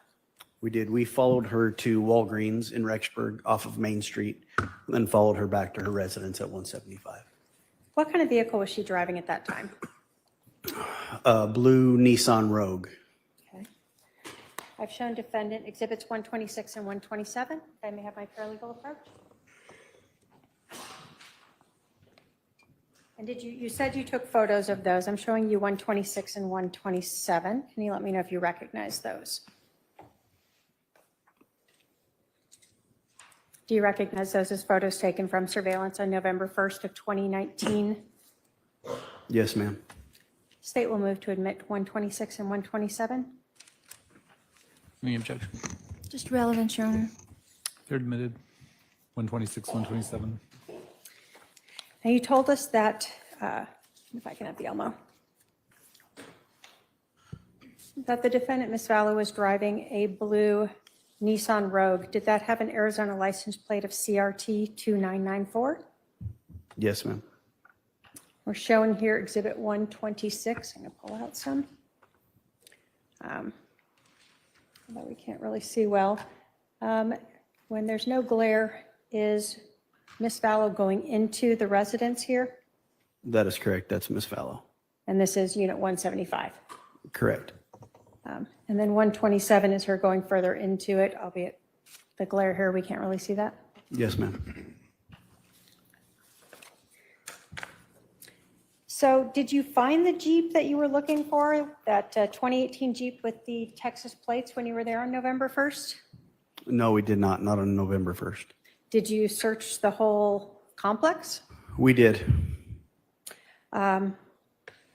So did you go back again later to try to locate the Jeep? Yes, we looked for the Jeep. November 1st was a Friday in 2019. We looked for the Jeep all weekend and were unable to locate it. I was finally able to locate it Monday morning, November 4th. So did you went back to look again on Monday morning to 565 Pioneer Road and you saw the Jeep? I was on my way home from the gym and looked over to my right and saw the Jeep parked outside of apartment 175. What did you do when you saw it? I had Erickson Tow Company seize the Jeep and tow it to our impound lot. Is that an internal or external lot? We have both external and internal, but we towed it and put it inside our impound lot, inside. Did you let the Gilbert Police Department know you had located and seized that Jeep? Yes, ma'am, we did. Did you attempt to contact Lori Vallow to let her know you took the Jeep? We did several times that day. We made attempts to go over and knock on the door to let Miss Vallow know that we had her Jeep in case they wondered if it was stolen or impounded. And we were unable at any time to make contact with Miss Vallow, and nobody had called the police department stating their Jeep was missing either. So you never received a call from Lori Vallow to report her Jeep stolen? No. Never got a call from Alex Cox saying a Jeep was stolen? No. So you have the Jeep on the 4th of November. Do you coordinate with the Gilbert Police Department for them to come to Rexburg, Idaho to be able to process the Jeep? We did. Did you in fact author the search warrant for them to be able to take things like DNA swabs and GSR kits and things like that? Yes. Were you present when that search warrant was executed on November 18th of 2019? Yes, I was. Were you just watching and allowing them to do the processing? That's correct. When you were there on November 18th, as well as when you impounded the Jeep, did you note anything about the tinting on the rear windows of that Jeep? I noticed that the tinting on the Jeep was extremely dark. It appeared darker than Idaho state law allows. From the outside, trying to look inside, were you able to see into the vehicle? Not unless I got right up to the window. Did you learn during this investigation that that Jeep had been taken to Dan Moss's tinting on September 25th to have those windows tinted? I did learn that later on in the investigation, yes. Okay. But at that time, you did not know that. That's correct. On December 18th of 2019 was a second search warrant executed on that Jeep Wrangler. Yes, ma'am. Did you author that search warrant as well? I did. And were you again present for the execution of that search warrant? Yes, I was. Were photographs taken of the Jeep? Yes, they were. Were photographs taken of receipts inside the Jeep? Yes. When the Jeep was being processed on December 18th and photographs were taken of the receipts, did you note a receipt inside that was related to or that came from Arizona? Yes, I did. Did you notice a receipt from Arizona that was from October 1st of 2019? Yes, I did. Understanding that you were being asked by the Gilbert Police to investigate a shooting on October 2nd, did you feel that was relevant? Yes, ma'am.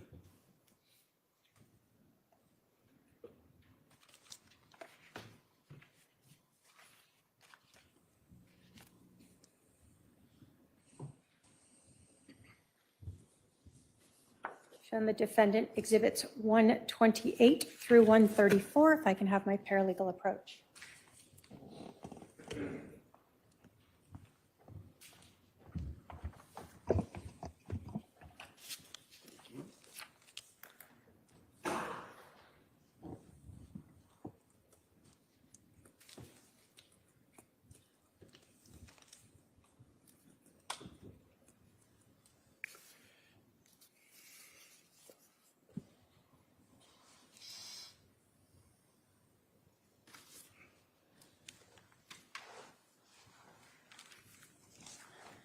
Do you recognize those as photos taken of the Jeep from the search warrant that was executed on December 18th of 2019?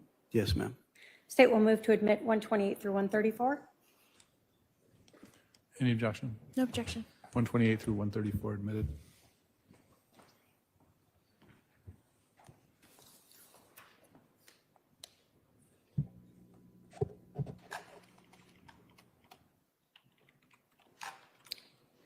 So 128, were these just some overall photos of this Jeep? Yes, that's correct. In 129, do we see a tag from Texas that also reflects the license plate number up here, the LWD 0997? Yes. Is this, again, the side to show that dark tinting on that? Correct. That's the license plate that was on the Jeep that you impounded? Yes, ma'am. Does that show the whole back of the Jeep? Yes. I know you were present both on November 18th and now on December 18th, a month later. When this Jeep was being processed with this tire on it, were you guys able to open that rear window while the tire was still on the Jeep? No, we weren't able to. And then is this the other side of the Jeep itself? Correct. In Exhibit 134, does this show sort of different receipts and stuff found in the Jeep itself? Yes. And does that include focus?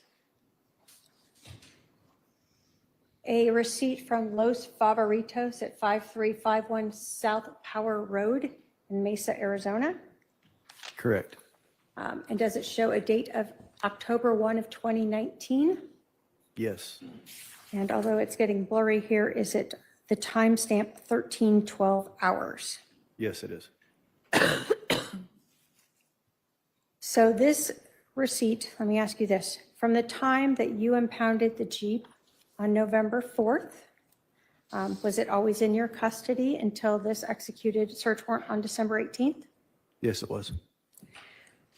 And so this Jeep that you impounded on November 4th had a receipt from October 1st of 2019 at 1312 hours from a restaurant in Mesa, Arizona. That's correct. And you were aware at that time that Brandon Boudreaux had been shot at on October 2nd of 2019? Yes, ma'am. So this was from the day before. Right.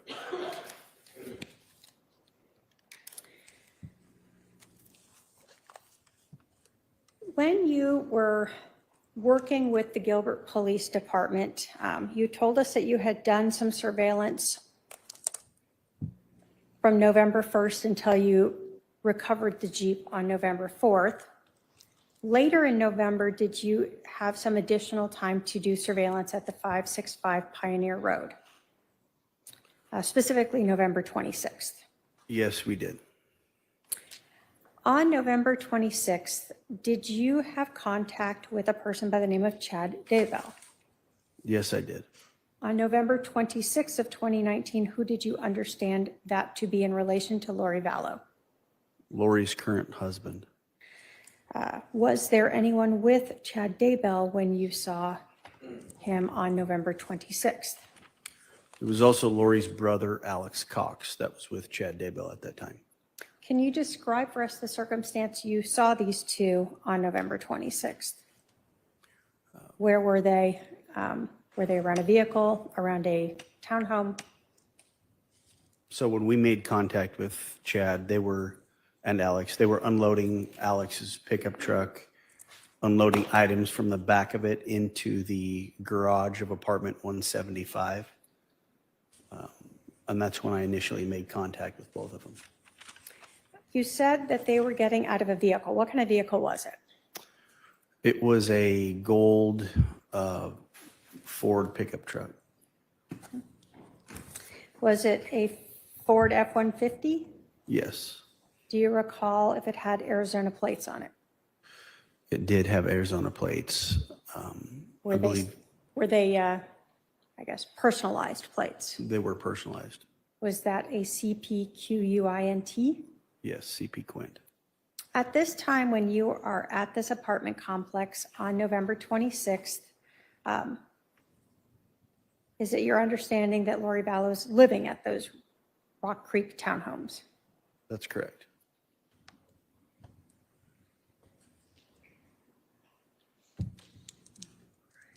Was it your understanding at that time that Alex Cox was living in the Rock Creek townhomes as well on November 26th? At that time, yes, we knew he was at the Rock Creek townhomes. I've shown the defendant exhibit 135. I can have my paralegal approach.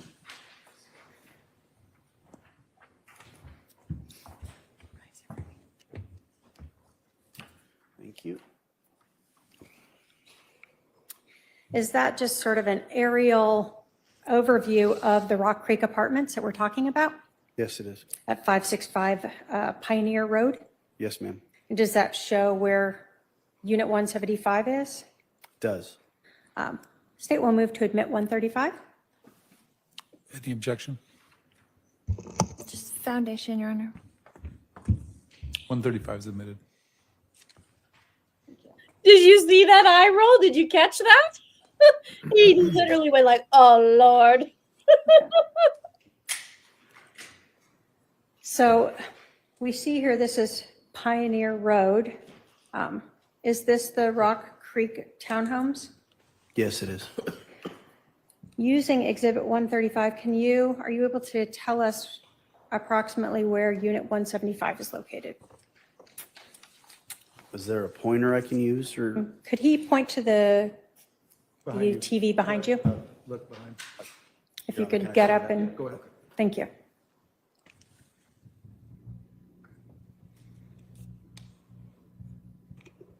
So if you could point to, yeah, 175, the back of 175 is roughly here, and the front door is this way. So the garage, where I first made contact with Alex and Chad both, we're right back here.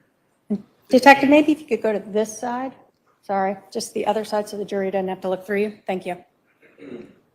The Jeep was located on November 4th, parked in a stall right here. So that's where you located it on the 4th. And that's right near the 175 you're describing? Correct, right in front of the 175 garage. Now, you told us that you also knew that at that time Alex Cox was living at the Rock Creek Townhomes. Can you show us where that was, what unit that was, approximately? 107 is where Alex Cox was living, and it was roughly here, the front door to 107. Okay. During this time on November 26th, did you learn that a Melanie Boudreaux was also living at the Rock Creek Townhomes? Yes, I did. What unit did she live in? She lived in 174, which is right next door to Ms. Vallow's residence at 175. Thank you. You can be seated now.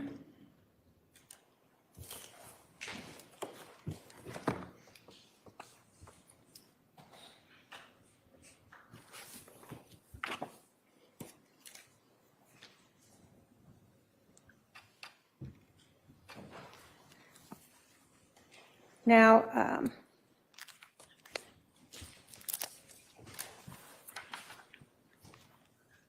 did you become,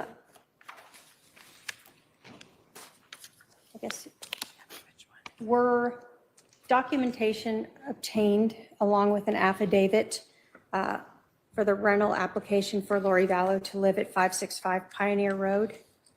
Yes, they were. Did the documentation show her as renting unit 107? Yes, it showed Lori Vallow as the renter of apartment 107. Did you ever see her over at apartment 107? No, I didn't. So on November 1st, you saw her at 175? That's correct.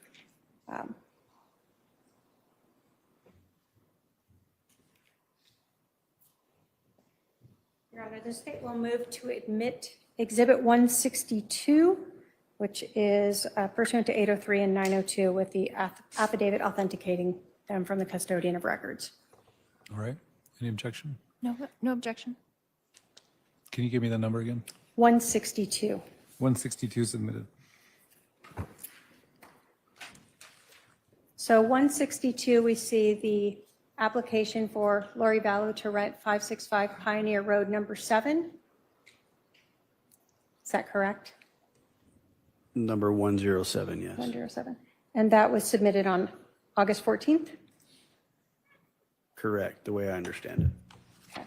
And did that indicate a vehicle of a Jeep Wrangler with the LWD 0997? Yes, That's the Jeep that you impounded on the 4th? that's correct. And did it also indicate a Nissan Rogue blue, no license plate at that time? Correct. And is that the type of vehicle that you had seen Lori Vallow driving when you were doing surveillance on the 1st of November? Yes, ma'am.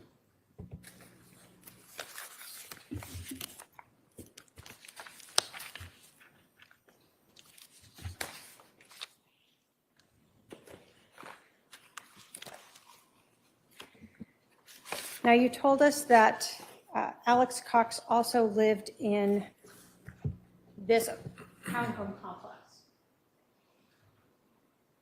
Is that correct? That's correct. And do you know what unit he rented in his paperwork? Was it 175? Yes, Alex was the renter in apartment 175. Now, We're talking about November 26th, where you're doing some surveillance. You have interactions with Chad Daybell and with Alex Cox outside of Unit 175. Correct. Did you go to Unit 105 to see if Lori Vallow was there? We went to Unit 107, 107, yeah, I'm sorry. see if Lori was there, and there was nobody there at that apartment.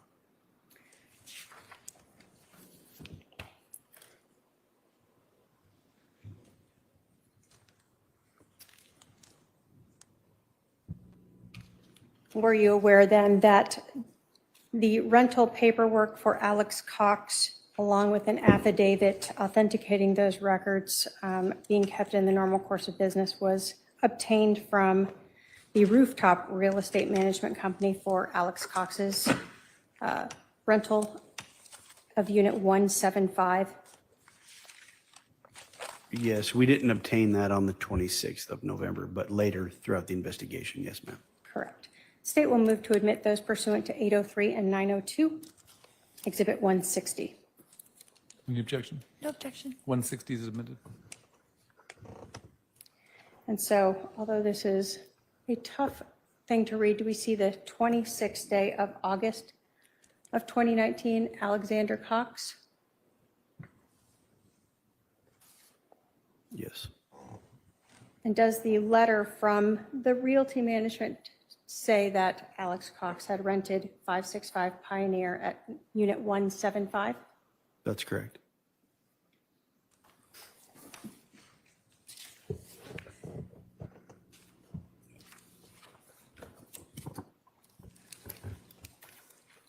Now, you told us that on the 26th of November, you had contact with Chad Daybell and Alex Cox near Unit 175. Did you go to Unit 175 to see if anyone was inside there? We knocked on apartment 175. We also knocked on apartment 174, which is where Lori's niece lived, to see if maybe they were over there. And we were unable to make contact with anybody at all three apartments. Okay. Now, the next day on November 27th, were search warrants executed on units 107, 174, and 175? Yes, they were. Was anyone home in any three of these residents when they were executed? No, there was not. I'm going to talk about Unit 107, the one that was in the rental paperwork rented to Lori Vallow. Can you describe for us what you saw when you went into that unit? Apartment 107 was completely vacant. It looked like everybody had moved out. There wasn't anything in the entire apartment, so we assumed that nobody had lived there because it was vacant. So no furniture, No, ma'am. no groceries? Nothing. Like it was ready to be moved in for a new tenant. Okay. When you went into Unit 175, where you had seen Miss Vallow going into previously after making the trip to the Walgreens on November 1st, what did it look like inside that unit? So 175 was different. There was furniture, food in the pantry, food in the refrigerator, beds. It looked like somebody was living there. But as we went upstairs into the master bedroom and other bedrooms, the entire closet was completely empty, other than just empty hangers. So it looked like somebody had just grabbed everything hanging. There were no clothes, and just took off with what they had. Were photographs taken inside Unit 565 of Pioneer, or I'm sorry, 565 Pioneer Road, Unit 175 during that search warrant? Yes, photos and also a video. Okay.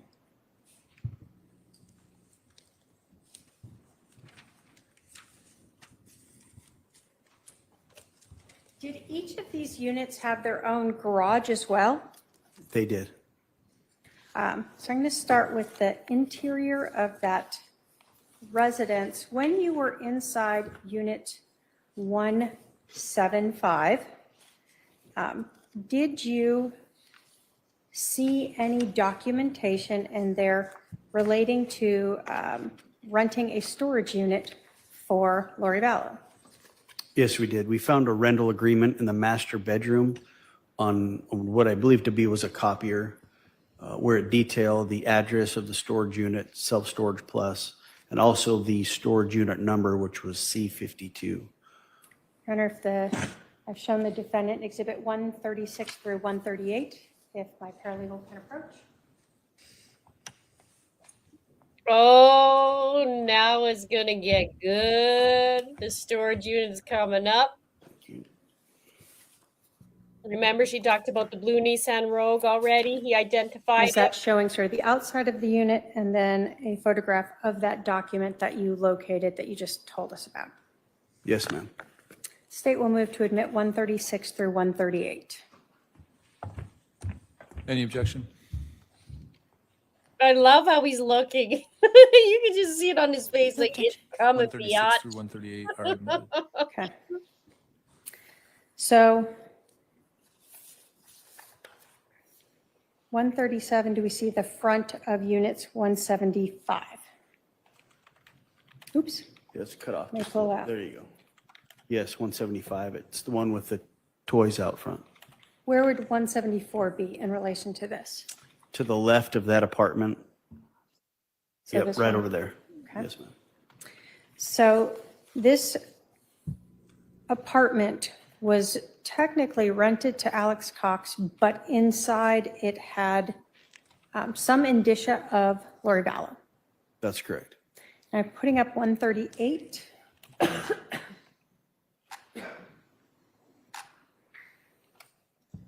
So when we see this, we see at the top, you said C52.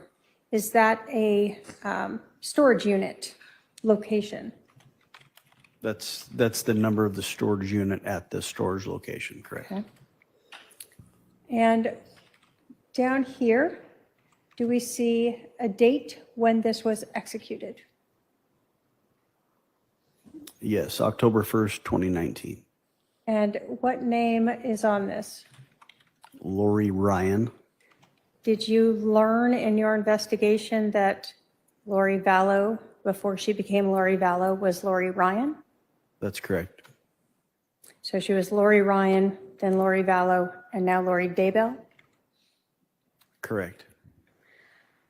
Does this show the location of the storage facility?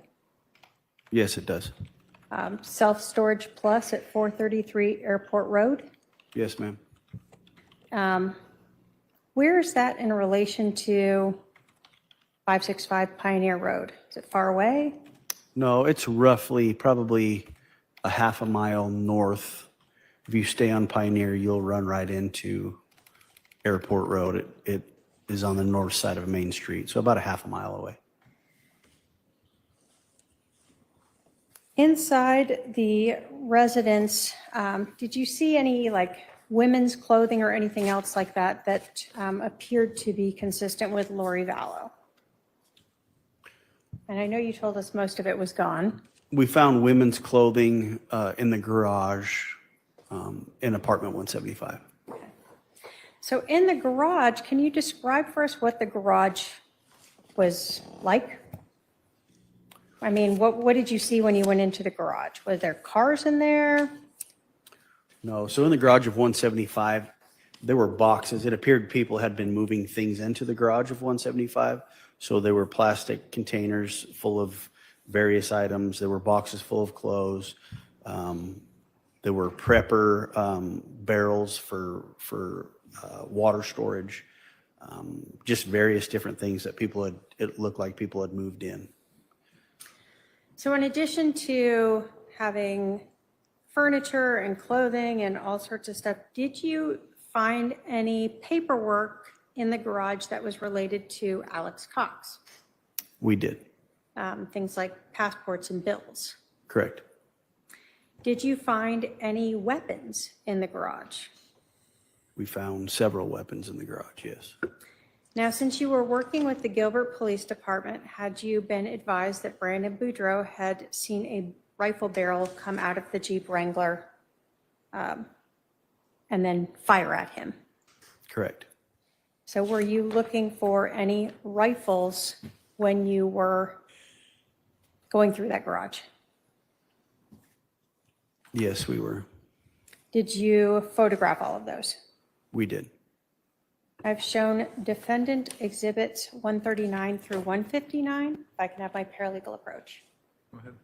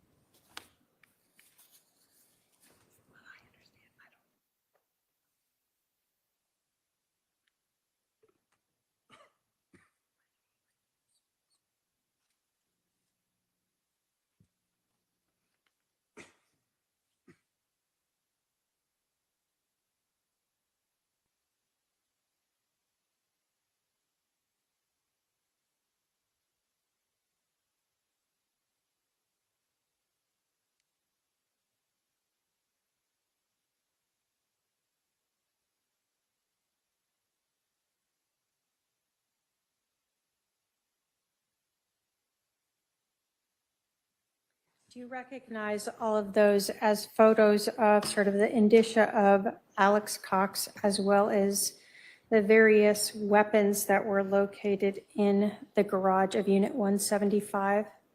Yes, ma'am. The state will move to admit 139 through 159. Any objection? Just cumulative, Your Honor. There's like 20-something of those. I don't know how many they actually need. Can I look at them? I love the look on his face. He's looking at Lori like, yeah, that's how many weapons you had. I love him. I love him. I love him. I just wish we could inch him closer and closer to her and just like, boom, like that. Just like, boom. And she thinks she could be able to talk to him and flirt her way through this. Like, do you work out? Can't wait. Please cross. Please cross.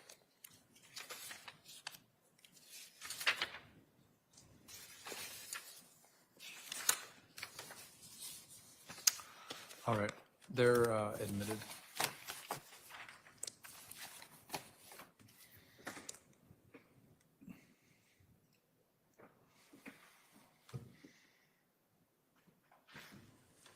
So, and I think I called you detective earlier. I apologize, Lieutenant. To be clear, Unit 175 was rented by Alex Cox, correct? Correct. But on November 1st, you saw Lori Vallow going into that unit. Correct. You saw her Nissan Rogue in the garage, Correct. and you found her Jeep Wrangler parked near Unit 175. That's correct. And 107 that she rented was on the other side of the complex. Correct. Was she ever seen in any of the surveillance over at 107? No. So in the garage, I'm going to put up exhibit 139. Did you find indicia such as Alex Cox's passport Yes, we did. and things like credit cards for him, Correct. tax paperwork for Alex Cox, Yes. mail for Alex Cox, Yes. As you were going through all of this paperwork, in the garage, we can see a little bit here where they're just bins of belongings that appeared to be his in the garage. Yeah, that's what we assumed it was his. It was mixed in with his personal effects. Okay. So you also found clothing in there that appeared to be male, Yes, and then furniture in there. correct. You told us that you were looking for any types of weapons. So I have Exhibit 145. Did you see sort of a rifle and a case, and 146 showing that rifle? Yes, Do we see in 147 another case? And 148, and then 149 showing that rifle. correct. What's this? It's a scope. Was there anything on any of these rifles that would indicate you could attach a silencer or anything onto the end? Yes, there were a few rifles that had threaded barrels. In this photograph, you can see the difference. That is a threaded barrel that you could screw a silencer or suppressor on the end of a rifle. Okay. And so we see sort of some close-up. This seemed to have its own, I guess, to give padding for the person using that. Correct. And then showing sort of the scope itself. Was Yes. there in that bag ammunition with that? Yes, ma'am. Were there boxes of ammunition? Yes. Was there all kinds of ammunition? There was a lot of ammunition. Were there extra rifle barrel parts? Correct. Were each of those laid out to be photographed, that of the rifles that were located? Yes. So we see in 156, is that one of the rifles that was located? Yes. 157, was that one of the other rifles that was located? Yes. 158, another rifle that was located? Yes, ma'am. And then 159, what do we see here and here? Are those extra parts? Different uppers for rifles, correct. Okay. So these could be changed out with the stock. Yes.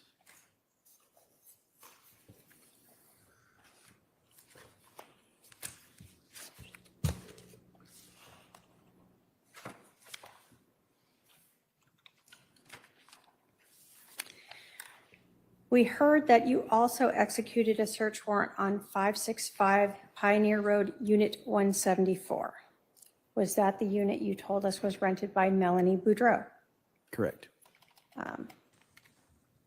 When you were executing this search warrant, were you aware that Melanie Boudreaux had been married to Brandon Boudreaux, the individual who was the victim in this case you're helping Gilbert with? Yes.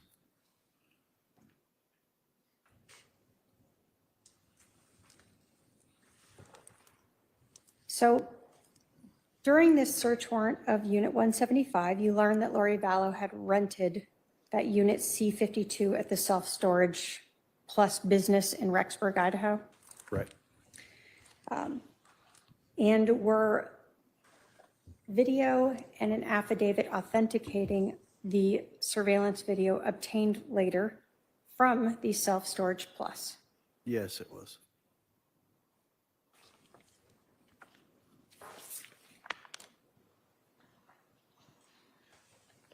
Did you obtain video from the day that Lori Vallow rented the unit on October 1st? We did. Did you obtain video from the day of the shooting, October 2nd? Yes, ma'am. And did you obtain video from the day after that, October 3rd? Yes. Did you obtain video for longer than that, but for our portion, those 3 days? Correct.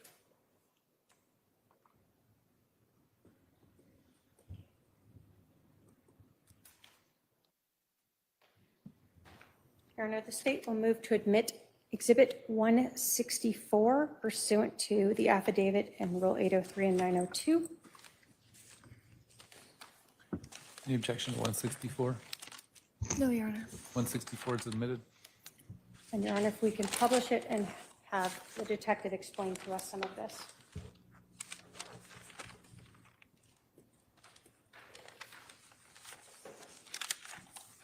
I apologize, I called you detective again.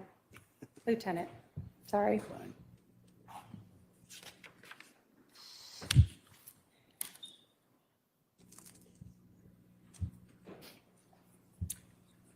Before we start, in these videos, does the storage unit or storage company have numerous channels showing different aspects of the business?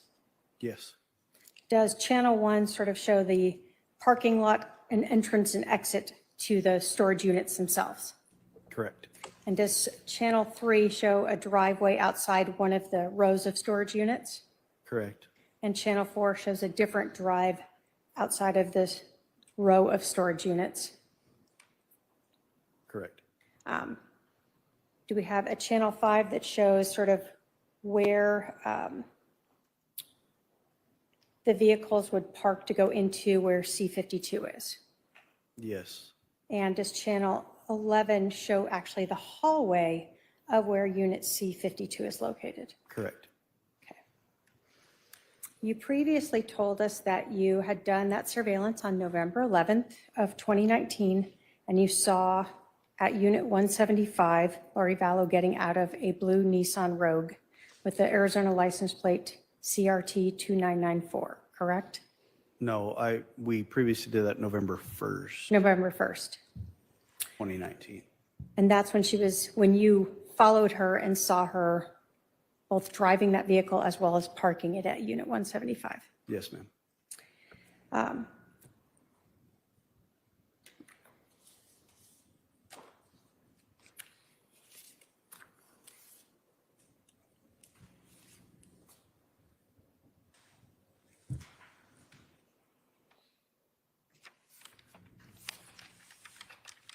When you were watching these videos, did you see that same blue Nissan Rogue with the Arizona license plate CRT 2994 coming and going to the storage unit C52?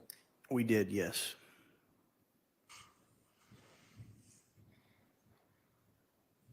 Showing defendant 166 and 167. I can approach. You recognize these as stills from the surveillance video from that storage unit business showing the Nissan Rogue that you previously have described as seeing Lori Vallow driving on November 1st of 2019. Yes, I do. The state will move to admit Exhibit 166 and 167. Any objection? No objection. They're admitted.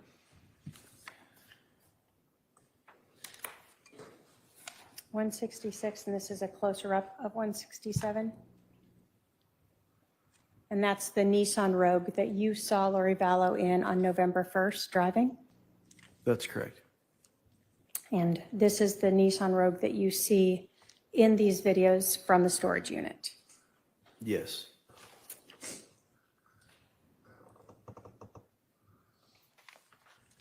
You told us that you also obtained video from future dates after October 3rd at the storage unit. Correct. Did you ever see the Ford F-150 with that personalized license plate at the storage facility? Yes.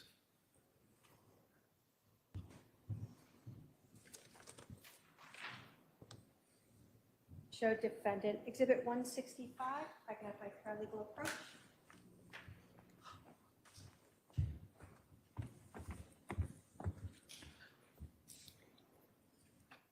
Do you recognize that as a still photo of the vehicle that you saw Alex Cox and Chad Daybell getting out of on November 26th at the Pioneer Road Complex Apartments? Yes, I do.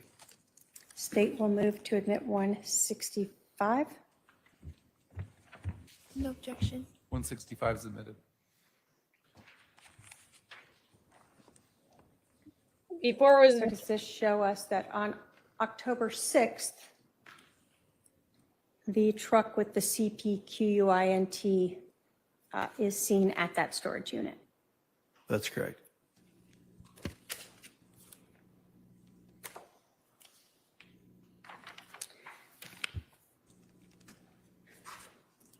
We can now play the videos. Starting on October 1st.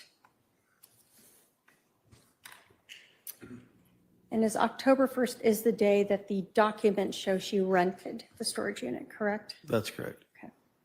So this is the earliest of the videos you were able to obtain. Yes, ma'am. And so we're going to go through just some of the relevant ones, ending in the 40809.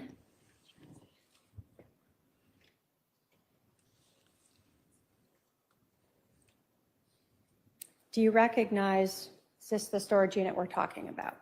Yes, it is.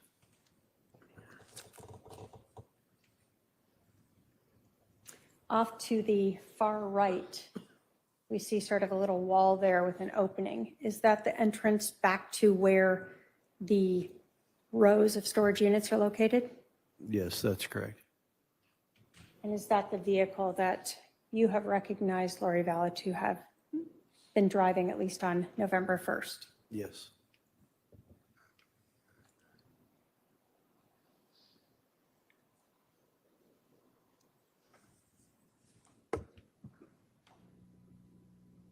We can go to the 40935 video.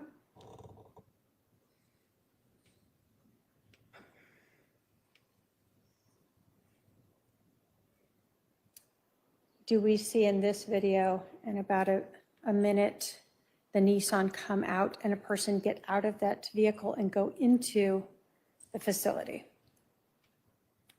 Yes. And where we see the quad pulling up is the entrance into the business, the office located there. Yes, it is.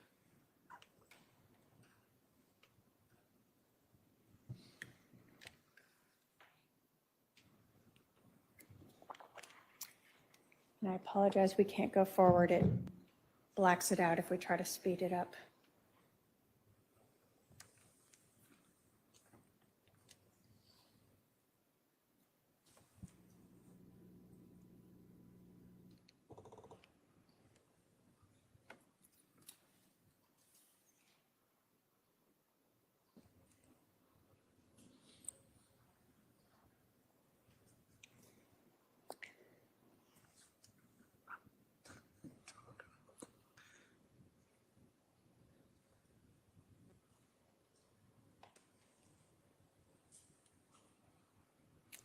So is this the Nissan Rogue we've been talking about?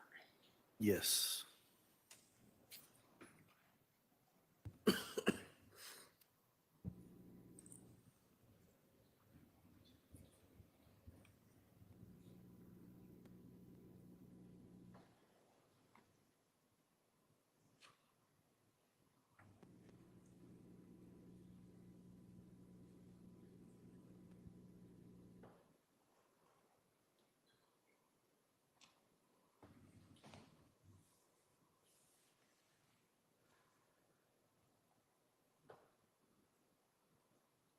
We see an individual getting out of the car and going to the office. Do you recognize who that is? Yes, I do. Who do you recognize that to be? Lori Vallow. How do you know that's her? Have you seen her over the last 5 years multiple times? I've seen her, had interactions with her, so I know that to be Lori Vallow. Okay. So you recognize the vehicle as well as her? Yes, ma'am.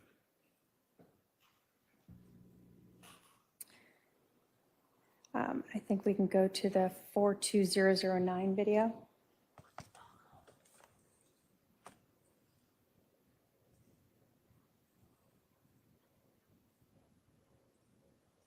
And just so we're clear, a lot of these videos may just show the car parked there, but as long as the car was there, you guys obtained it. Correct.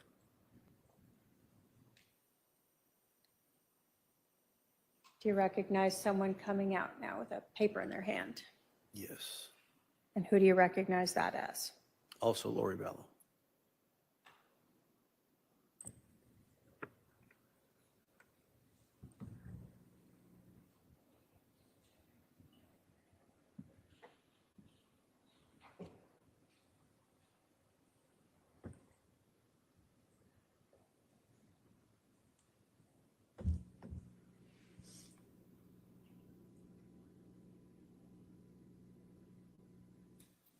Was this the only entrance and exit to the storage units, what we see here? I believe that is, yeah, the only exit and entrance. So whenever someone comes in or out, we see it on this video. That's correct. So then the last video, just to show the car leaving, is that the 43224, if we could show that.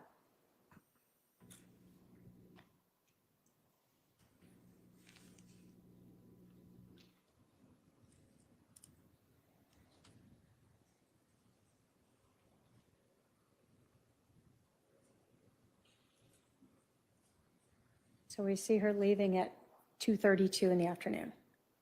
Correct. And we talked about other channels. Can we look at channel 3, driveway A, 42331?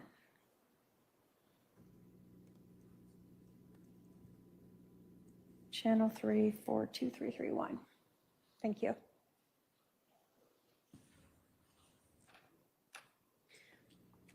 Can you describe for us here the building and the vehicle there? That's sort of right where we see the 10-1 of 2019. Is that the unit where C52 is located? Yes, it is. Is that the Nissan Rogue? Yes, it is. This is one angle that we see. We talked about there's also an angle from inside the building, correct? Correct. Okay. And if we can go to, just to show the leaving, 43133 from that same channel 3.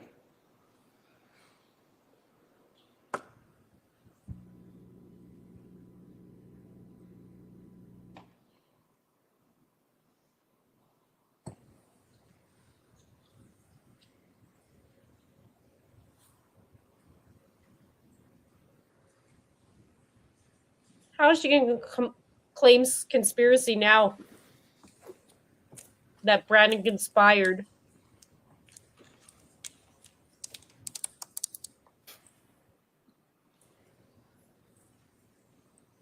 So this shows Miss Vallow leaving in her Nissan Rogue. That's correct. We can go to channel 11 to show the inside of the storage unit, 42305. So this is still October 1st, the day she's rented this, correct? Yes. Where is unit 52 or C52? It's at the end of the hallway on the left-hand side from this camera angle. Is that the unit that we see this person at? Yes, ma'am. And although it's far away, do you recognize who that is? Absolutely. Who is that? Lori Vallow. And when you follow the timestamps of all of these videos together of the vehicle going in, renting the unit, going through, do they all sort of coincide to show her coming from renting the unit to then coming into C52? They do. In this video, do we see anyone with Lori Vallow as she's putting bins or whatever into this unit? No. So she's by herself on the first. Correct. Okay.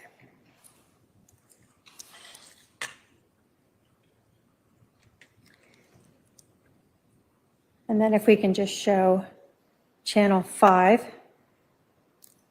the 42129.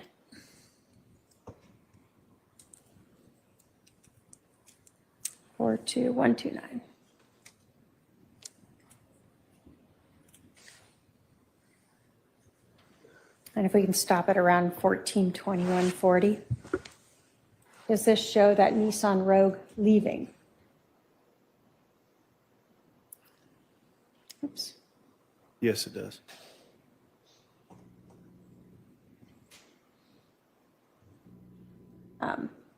And did that show the plate, if we back it up a little, which we don't need to do, CRT 2994? Yes, it does. Okay. I want to go to October 2nd now. Did you obtain footage that showed Lori Vallow driving that Nissan Rogue back to the storage unit again on October 2nd? Yes, we did. And so October 2nd is the day of the shooting? That's correct. Starting at channel 1, do we see that Nissan arrive in the 32459 video around 1:25 in the afternoon?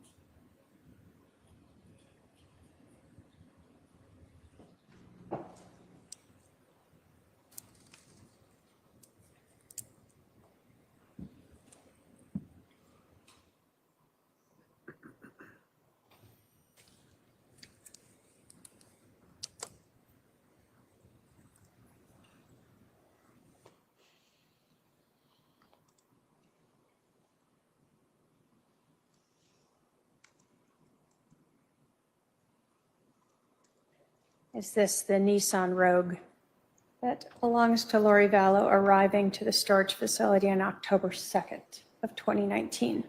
Yes, it is.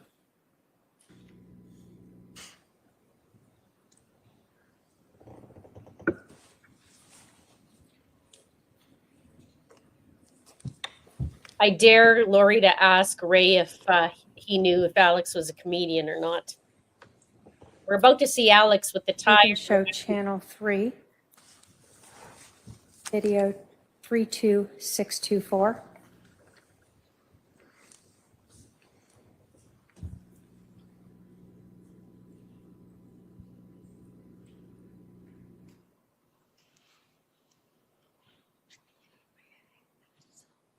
That the Nissan Rogue pulling up to the row that contains unit C52? Yes.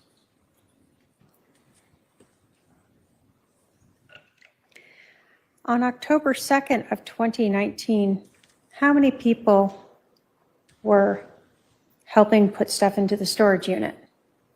2 people, male and a female. Did you recognize who those 2 people were? Yes, I did. Who did you recognize them to be? Lori Vallow and Chad Daybell.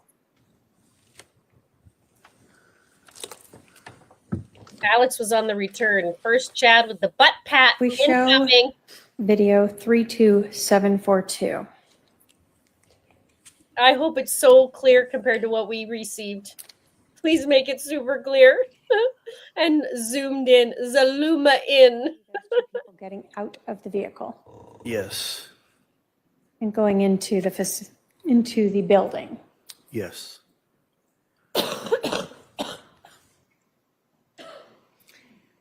On this day, did you see these 2 individuals putting any items into unit C52? Yes. If we can go to 32830.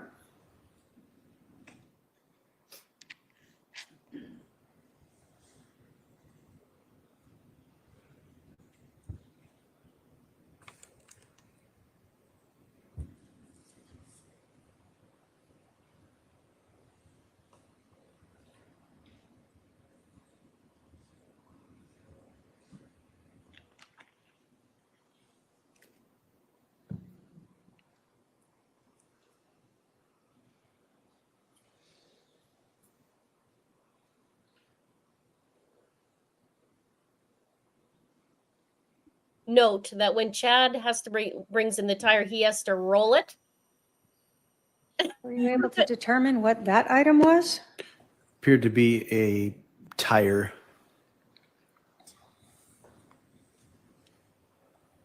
We'll keep watching this. Do they take another item into the storage unit as well before we move into the interior view?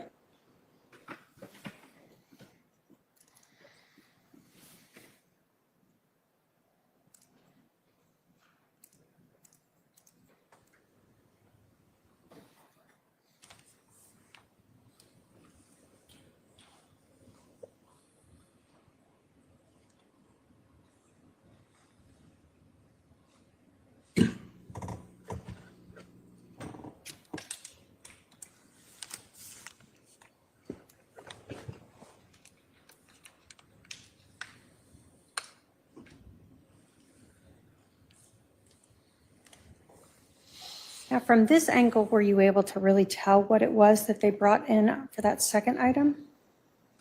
Not really from this angle. Let's go then to the inside camera view, channel 11, video 32901. Chad has to roll it in, whereas Alex was able to carry it in.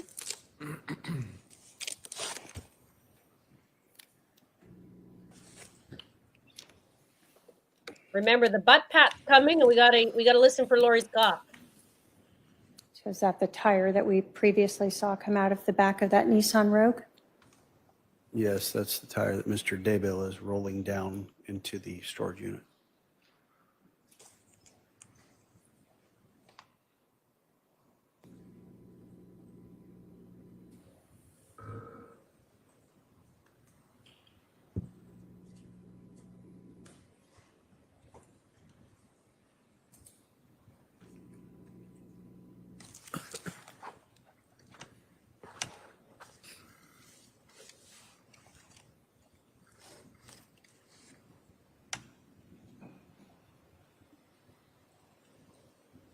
Now comes the seat.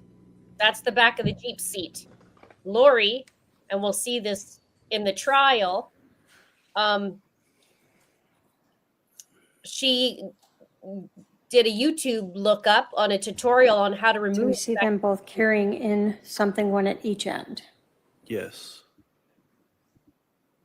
Here comes the butt pat, right when they come out.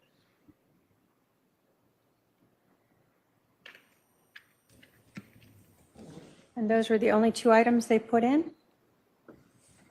That's correct.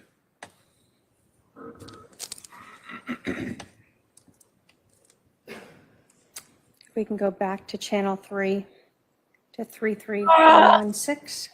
They didn't show the butt pat.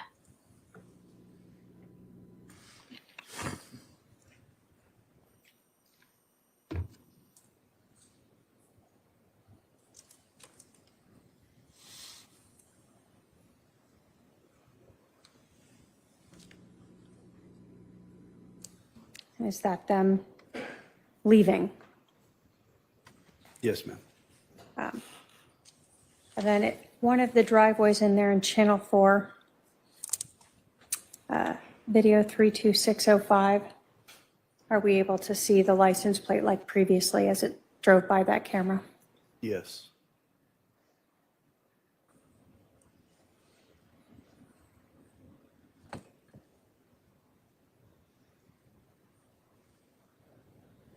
So if we stop it earlier, is that the same Nissan Rogue with the same license plate we've been discussing? That's correct. Do you want to break now instead of the next day? All right, let's take our afternoon recess, approximately 15 minutes. Please remember the admonition. All rise for the jury.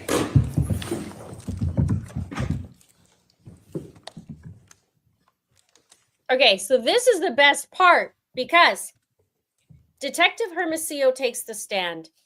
He walks through and walks us through the investigation. He got a search warrant. He sees the Jeep. It just so happened to be that Melanie, Alex, and Lori lived in the same complex, and Lori's Jeep was also part. Anything we need to discuss before recess? Nothing from the state. Okay. We didn't even hear Lori. And then he walks us through and says, okay, here's the deal with the apartments. Apartment 107 had Lori's name and 175 had Alex's, but they lived on the opposites. Now, I did a video on the apartment before we even knew who signed the rental. And I kept saying, why would Lori choose the uglier apartment? Because she likes her bougie stuff. So why did she choose that one? And I went through the whole thing about the apartment. And this would have been, I would have done that. Let's just see when I did this. I did it on June 24th, 2020. And I called it Home or Hideout. It was apartment 107, Alex Cox in apartment 107. mission in Rexburg, Idaho. So we really didn't know a whole lot at this point. But I did show the differences, and I kept saying, well, this doesn't make any sense to me why Lori would live in that one.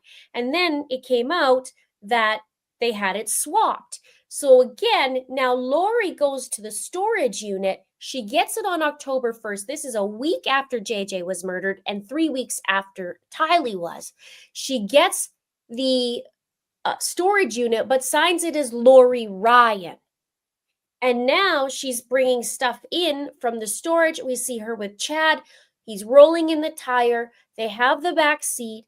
And Lori looked up. This will be coming down the road here in the next day or so, today, tomorrow, who knows, about her searching for how do you take the back seat of a Jeep out, which obviously is going to correlate to having the only way you can go is to take the seat out and you taking the tire out to shoot at Brandon, right? So it's not just a coincidence. So the only thing Lori has is to change the color of the vehicle, but it's tinted.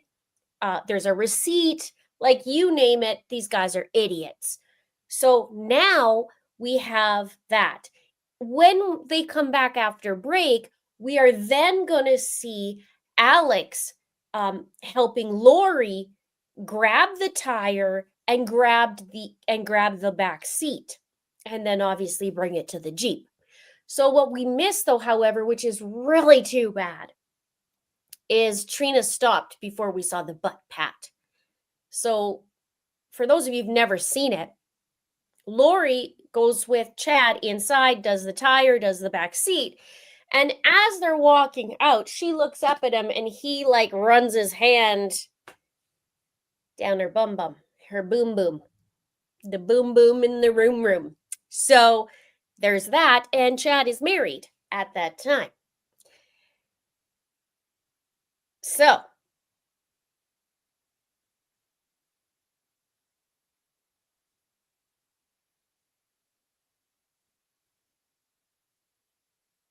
yeah, so the apartment video, if you want it, if you're curious about that, just 1 sec, I'll get it for you guys. Because we went through many deep dives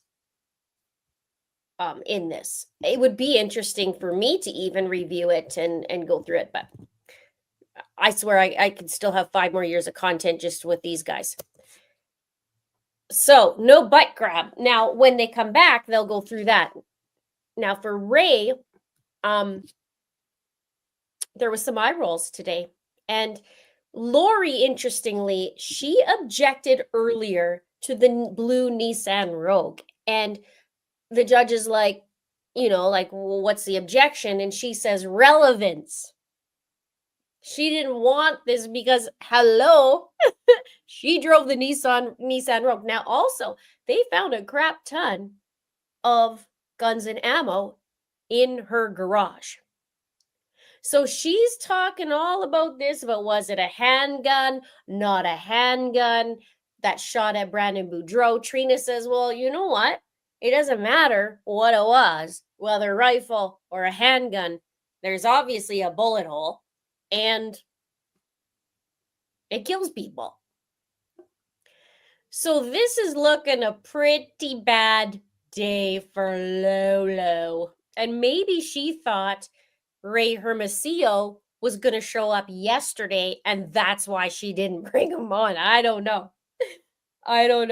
She had to be pulled in. For those of you who don't know, she had to be dragged in yesterday and possibly this morning, but yesterday, literally an order for Lori to get her butt back to court. So now, I'm not sure how long it's going to be with Detective Hermosillo, or Lieutenant now, but we're going to go through this storage unit. Then it's going to go on to, obviously, we have Nick Balance that still has to come on, and he's going to go through the pings and all that. So the digital data. So this is just beautiful in my eyes. People are laughing because I'm eating popcorn. I was hoping to keep the popcorn for when Lori crosses, but I might have to go get another bag. Because it's just like, to me, it's like we've seen Detective Hermosillo all the time in the court hearings.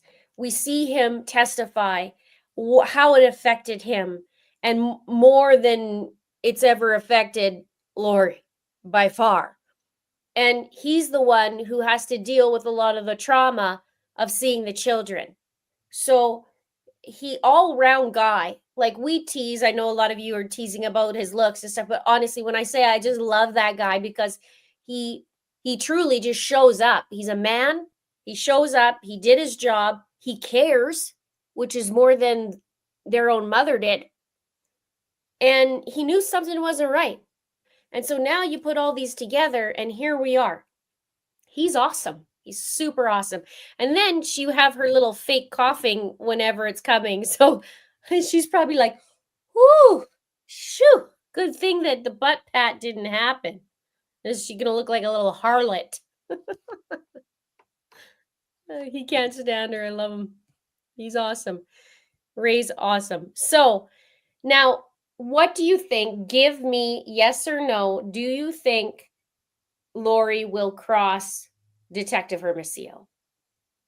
What do you think? This is going to be an interesting what you guys think. Okay, hang on, because now, speaking of menopause, I'm getting a hot flash. These suck.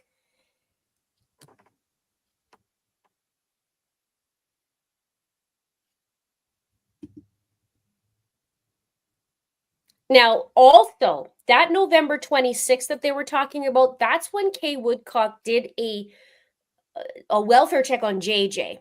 At the time, they didn't know Tylee was missing. They just know that there was a request for a welfare check on JJ. That's also, there's 2 days because Ray and, what's his other name? It's escaping me right now. Lieutenant Ball, I believe it was. They came to Lori's house looking, and Chad was lying, Alex was lying, Lori was lying. And Lori basically said, well, Chad's a guy that writes books, but they were married. They were married at that time by a few weeks because Tammy was killed in October, just a few weeks after Brandon. And then Lori and Chad, I believe it was the 5th of November, they got married on the beach in Hawaii with their stupid little ukulele in hand, which is right. I know I have the picture and we got to bring it up because he's such an idiot. I'm sure I have the ukulele picture still. Well, I know I probably have it on my computer, but anyways, I have to bring it up. But so we have that going on, and then they came to the house and said, "Where's JJ?" Well, he's with my friend, she says, in Arizona, and says they went to a movie and to Frozen 2. Now, I said this yesterday because Lori and Chad like their little play on words. And Frozen 2, the kids are already, at this point, on November 26th, 2 months in the ground. And it's not that warm in Idaho in November. And 2 kids are frozen underground. So there's that. So then they ask Chad, I believe it was Chad, do you have Lori's number? And he said he doesn't know it. There was some sort of lie there. And then Chad flees from there. And that's the joke, because he flees from there. He flees from when they found the children, and he just tends to flee. He's a coward. So Lori lies. They come back the next day. Now they're gone. And now insert my Thanksgiving video. Where is my, let me get that for you. Because that shows Melanie's as well. So, and then who gets married? I called it the holiday huddle on here. So this is all around this time. This is the holiday huddle. So then Melanie Boudreaux gets married to Ian Pulowski. They only I think they knew each other for 8 days. Okay? Maximum 2 weeks. There's something about the 8 days. They might have been on like 8 dates or something. It was like 2 weeks, and then they got married. You also have Alex and Zulema get married. And Alex takes Zulema's name. So they get married within 1 day at the end of November. And here we are. So then they're like, what the heck? Why? Like, and I think it was Lieutenant Ball that was like, wait a minute, Chad Daybell. Well, he said DeBall, right? So Chad Daybell. Oh, isn't that the Chad Daybell that lost his wife or something like that? I can't remember. It's been a while. I mean, I remember quite a bit, but, sometimes a little hazy. Not spring chicken.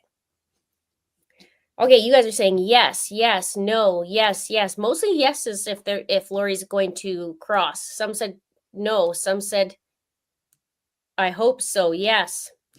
So there's that. So around that time, now there's a lot of lies going on, right? There always is, but you know what I'm saying. So then they take off and they take everything out, all the clothing stuff. Now, stupid. You're leaving all the firearms. You're leaving all the firearms in the room or in the garage that belongs to Lori. Technically Alex, but Lori lived there. You see? Great Lakers says Trina is setting up connect the dots. And Nini says Lori should fire her lawyer. Okay, so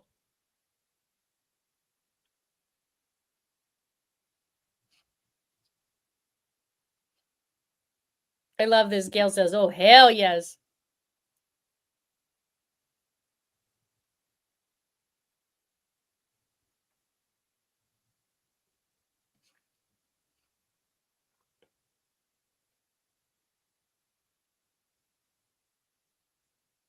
Yeah, November 5th was the wedding.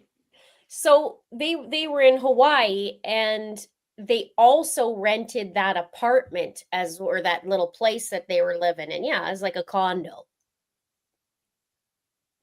And Chad was an idiot and said they had no minor children. Meanwhile, 2 months later, 3 months later, you have Nate Eaton walking in Hawaii saying, where are the kids?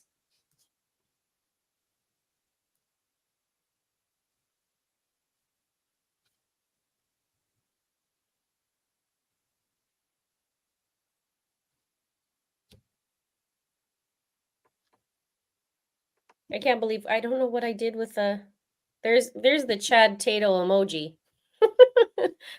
I know I have it somewhere here.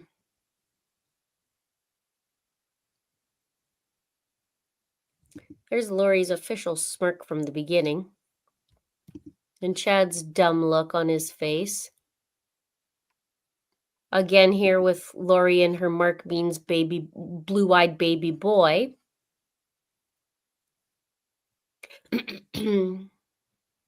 Lori again with her stupid smirk.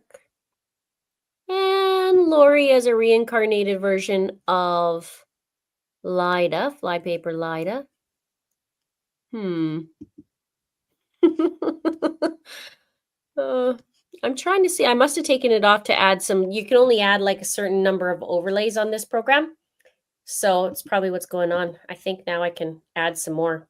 I think they've updated it. So I'll have to do that.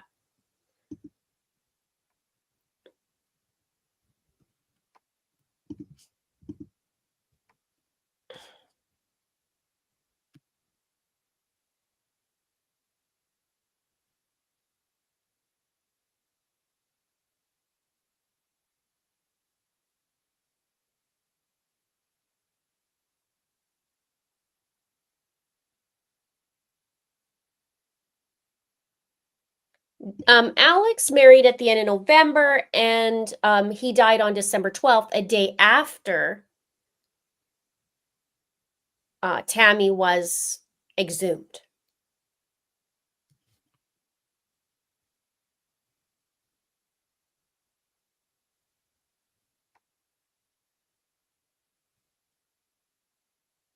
Summermead says, I can't believe they thought they would get away with this.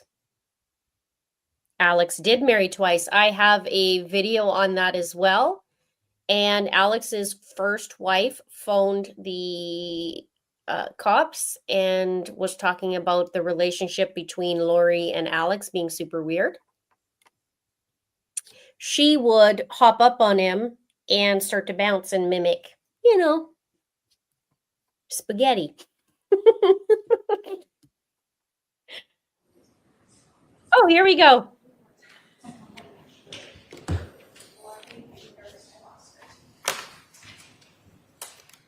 Okay, hopefully Hermosillo took a little breather and now he's going to be prepared for Lolo's crapola. I don't know how she could even sit there, but you know, it's her.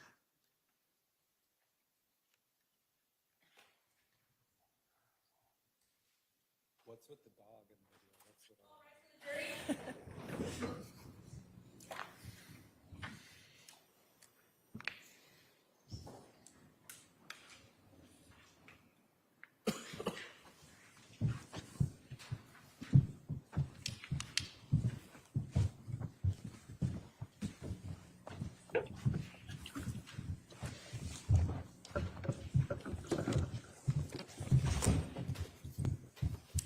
All right, please be seated when you get to your seats. The jury is present. Please continue. Thank you. So when we broke, we were looking at Exhibit 164, the videos that were obtained from the self-storage unit in Rexburg, Idaho. And we had completed watching the videos from October 2nd. So, Lieutenant, the same day that we have someone in Gilbert, Arizona, firing a rifle out of the back window of a Jeep without a spare tire, we see Lori Vallow and Chad Daybell putting a tire and what could be a bench seat into a storage unit that Lori Vallow rented. That's correct. So let's go to October 3rd then. We can start with channel 1, the 31049 video.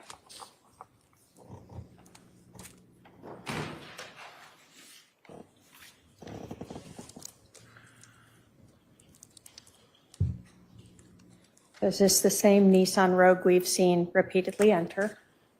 Yes.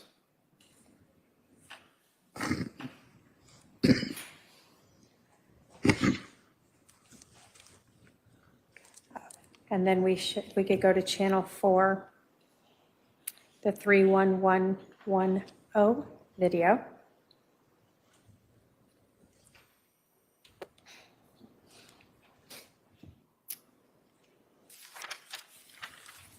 This is again the driveway. We're able to see if we stop at the license plate of that Wrangler at 131120 is the same CRT number that we've talked about for the Nissan Rogue.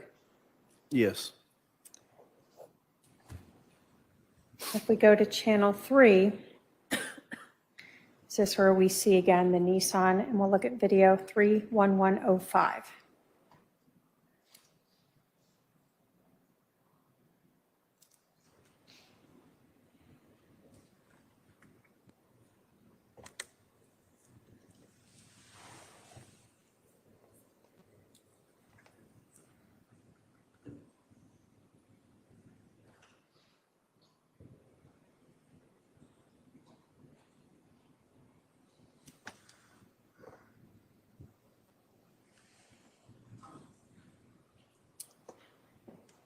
Is that sort of as we follow the vehicle through there, pulling up to the building with the C-52 in it? Correct. We see 2 people again get out of the vehicle here.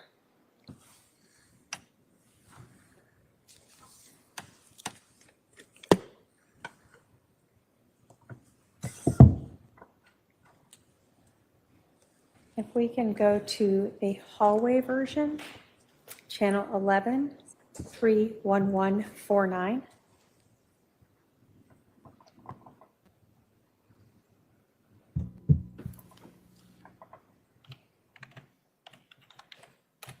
We see two people coming in. Is that going to unit C52? Yes, ma'am. Do you recognize who those two people are? Yes, I do. Who do you recognize those two people as? That is Lori Vallow again and her brother, Alex Cox. So we're now on October 3rd at 1:12 p.m. Correct.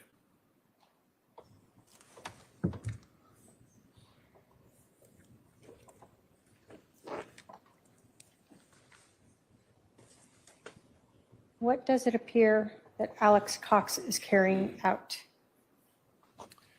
Looks like a seat, Like a bench seat, bench seat that's kind of folded. so we could see the two parts of that. Correct. And if we can go to 31254.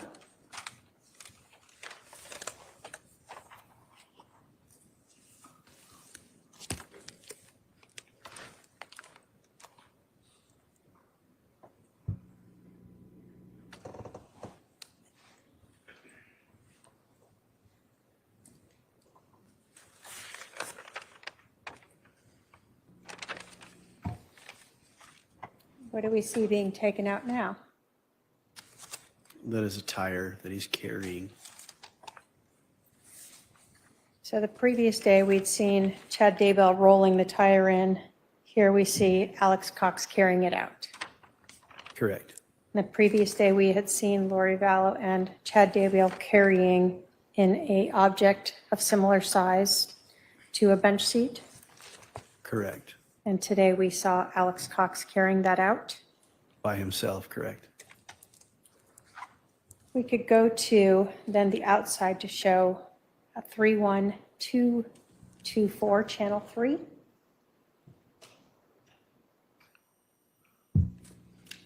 And does this show sort of them, Alex Cox taking those items out and putting it into that Nissan Rogue?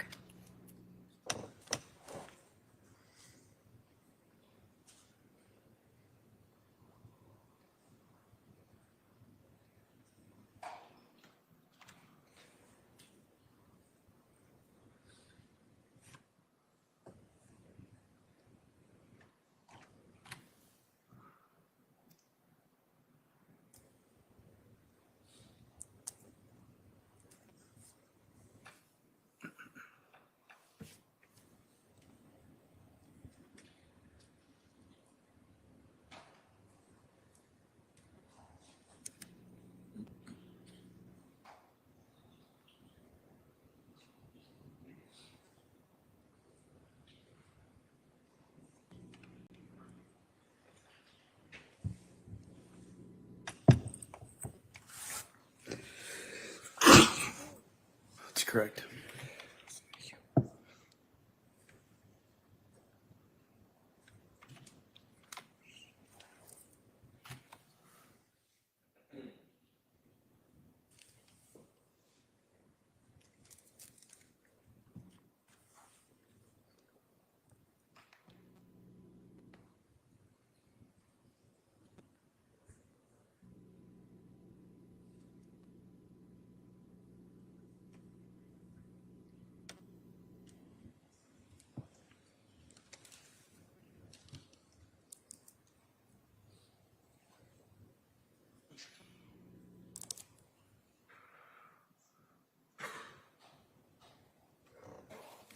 And then if we can show channel 1, 31310.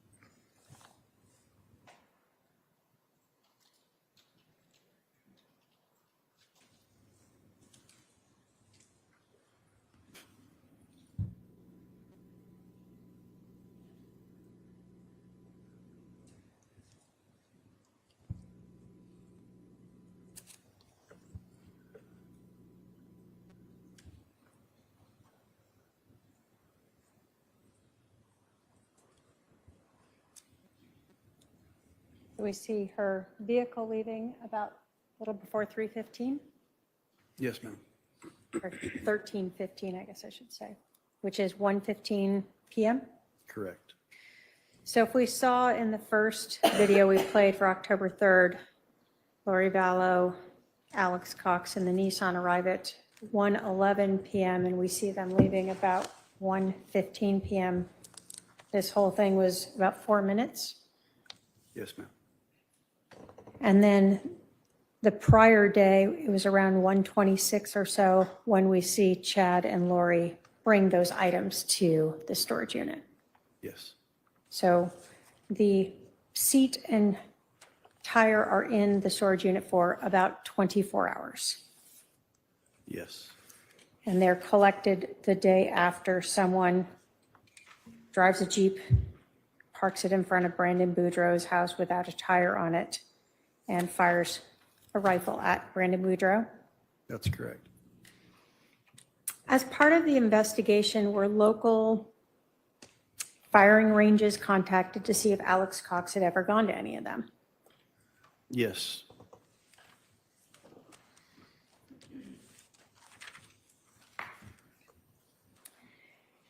Are you familiar with the Unified Sportsman Club? Yes, I am. Is that in Rexburg, Idaho? It is. It's just west of Rexburg, probably about 10 minutes west. Is that a place where you could practice shooting outdoors? Yes, it's open to the public. What'd you say? Sorry. It's open to the public, I'm sorry. Is it a place where you can shoot rifles outside? Yes, Okay. So it's not just like an indoor range? correct. Okay.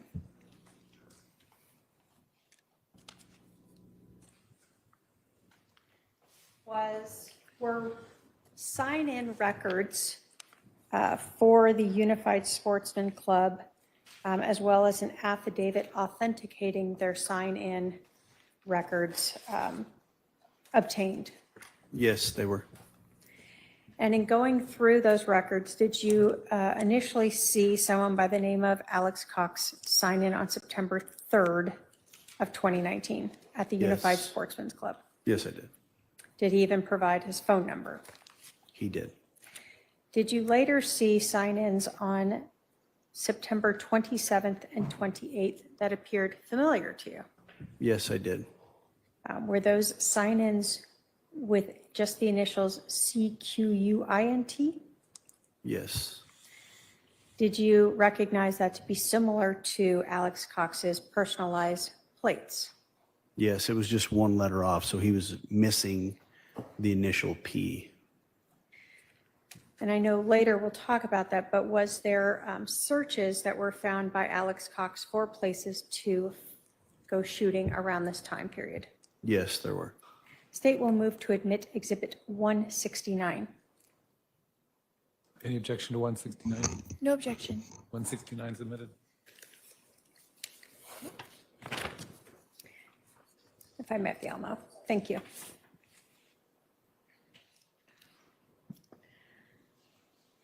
So were these sort of copies of records that were provided from the Unified Sportsman Club in Rexburg, Idaho, of their sign-in roster?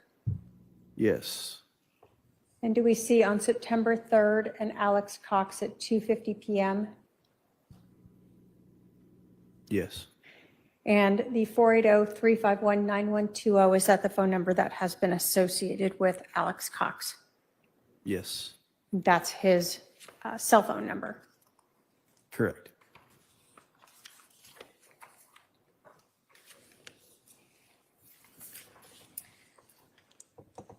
Same type of records. On September 27th, did you note a CQUINT at 3:50? Yes.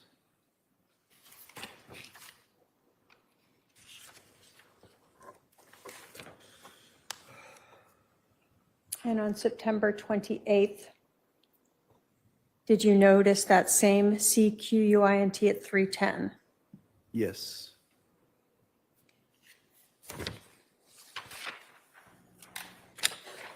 So just a few days before the shooting of Brandon Boudreaux, You noted some sign-ins that appeared to be one letter off from Alex Cox's license plate number Correct. when he is searching for shooting ranges. Yes, ma'am. We have heard about a burner phone that was purchased at a Walmart store. Are you familiar with Walmart store in Idaho Falls? Yes, it's on Utah Avenue in Idaho Falls. Is there a Walmart in Rexburg? There is.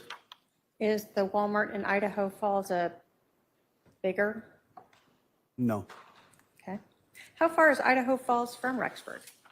about 25 miles south. Now, as part of the investigation, did you become familiar with a phone number that was used at the time of the shooting to call Chad Daybell? Yes, Started with a 304 area code. correct. Were you familiar with those records being obtained and them indicating that that phone had been purchased at the Walmart at Idaho Falls, store number 5494? Yes, Did law enforcement or police obtain a copy of the receipt from September 25th of 2019 for that burner phone that was purchased at that Walmart store 5494? yes, And that is the phone that was later documented to be used in Gilbert, Arizona that's correct. on October 2nd of 2019. Yes, ma'am.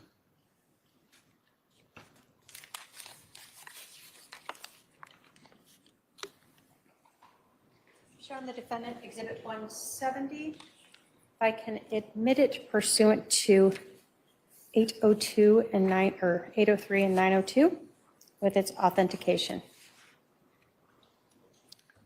Any objection? Yeah, just a foundation, Your Honor. What was the number again? It is 170. 170 submitted. So 170 is got the business records affidavit from Walmart itself, correct? Correct. And then provided with that was a receipt for the phone that we've been discussing.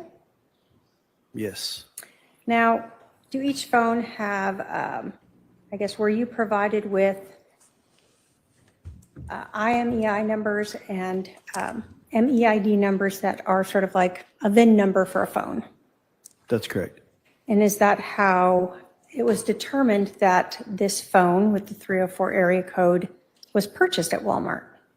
Yes, So once you learned that, you were able to then obtain a receipt to show the purchase itself. that's right. Does it show this was purchased at 9/25 of 2019? Yes, it does. 1917, what is that normal people time? 1910 is 710. 7:10. And then was this cash? Yes, So it couldn't be traced to someone who bought it. correct. And then we see the store number here, correct? Yes,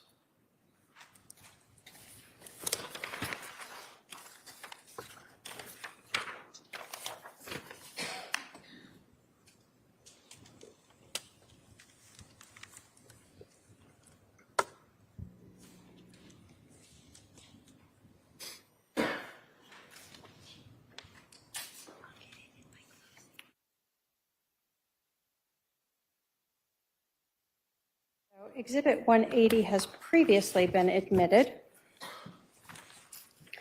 These are the track phone records for the 304-960-5998 number. I'm going to go through a few of these with you.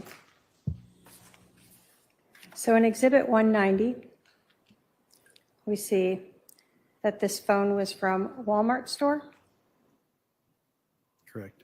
And is that the same store number that we're talking about for the Walmart receipt that we just saw as Exhibit 170?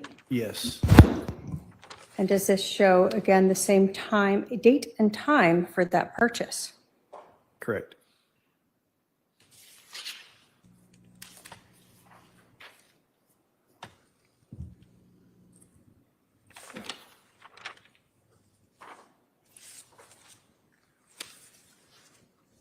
See the best way to do this. So Exhibit 180, we have a serial number as well there that's listed, correct? Correct. And do we see this same 352-069-108-185-769 number here Yes, as the phone that was activated? yes, So this receipt then relates to the track phone records. correct.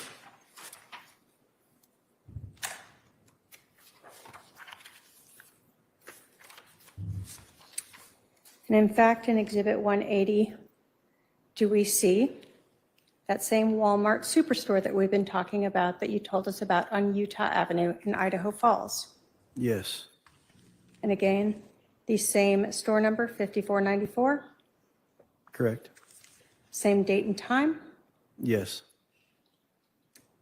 and the same account number that we have seen both on the receipt as well as the other track phone with Yes. the 769 ending there. yes.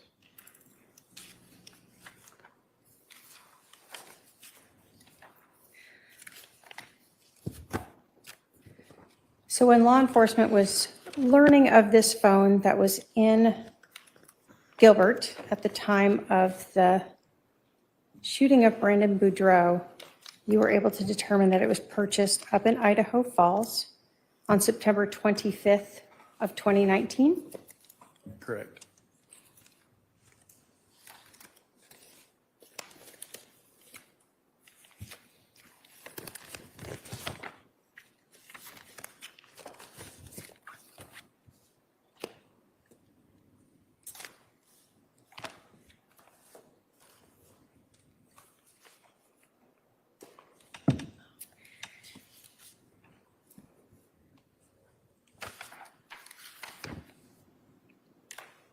Now, we have heard earlier in this courtroom that Melanie Boudreaux had flown from Arizona up to Idaho on September 26th.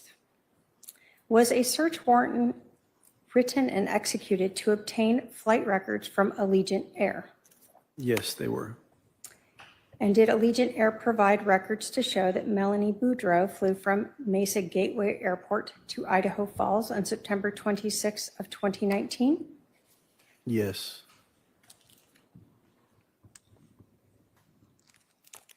Did those records show that Melanie Boudreaux flew from Idaho Falls, Idaho, back to Mesa on Sunday, September 29th of 2019? yes, they did.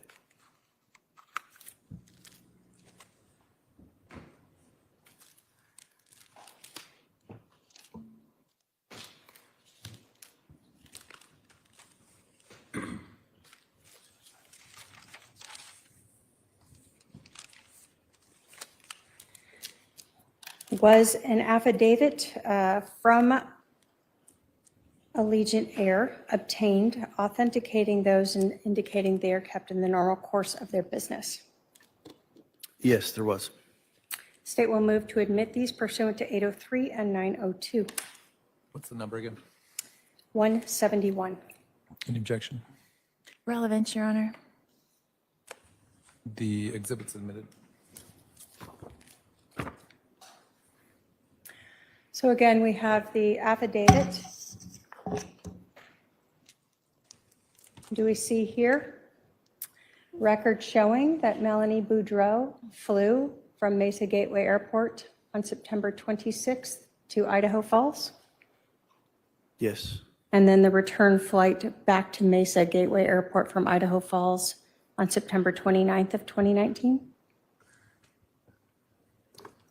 yes, And you told us Idaho Falls, is that the closest major airport to Rexburg?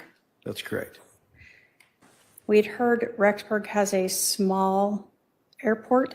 Does it have commercial flights there? No, no commercial flights flying to Rexburg. So the closest commercial flights would be Idaho Falls. Yes.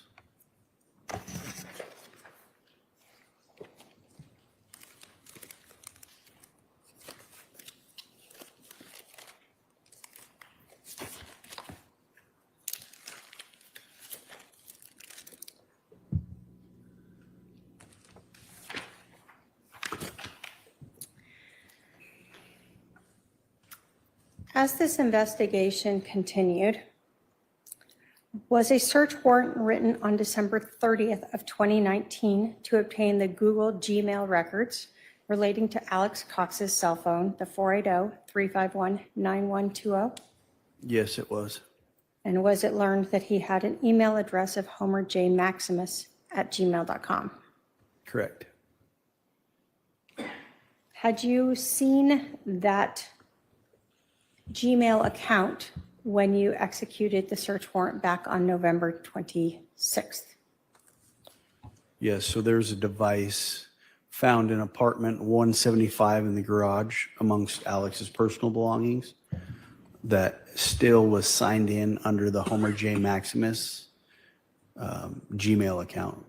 So we were able to confirm that that was in fact one of Alex's Gmail accounts.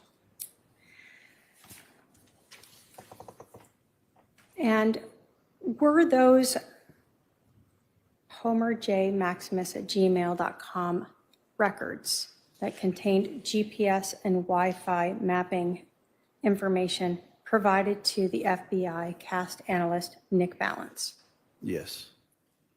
And did those records contain data and information, both Wi-Fi, GPS, as well as searches, maps, and other activities for the time range around the shooting on October 2nd of 2019? Yes, it did.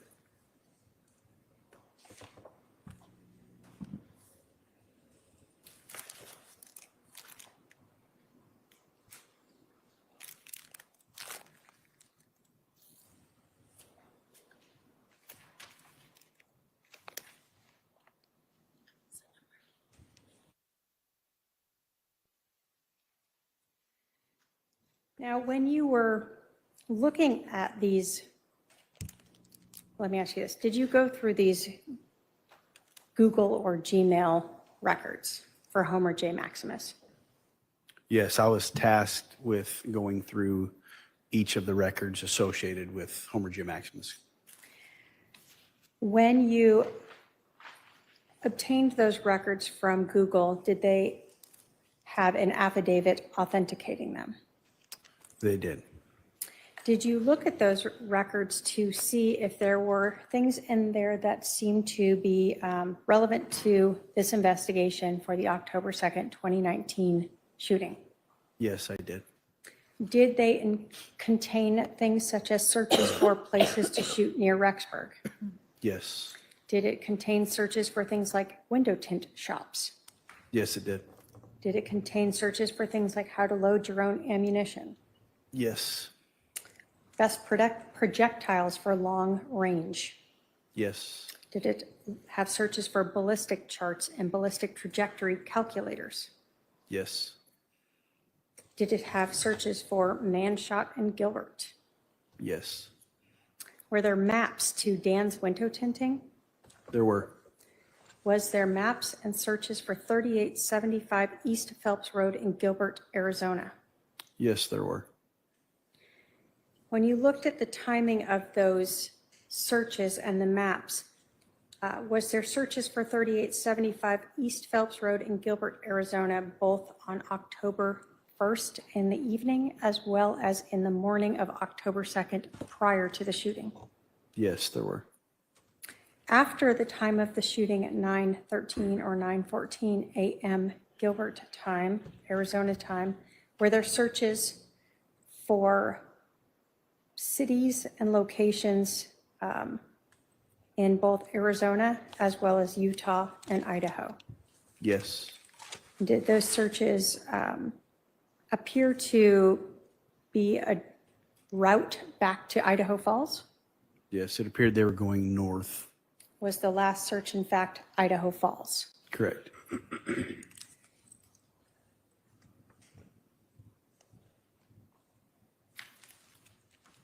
Based upon your review of these homerjmaximus@gmail.com documents, did they appear to be related to Alex Cox? Yes, they did. The state will move to admit Exhibit 174 pursuant to 803 and 902. Any objection? No, Your Honor. 174 is admitted. 4, right? 174, yes.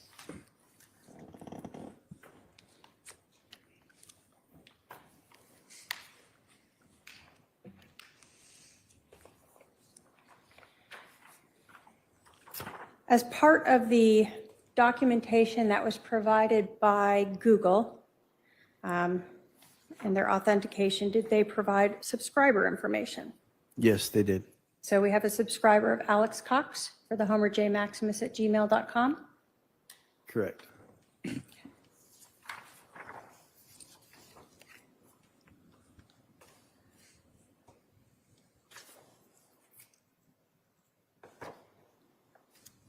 Let's start with the Chrome searches for the Homer J. Maximus. Do we see on September 27th a Chrome view for minute of angle? Yes.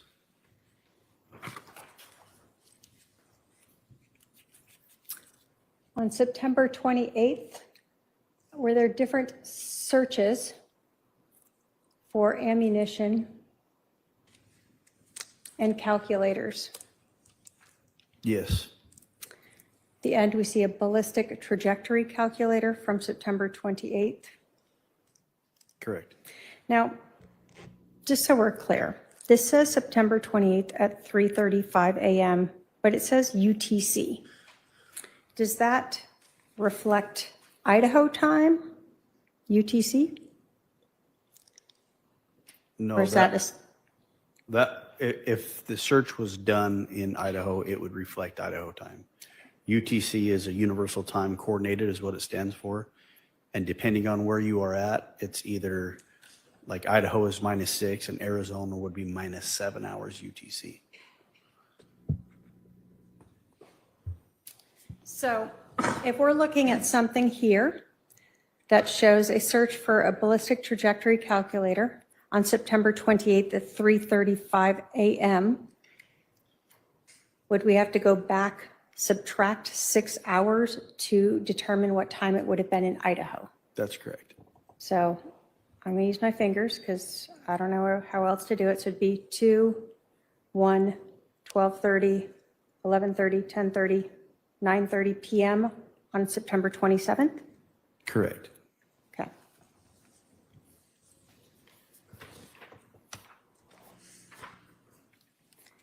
Do we have a shooter's calculator, ballistic trajectory calculator search on September 28th at what is shown as 5:34 p.m., again, UTC? Yes. So that would be the morning hours or before noon on September 28th, Idaho time? Correct. And then is there on September 30th a search, and again, so we show 10:10 p.m., so if we -6, we're looking at 4 in the afternoon for Phoenix weather? Correct.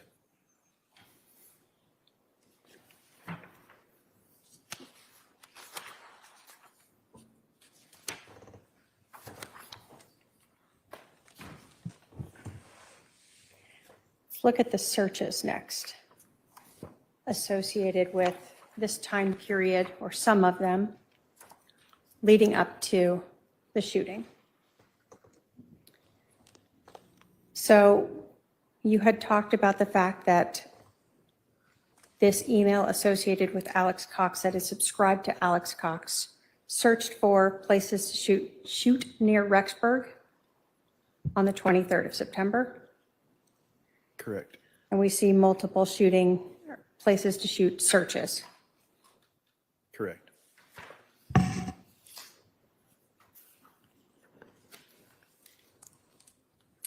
In fact, I'm going to pull it back a little bit. Do we see even outdoor places to shoot near Rexburg? Shooting Rexburg? Multiple searches of that variation around the 23rd of September. Multiple searches and sites that are also visited. Okay. So, and we can see searched for and visited. Correct.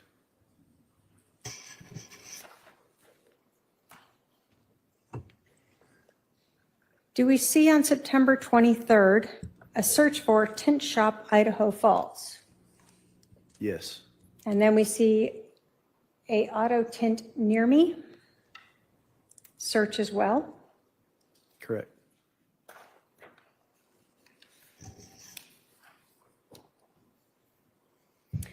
The 23rd of September, did you later learn that that is the day that Alex Cox reached out to Dan Moss's auto tint Yes. in Rexburg, Idaho?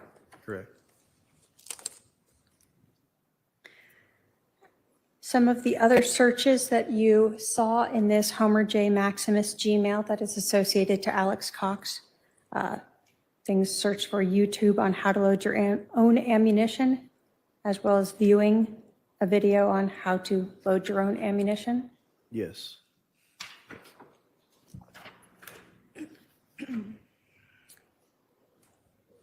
As we move on to, although it says September 25th, in Idaho time, would that be on the 24th, actually?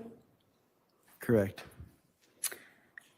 We see a search or a visited site for best projectile for long range with 300 Win Mag. And then a visited site regarding the 300 Winchester Magnum load data. Yes.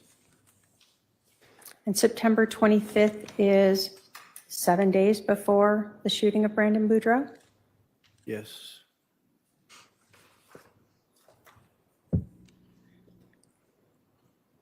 Do we then see different searches on a 5.56 millimeter at 500 yards, 5.56 bullet drop at 500 yards on the 28th, or again, if we calculate it to Idaho time, the 27th?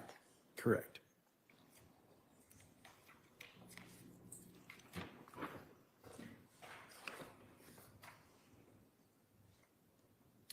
Another visited site of a ballistic trajectory calculator.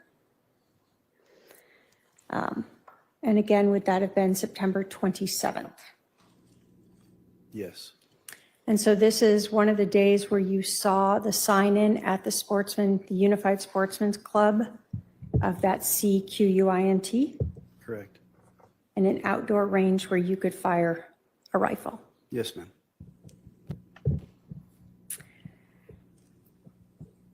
Now we show October 3rd of 2019, man shot in Gilbert, Arizona. Now, since this is 2:46 a.m. Universal Time, if we put this to Idaho time, we would have to go back 6 hours. Correct. So if we went to 1:46, 12:46, 11:46, 10, 9, 8:46 p.m. Idaho time. Yes. And if it was Arizona, you said it was -7.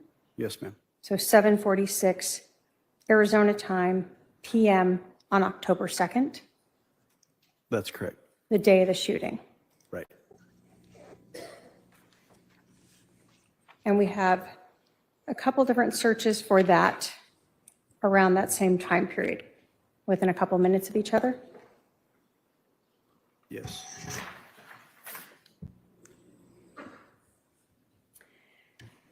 And in fact, is one of the last searches that we included in here, a news on Brandon Boudreaux. Yes. So again, although it says October 3rd at 2:53 a.m. Universal Time, that would be, depending on Idaho or Arizona time, 7 or 8 p.m. or almost 8 or 9 p.m. at that time on October 2nd, That's correct. that the Google account, Homer J. Maximus, that has been subscribed to Alexander Cox, associated to him, and that use on a device is searching for shootings in the East Valley in Gilbert and Brandon Boudreaux. Yes.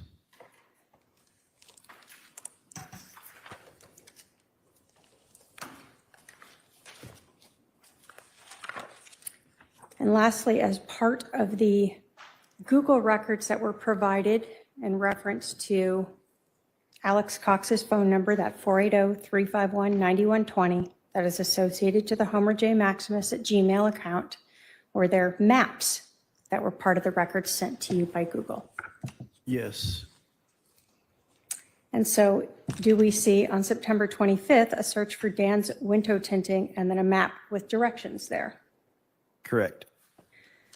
And in your investigation, did you learn that on September 25th, a Jeep Wrangler 2018 with Texas plate LWD 0997 was taken to Dan's window tinting? Yes, I did. And the phone number that made that appointment was Alex Cox's phone number, 480-351-9120? That's correct.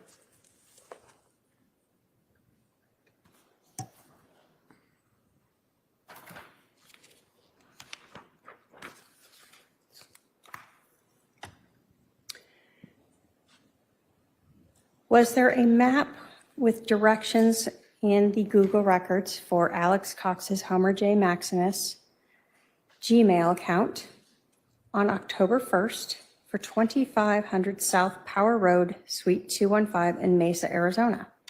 Yes. So we see it as October 1st of 2019 at 8:58 p.m. What would that be Arizona time? So it would be minus 7 hours, which would be 1:58 p.m.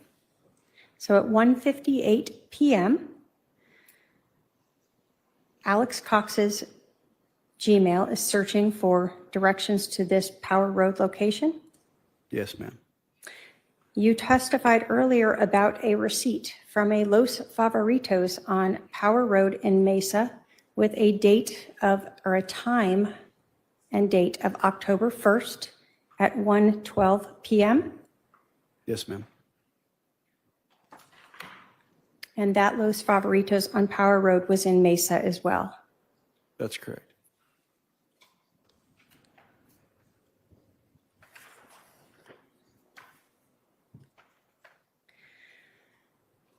As we continue with the maps, do you now begin seeing searches for and directions to 3875 East Phelps Street in Gilbert, Arizona?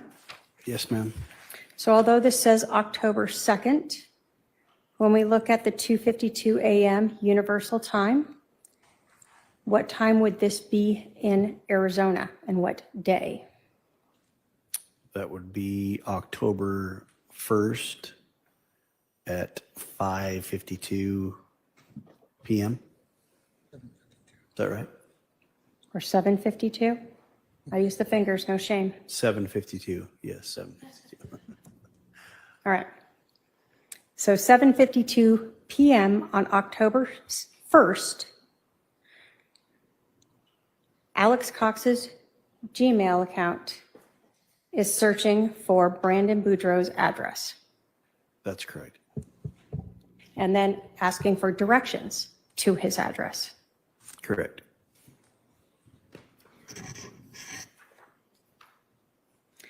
And in fact, are there multiple searches that evening for that address?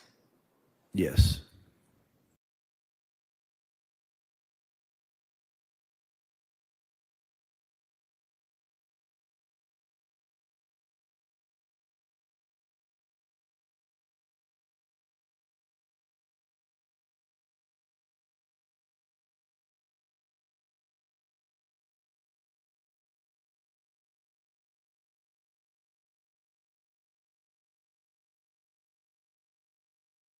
I'm not sure what happened there. I thought it was something, maybe, I don't know, something happened there. Thank you, James. Thanks to everybody for being here today. And being supportive. Thank you so much. I'm not sure what happened with the signal. I'm sure it'll come back in a second or two. Ray Hermosillo is doing an amazing job. I did miss a little bit. I was on an important phone call. I don't normally take phone calls, as you guys know, but life's happening, and it's happening a lot. So please just be patient with me, because I don't think I can handle somebody in the comments bitching because I'm on a phone call when I put in 8 hours a day and more and all that. So anyways, whatever. One bad apple, tell them to F off. Let me just check to see. Nope. Okay, wait. Thing is, there's a little bit of a delay, so I don't know.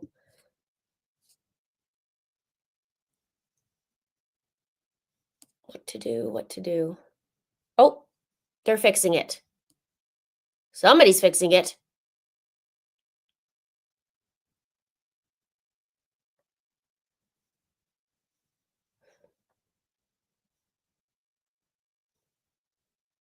We got pulled into a portal.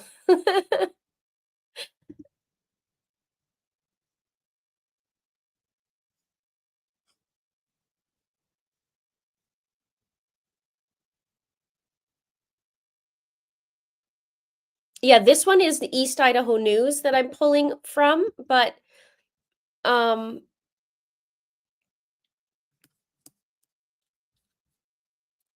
it might be okay on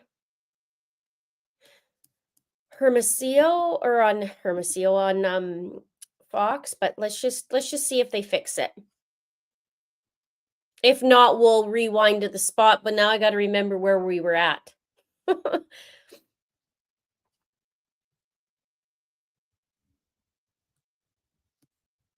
So we'll wait for them to fix it for a sec.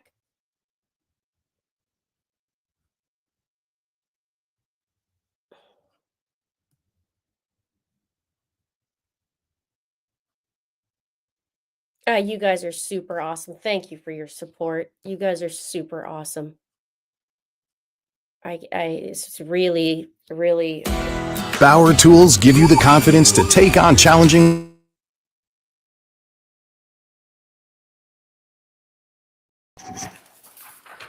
And does the next page show he's searching for directions to his address? Correct. Now, the shooting we've heard is about 9:14 a.m.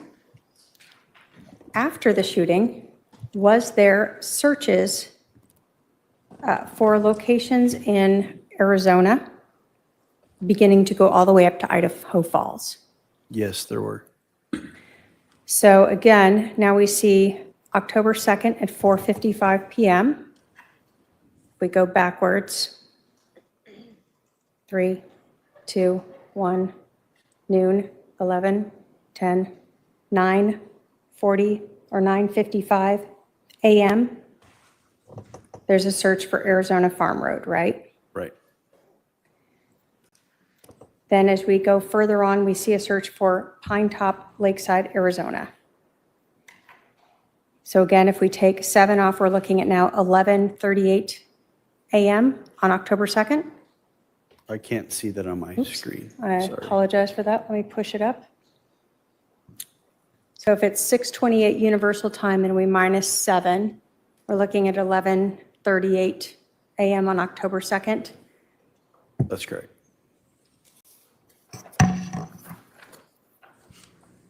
And then we see that it was viewed in Google Maps, right? Yes. Then we see a search for Holbrook, Arizona. Correct. And then we see directions to Holbrook. Correct.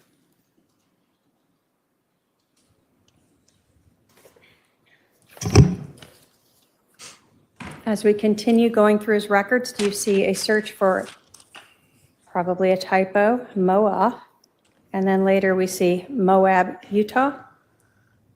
Yes.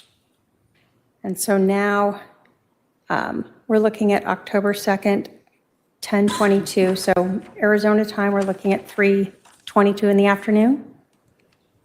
Correct. Or -6, we'd be looking at 4:22 Idaho time. Correct. Now, Universal time, we're still looking now at October 3rd. We're looking at a search for Fillmore, Utah. Is Utah below Idaho? It is.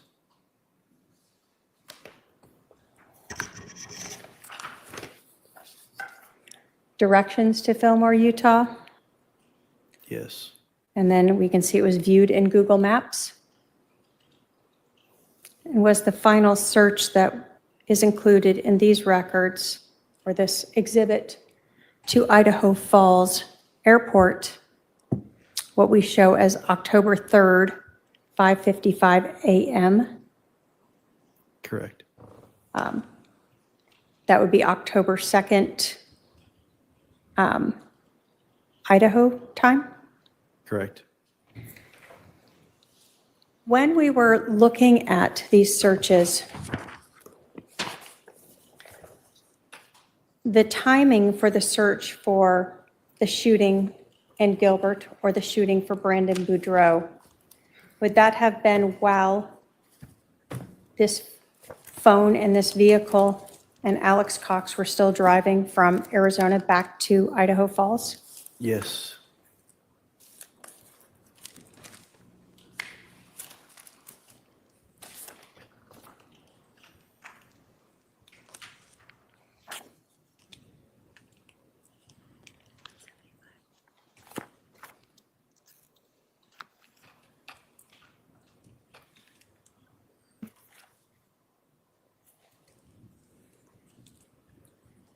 Show defendant exhibit 175, if I can have my paralegal approach.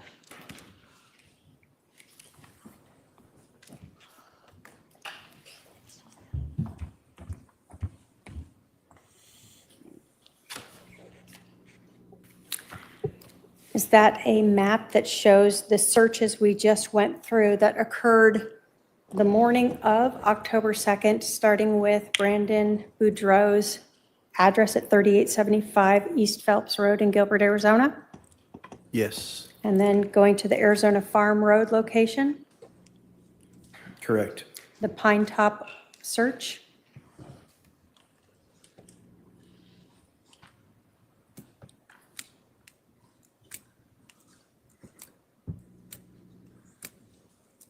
I don't see the Pine Top. Holbrook, Holbrook, I do. Moab, Yes, ma'am. Fillmore, Yes. Idaho Falls? Yes. And do they reflect the times on the Google records in the UTC? Yes. State will move to admit Exhibit 175.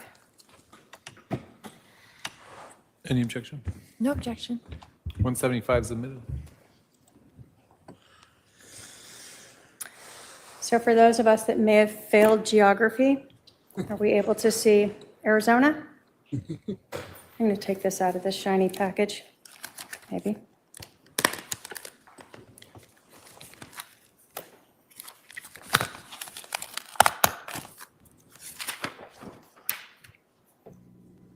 So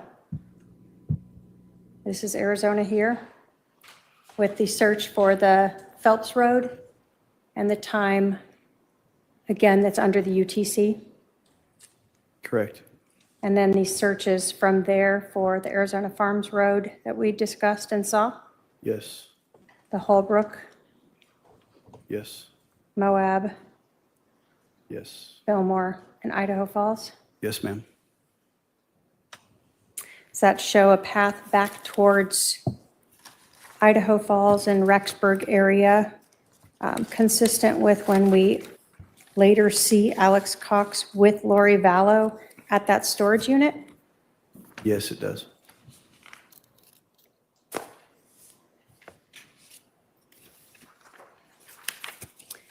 We heard that you, about the Homer J. Maximus at Gmail account, also on December 30th, the same time that that search warrant was sent to Google for any Gmail or Google accounts associated to Alex Cox's phone number. Did that search warrant also request any Google Gmail records relating to Lori Vallow's cell phone number, 480-962-9562? Yes, it did. And did Google provide records for the lollytimeforever@gmail.com records? Yes, they did.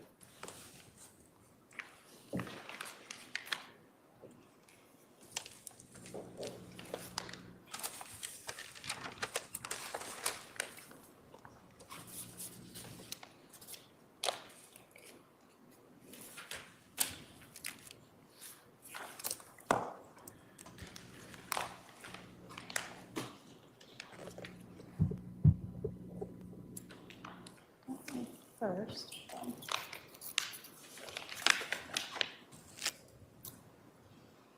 This is Exhibit 172 and 173.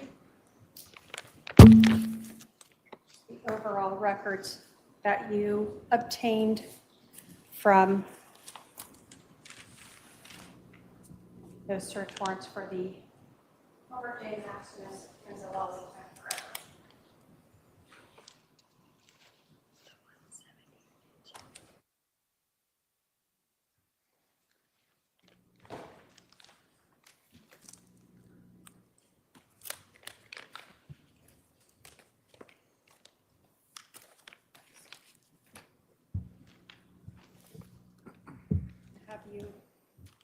The state will move to admit Exhibit 172 and 173 pursuant to 803 and 902 as the Google records for the Homer J. Maximus and the Lolly Time Forever accounts. Any objection? Just Foundation and Crawford issue, Your Honor. All right. They're admitted. And you told us for the Homer J. Maximus that you had provided that to the cast agent and that you have reviewed all those documents in the Homer J. Maximus, right? Correct. When you obtained the lollytimeforever@gmail.com records, did you review all those as well? I reviewed most of them, yes. Did those contain, let me start. So we said that those were tied to Lori Vallow's cell phone number of 480-962-9562? Correct. And did those contain information such as searches looking for units at 565 Pioneer Road? Yes, they did.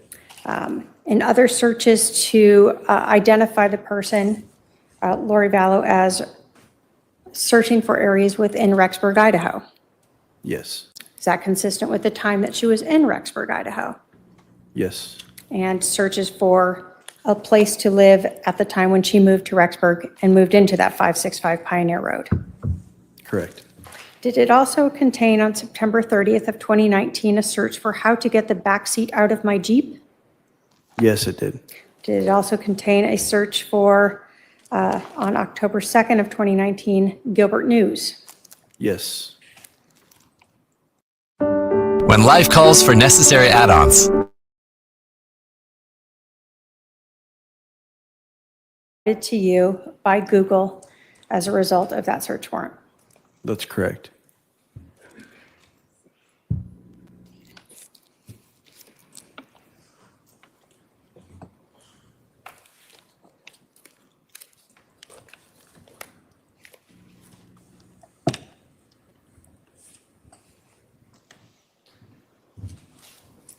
And like the Homer J. Maximus, did Google provide an affidavit authenticating those records as well? Yes, they did. And did they also provide a subscriber information showing this as subscribed to Lolly Vallow? Yes. State will move to admit 191 pursuant to 803 and 92. Any objection? Just the same foundational objection to It's admitted. the search.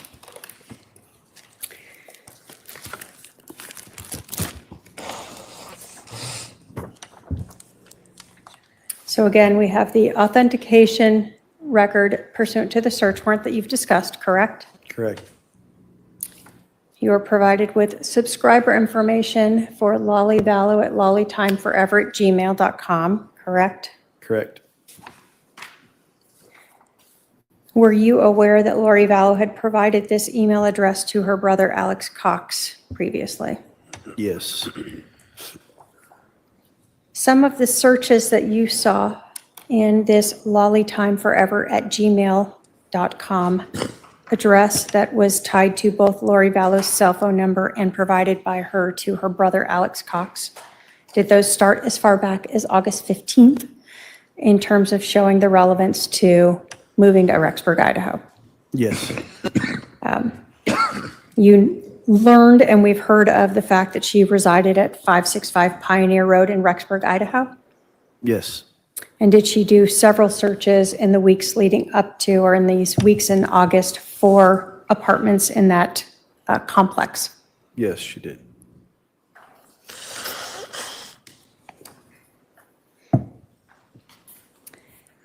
So even on the 27th of August, we're seeing a search again for 565 Pioneer Road in Rexburg, or Pioneer in Rexburg, Idaho.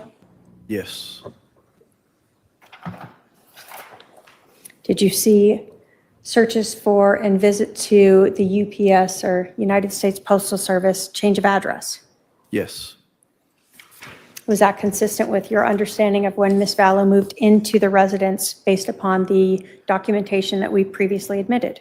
Yes, it was. Again, we see searches for that 565 Pioneer, Rexburg, Idaho. Correct.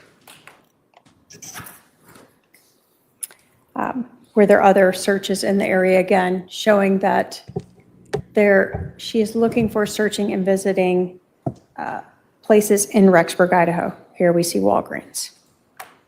Correct. You'd talked to us about Idaho Falls. Is that one of the places where you can go near Rexburg to see movies? Yes, it is.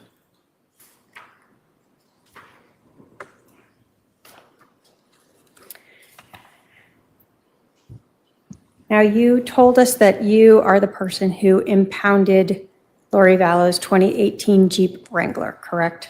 That's correct.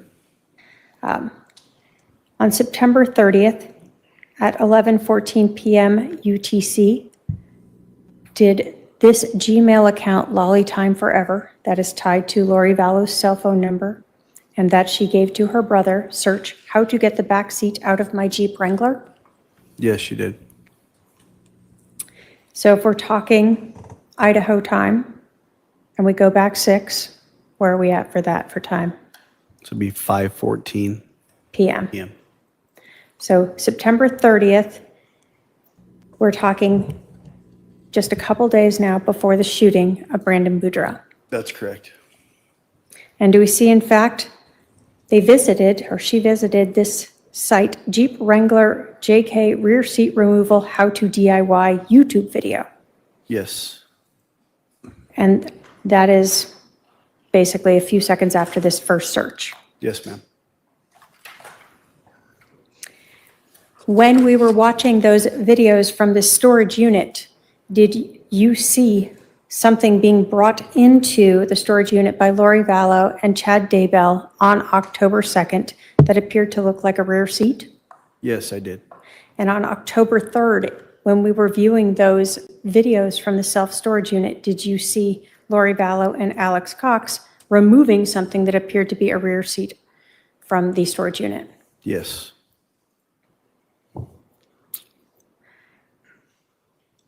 On October 3rd at 2:13 a.m. UTC time, do you see a search for Gilbert News? Yes, I do. So since this is 2:13 a.m., is this actually on October 2nd? And if we go back 8:13 p.m.? Correct. So 8:13 p.m. on October 2nd, Lori Vallow is searching for, or Lori Vallow's Gmail account is searching for Gilbert, Arizona News and Gilbert, Arizona News breaking news local headlines? Correct. She was searching for Gilbert News and visited the site as well. Okay, so searched for it and then went and visited it just a few seconds later. Yes. And then when we were viewing the videos of that storage unit, this is 8 p.m.-ish on the 2nd. The next day at 1:15-ish is when we see Lori Vallow and Alex Cox taking that back seat and the tire out of the storage unit Correct. and putting that into her Nissan Rogue. That's correct.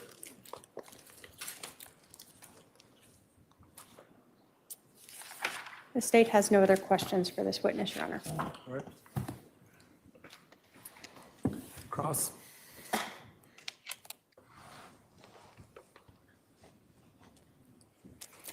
No questions, Your Honor. Any No. questions for this witness from any member of the jury? Look at her smirking about Not it seeing any, sir. You too. can step down. No. Break for the day. All right, given that it's a little bit after 4:15, we'll recess for the evening. Let me just check. I think we can start again tomorrow at 10:15, but let me double check that. You can step down, sir, if you want.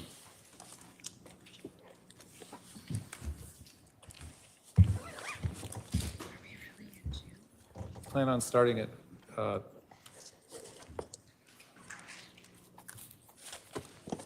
10:15 tomorrow morning. Please remember the admonition. All rise to the jury.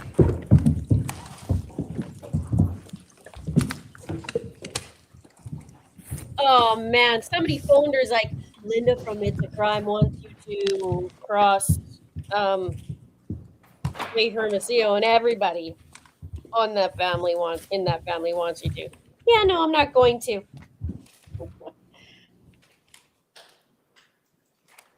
All right, please No. be seated. The jury is no longer present.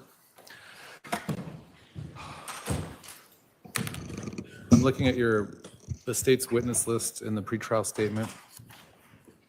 I'm assuming from the context of some of the questions that have been asked of witnesses that you're still calling Nicholas Balance. Correct. He will be the state's last witness, Your Honor, tomorrow. Is that the final witness tomorrow morning? Yes.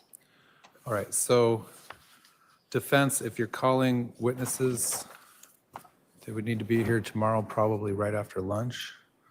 And we'll talk about tomorrow when the state rests, if the defense is calling witnesses or putting on a case, et cetera. So please review those final jury instructions tonight. Judge, would we, if the defense doesn't call witnesses, would we go straight into closings tomorrow afternoon? That would be my intent. Okay. All right. Anything else from the state? No, Your Honor. From the defense?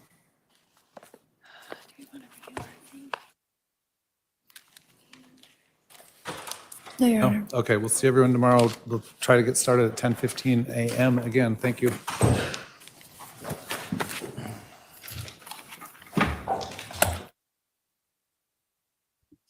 Well, she is a chicken shih tzu knit. Hang on, hang on.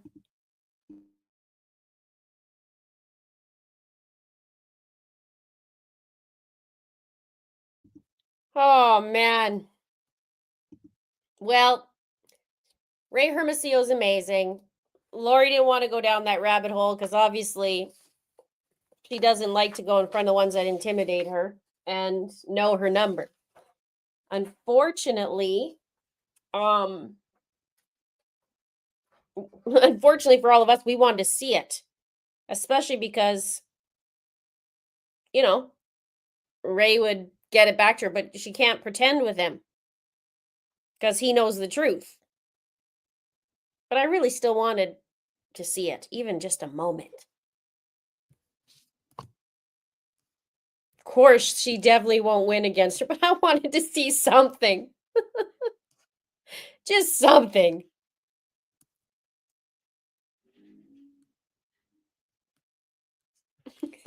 You're so cute. You guys are funny. Oh, well, and then all we have is Nicholas Balance tomorrow. And then that could put us at closing arguments in tomorrow as well. So, and then we move on and wait for the jury. I don't know. How do you feel? It's pretty damning today. It's damning with the storage unit and the searches.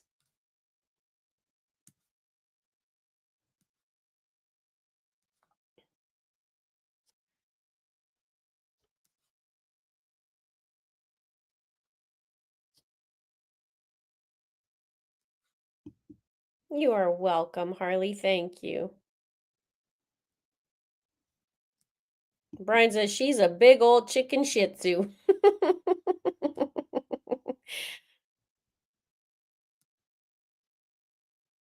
Yeah, all that note taking and paperwork passing back and forth with her team for all for show. It's a good point.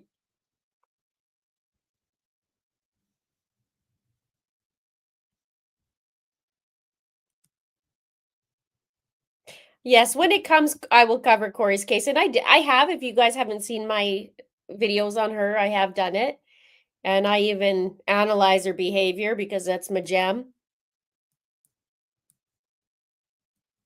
Thank you, Emma. Thank you.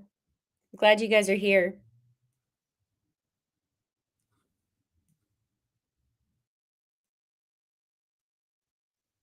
Yes, we saw Colby walk by the camera. He went a little bit sooner before he just kind of zip out. Oh.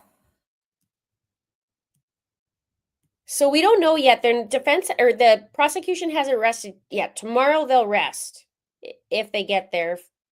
And then it will be Lori.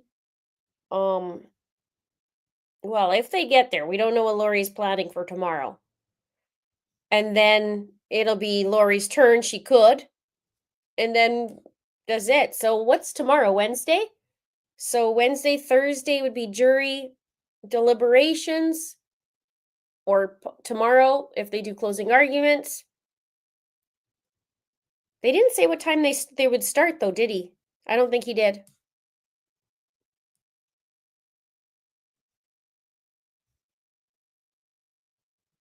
Nene Jesus. She may as well have Googled how to do attempted red rum for idiots. That's the beauty of dummies, right? Like, great that they were stupid. They got caught.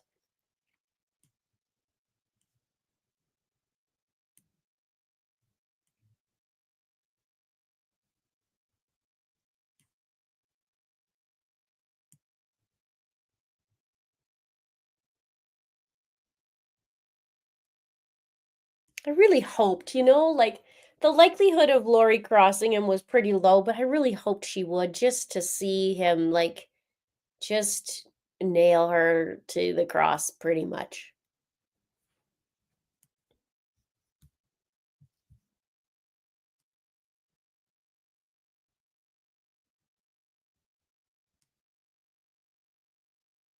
Wait till the jurors find out what she did. Besides Brandon's case. Nick Balance is the one, he is does the digital data.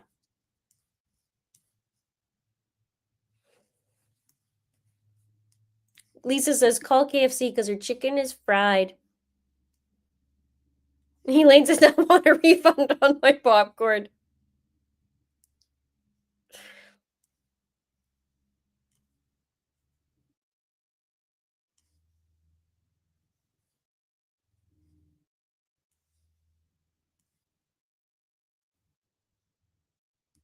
Pixie Dust says this community always has a good sense of humor. Absolutely. Did his Tesla have cameras? They did, but they didn't record. And I think Brandon said it was 4 or 5 years old that his Tesla was in 2019. So they didn't get anything.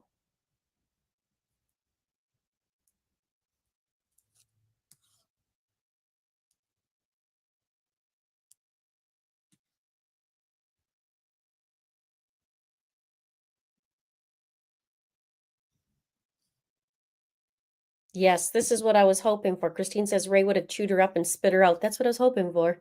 Just this much, just a little bit.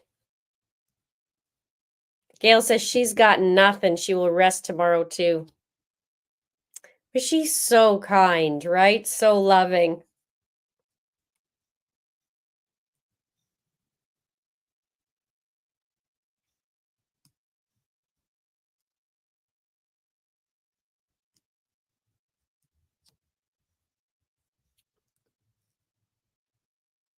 $10:15? Okay, I just.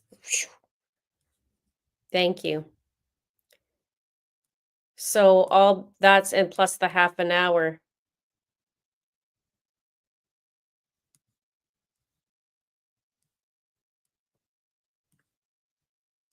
You guys are awesome. Thank you.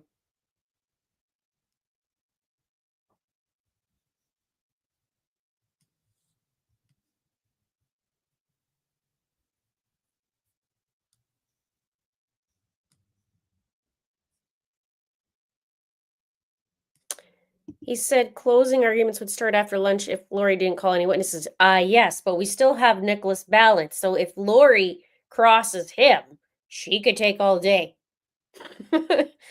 So, or she might not. She might just be like, whatever, just, I don't care anymore.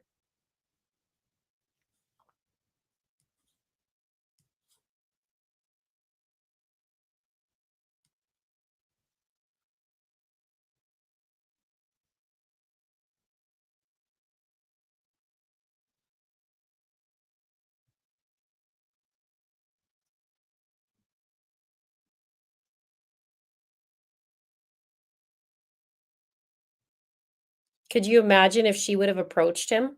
Probably take everything in his power not to lunge after. Well, I mean, he's pretty composed, but you know what I mean. In his mind. Oh, what would Lori's closing arguments be? That's a good question. What do you think? She opened with this was all a conspiracy, that she's a good person, and that it was Brandon and the authorities that were conspiring against her. What is she going to say in closing arguments tomorrow?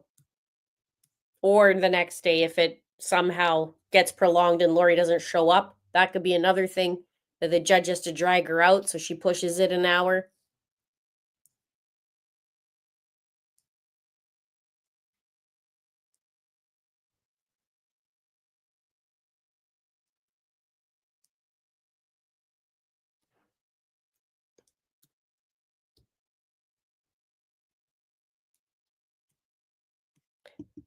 I think her closing statement is this: the state proved nothing. I am innocent because nobody saw anything and nobody heard. They didn't see with their eyes. They didn't hear with their ears.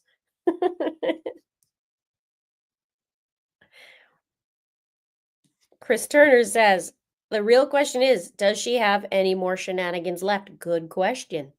Maybe tomorrow she ultimately saved it for some movie that she loves, because she said she loves movie quotes. So what is it going to be?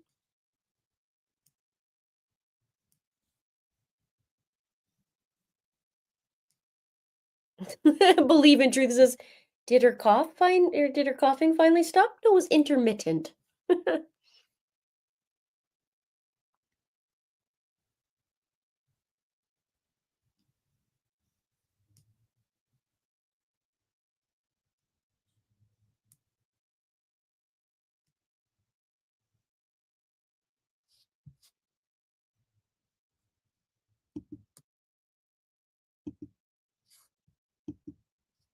Wrong way there. But she didn't really say anything weird yet, did she? Other than stupid questions.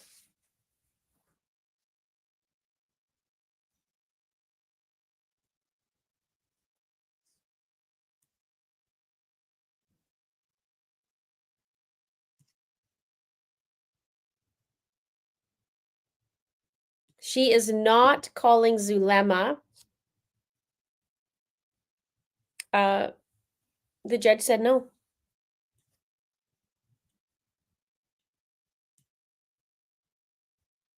Yeah, in closing, you weren't there.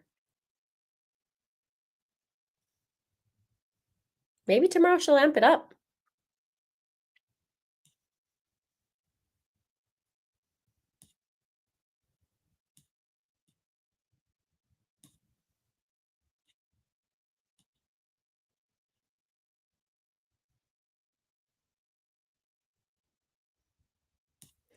Yeah, closing arguments better not be I'm a good person. No kidding.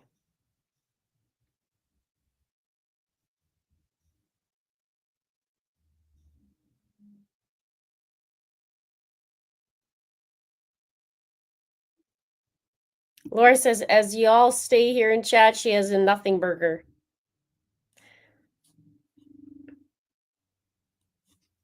Yeah, I'm a Jesus favorite. That's probably what she would say.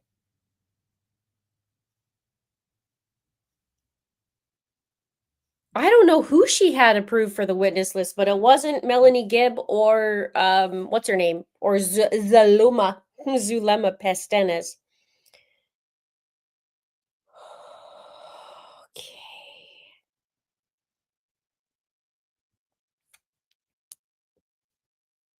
So, possibility of closing arguments tomorrow.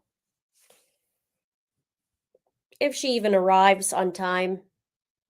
Plus, we have to go through Nicholas Balance, plus cross, plus redirect, plus possibly closing our. I don't know. We might not get to it. Maybe.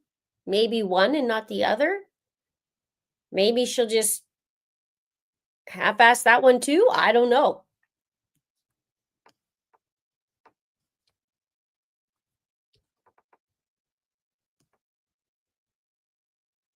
Yeah, this is a good point too. It's not a crime to do this. And she might be like, well, it's not a crime to take a tire. And it's not, who said that that's from the Jeep? Lori, give it up.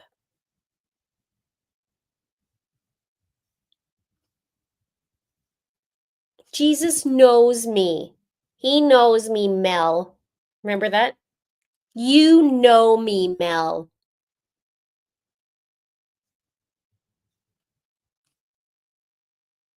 I know. I think we all are disappointed that she didn't cross. Maybe not surprised, but disappointed is a good word.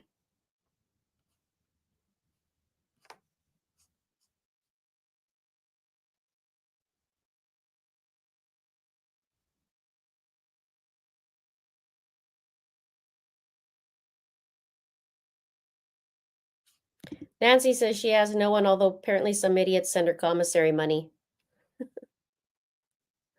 Closing. I am Nephi. Yeah, tragedies like the other one.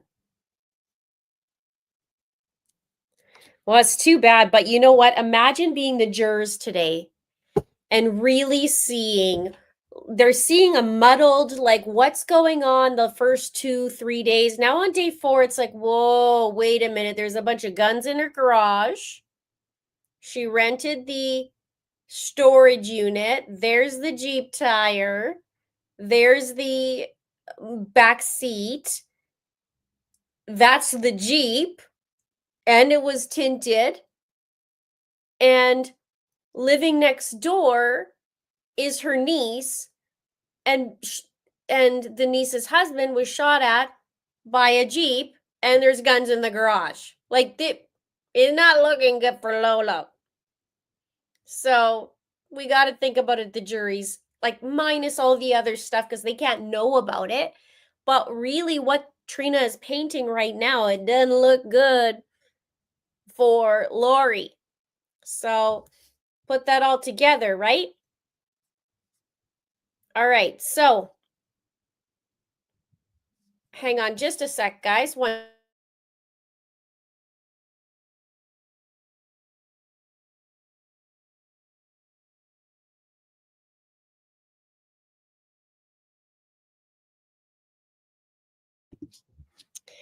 Okay, yeah, so this is not looking good for Lori today. And then we can't forget the searches, the Google searches, and the receipt in the truck or in the Jeep.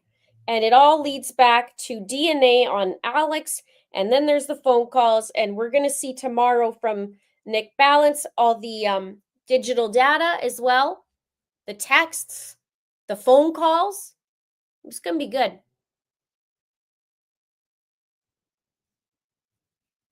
Right, this is conspiracy, not murder one. You're right. Then comes, so we need the verdict. So, like, obviously, the last witness tomorrow, if Lori has anybody, closing arguments, and then we have the verdict, and then sentencing for Lori or for Brandon's case, and sentencing for Charles. And then it's bye-bye.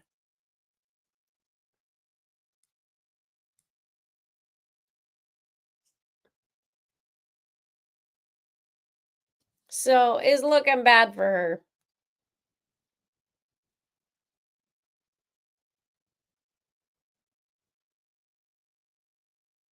So I'm going to,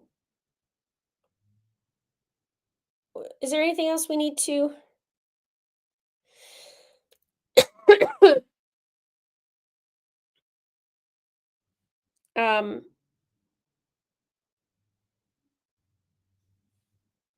Hang on, guys. Is there anything else? Nini G says she's going to levitate as her closing.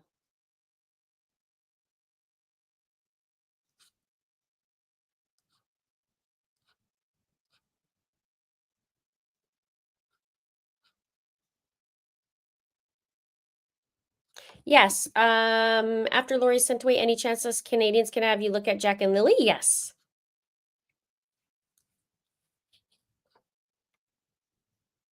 Nice to see you, Karen.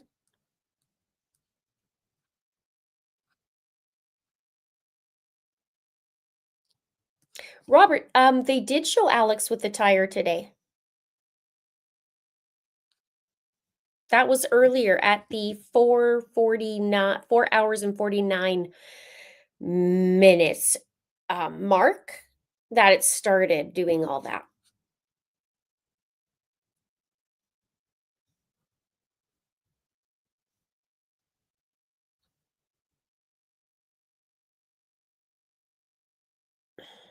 Thank you guys. You guys are awesome.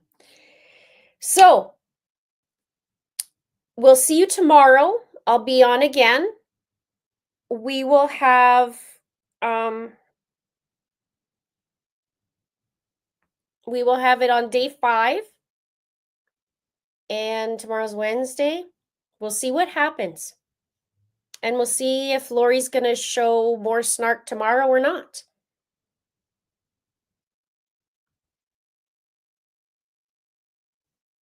Thank you for your support. Thanks for the mods.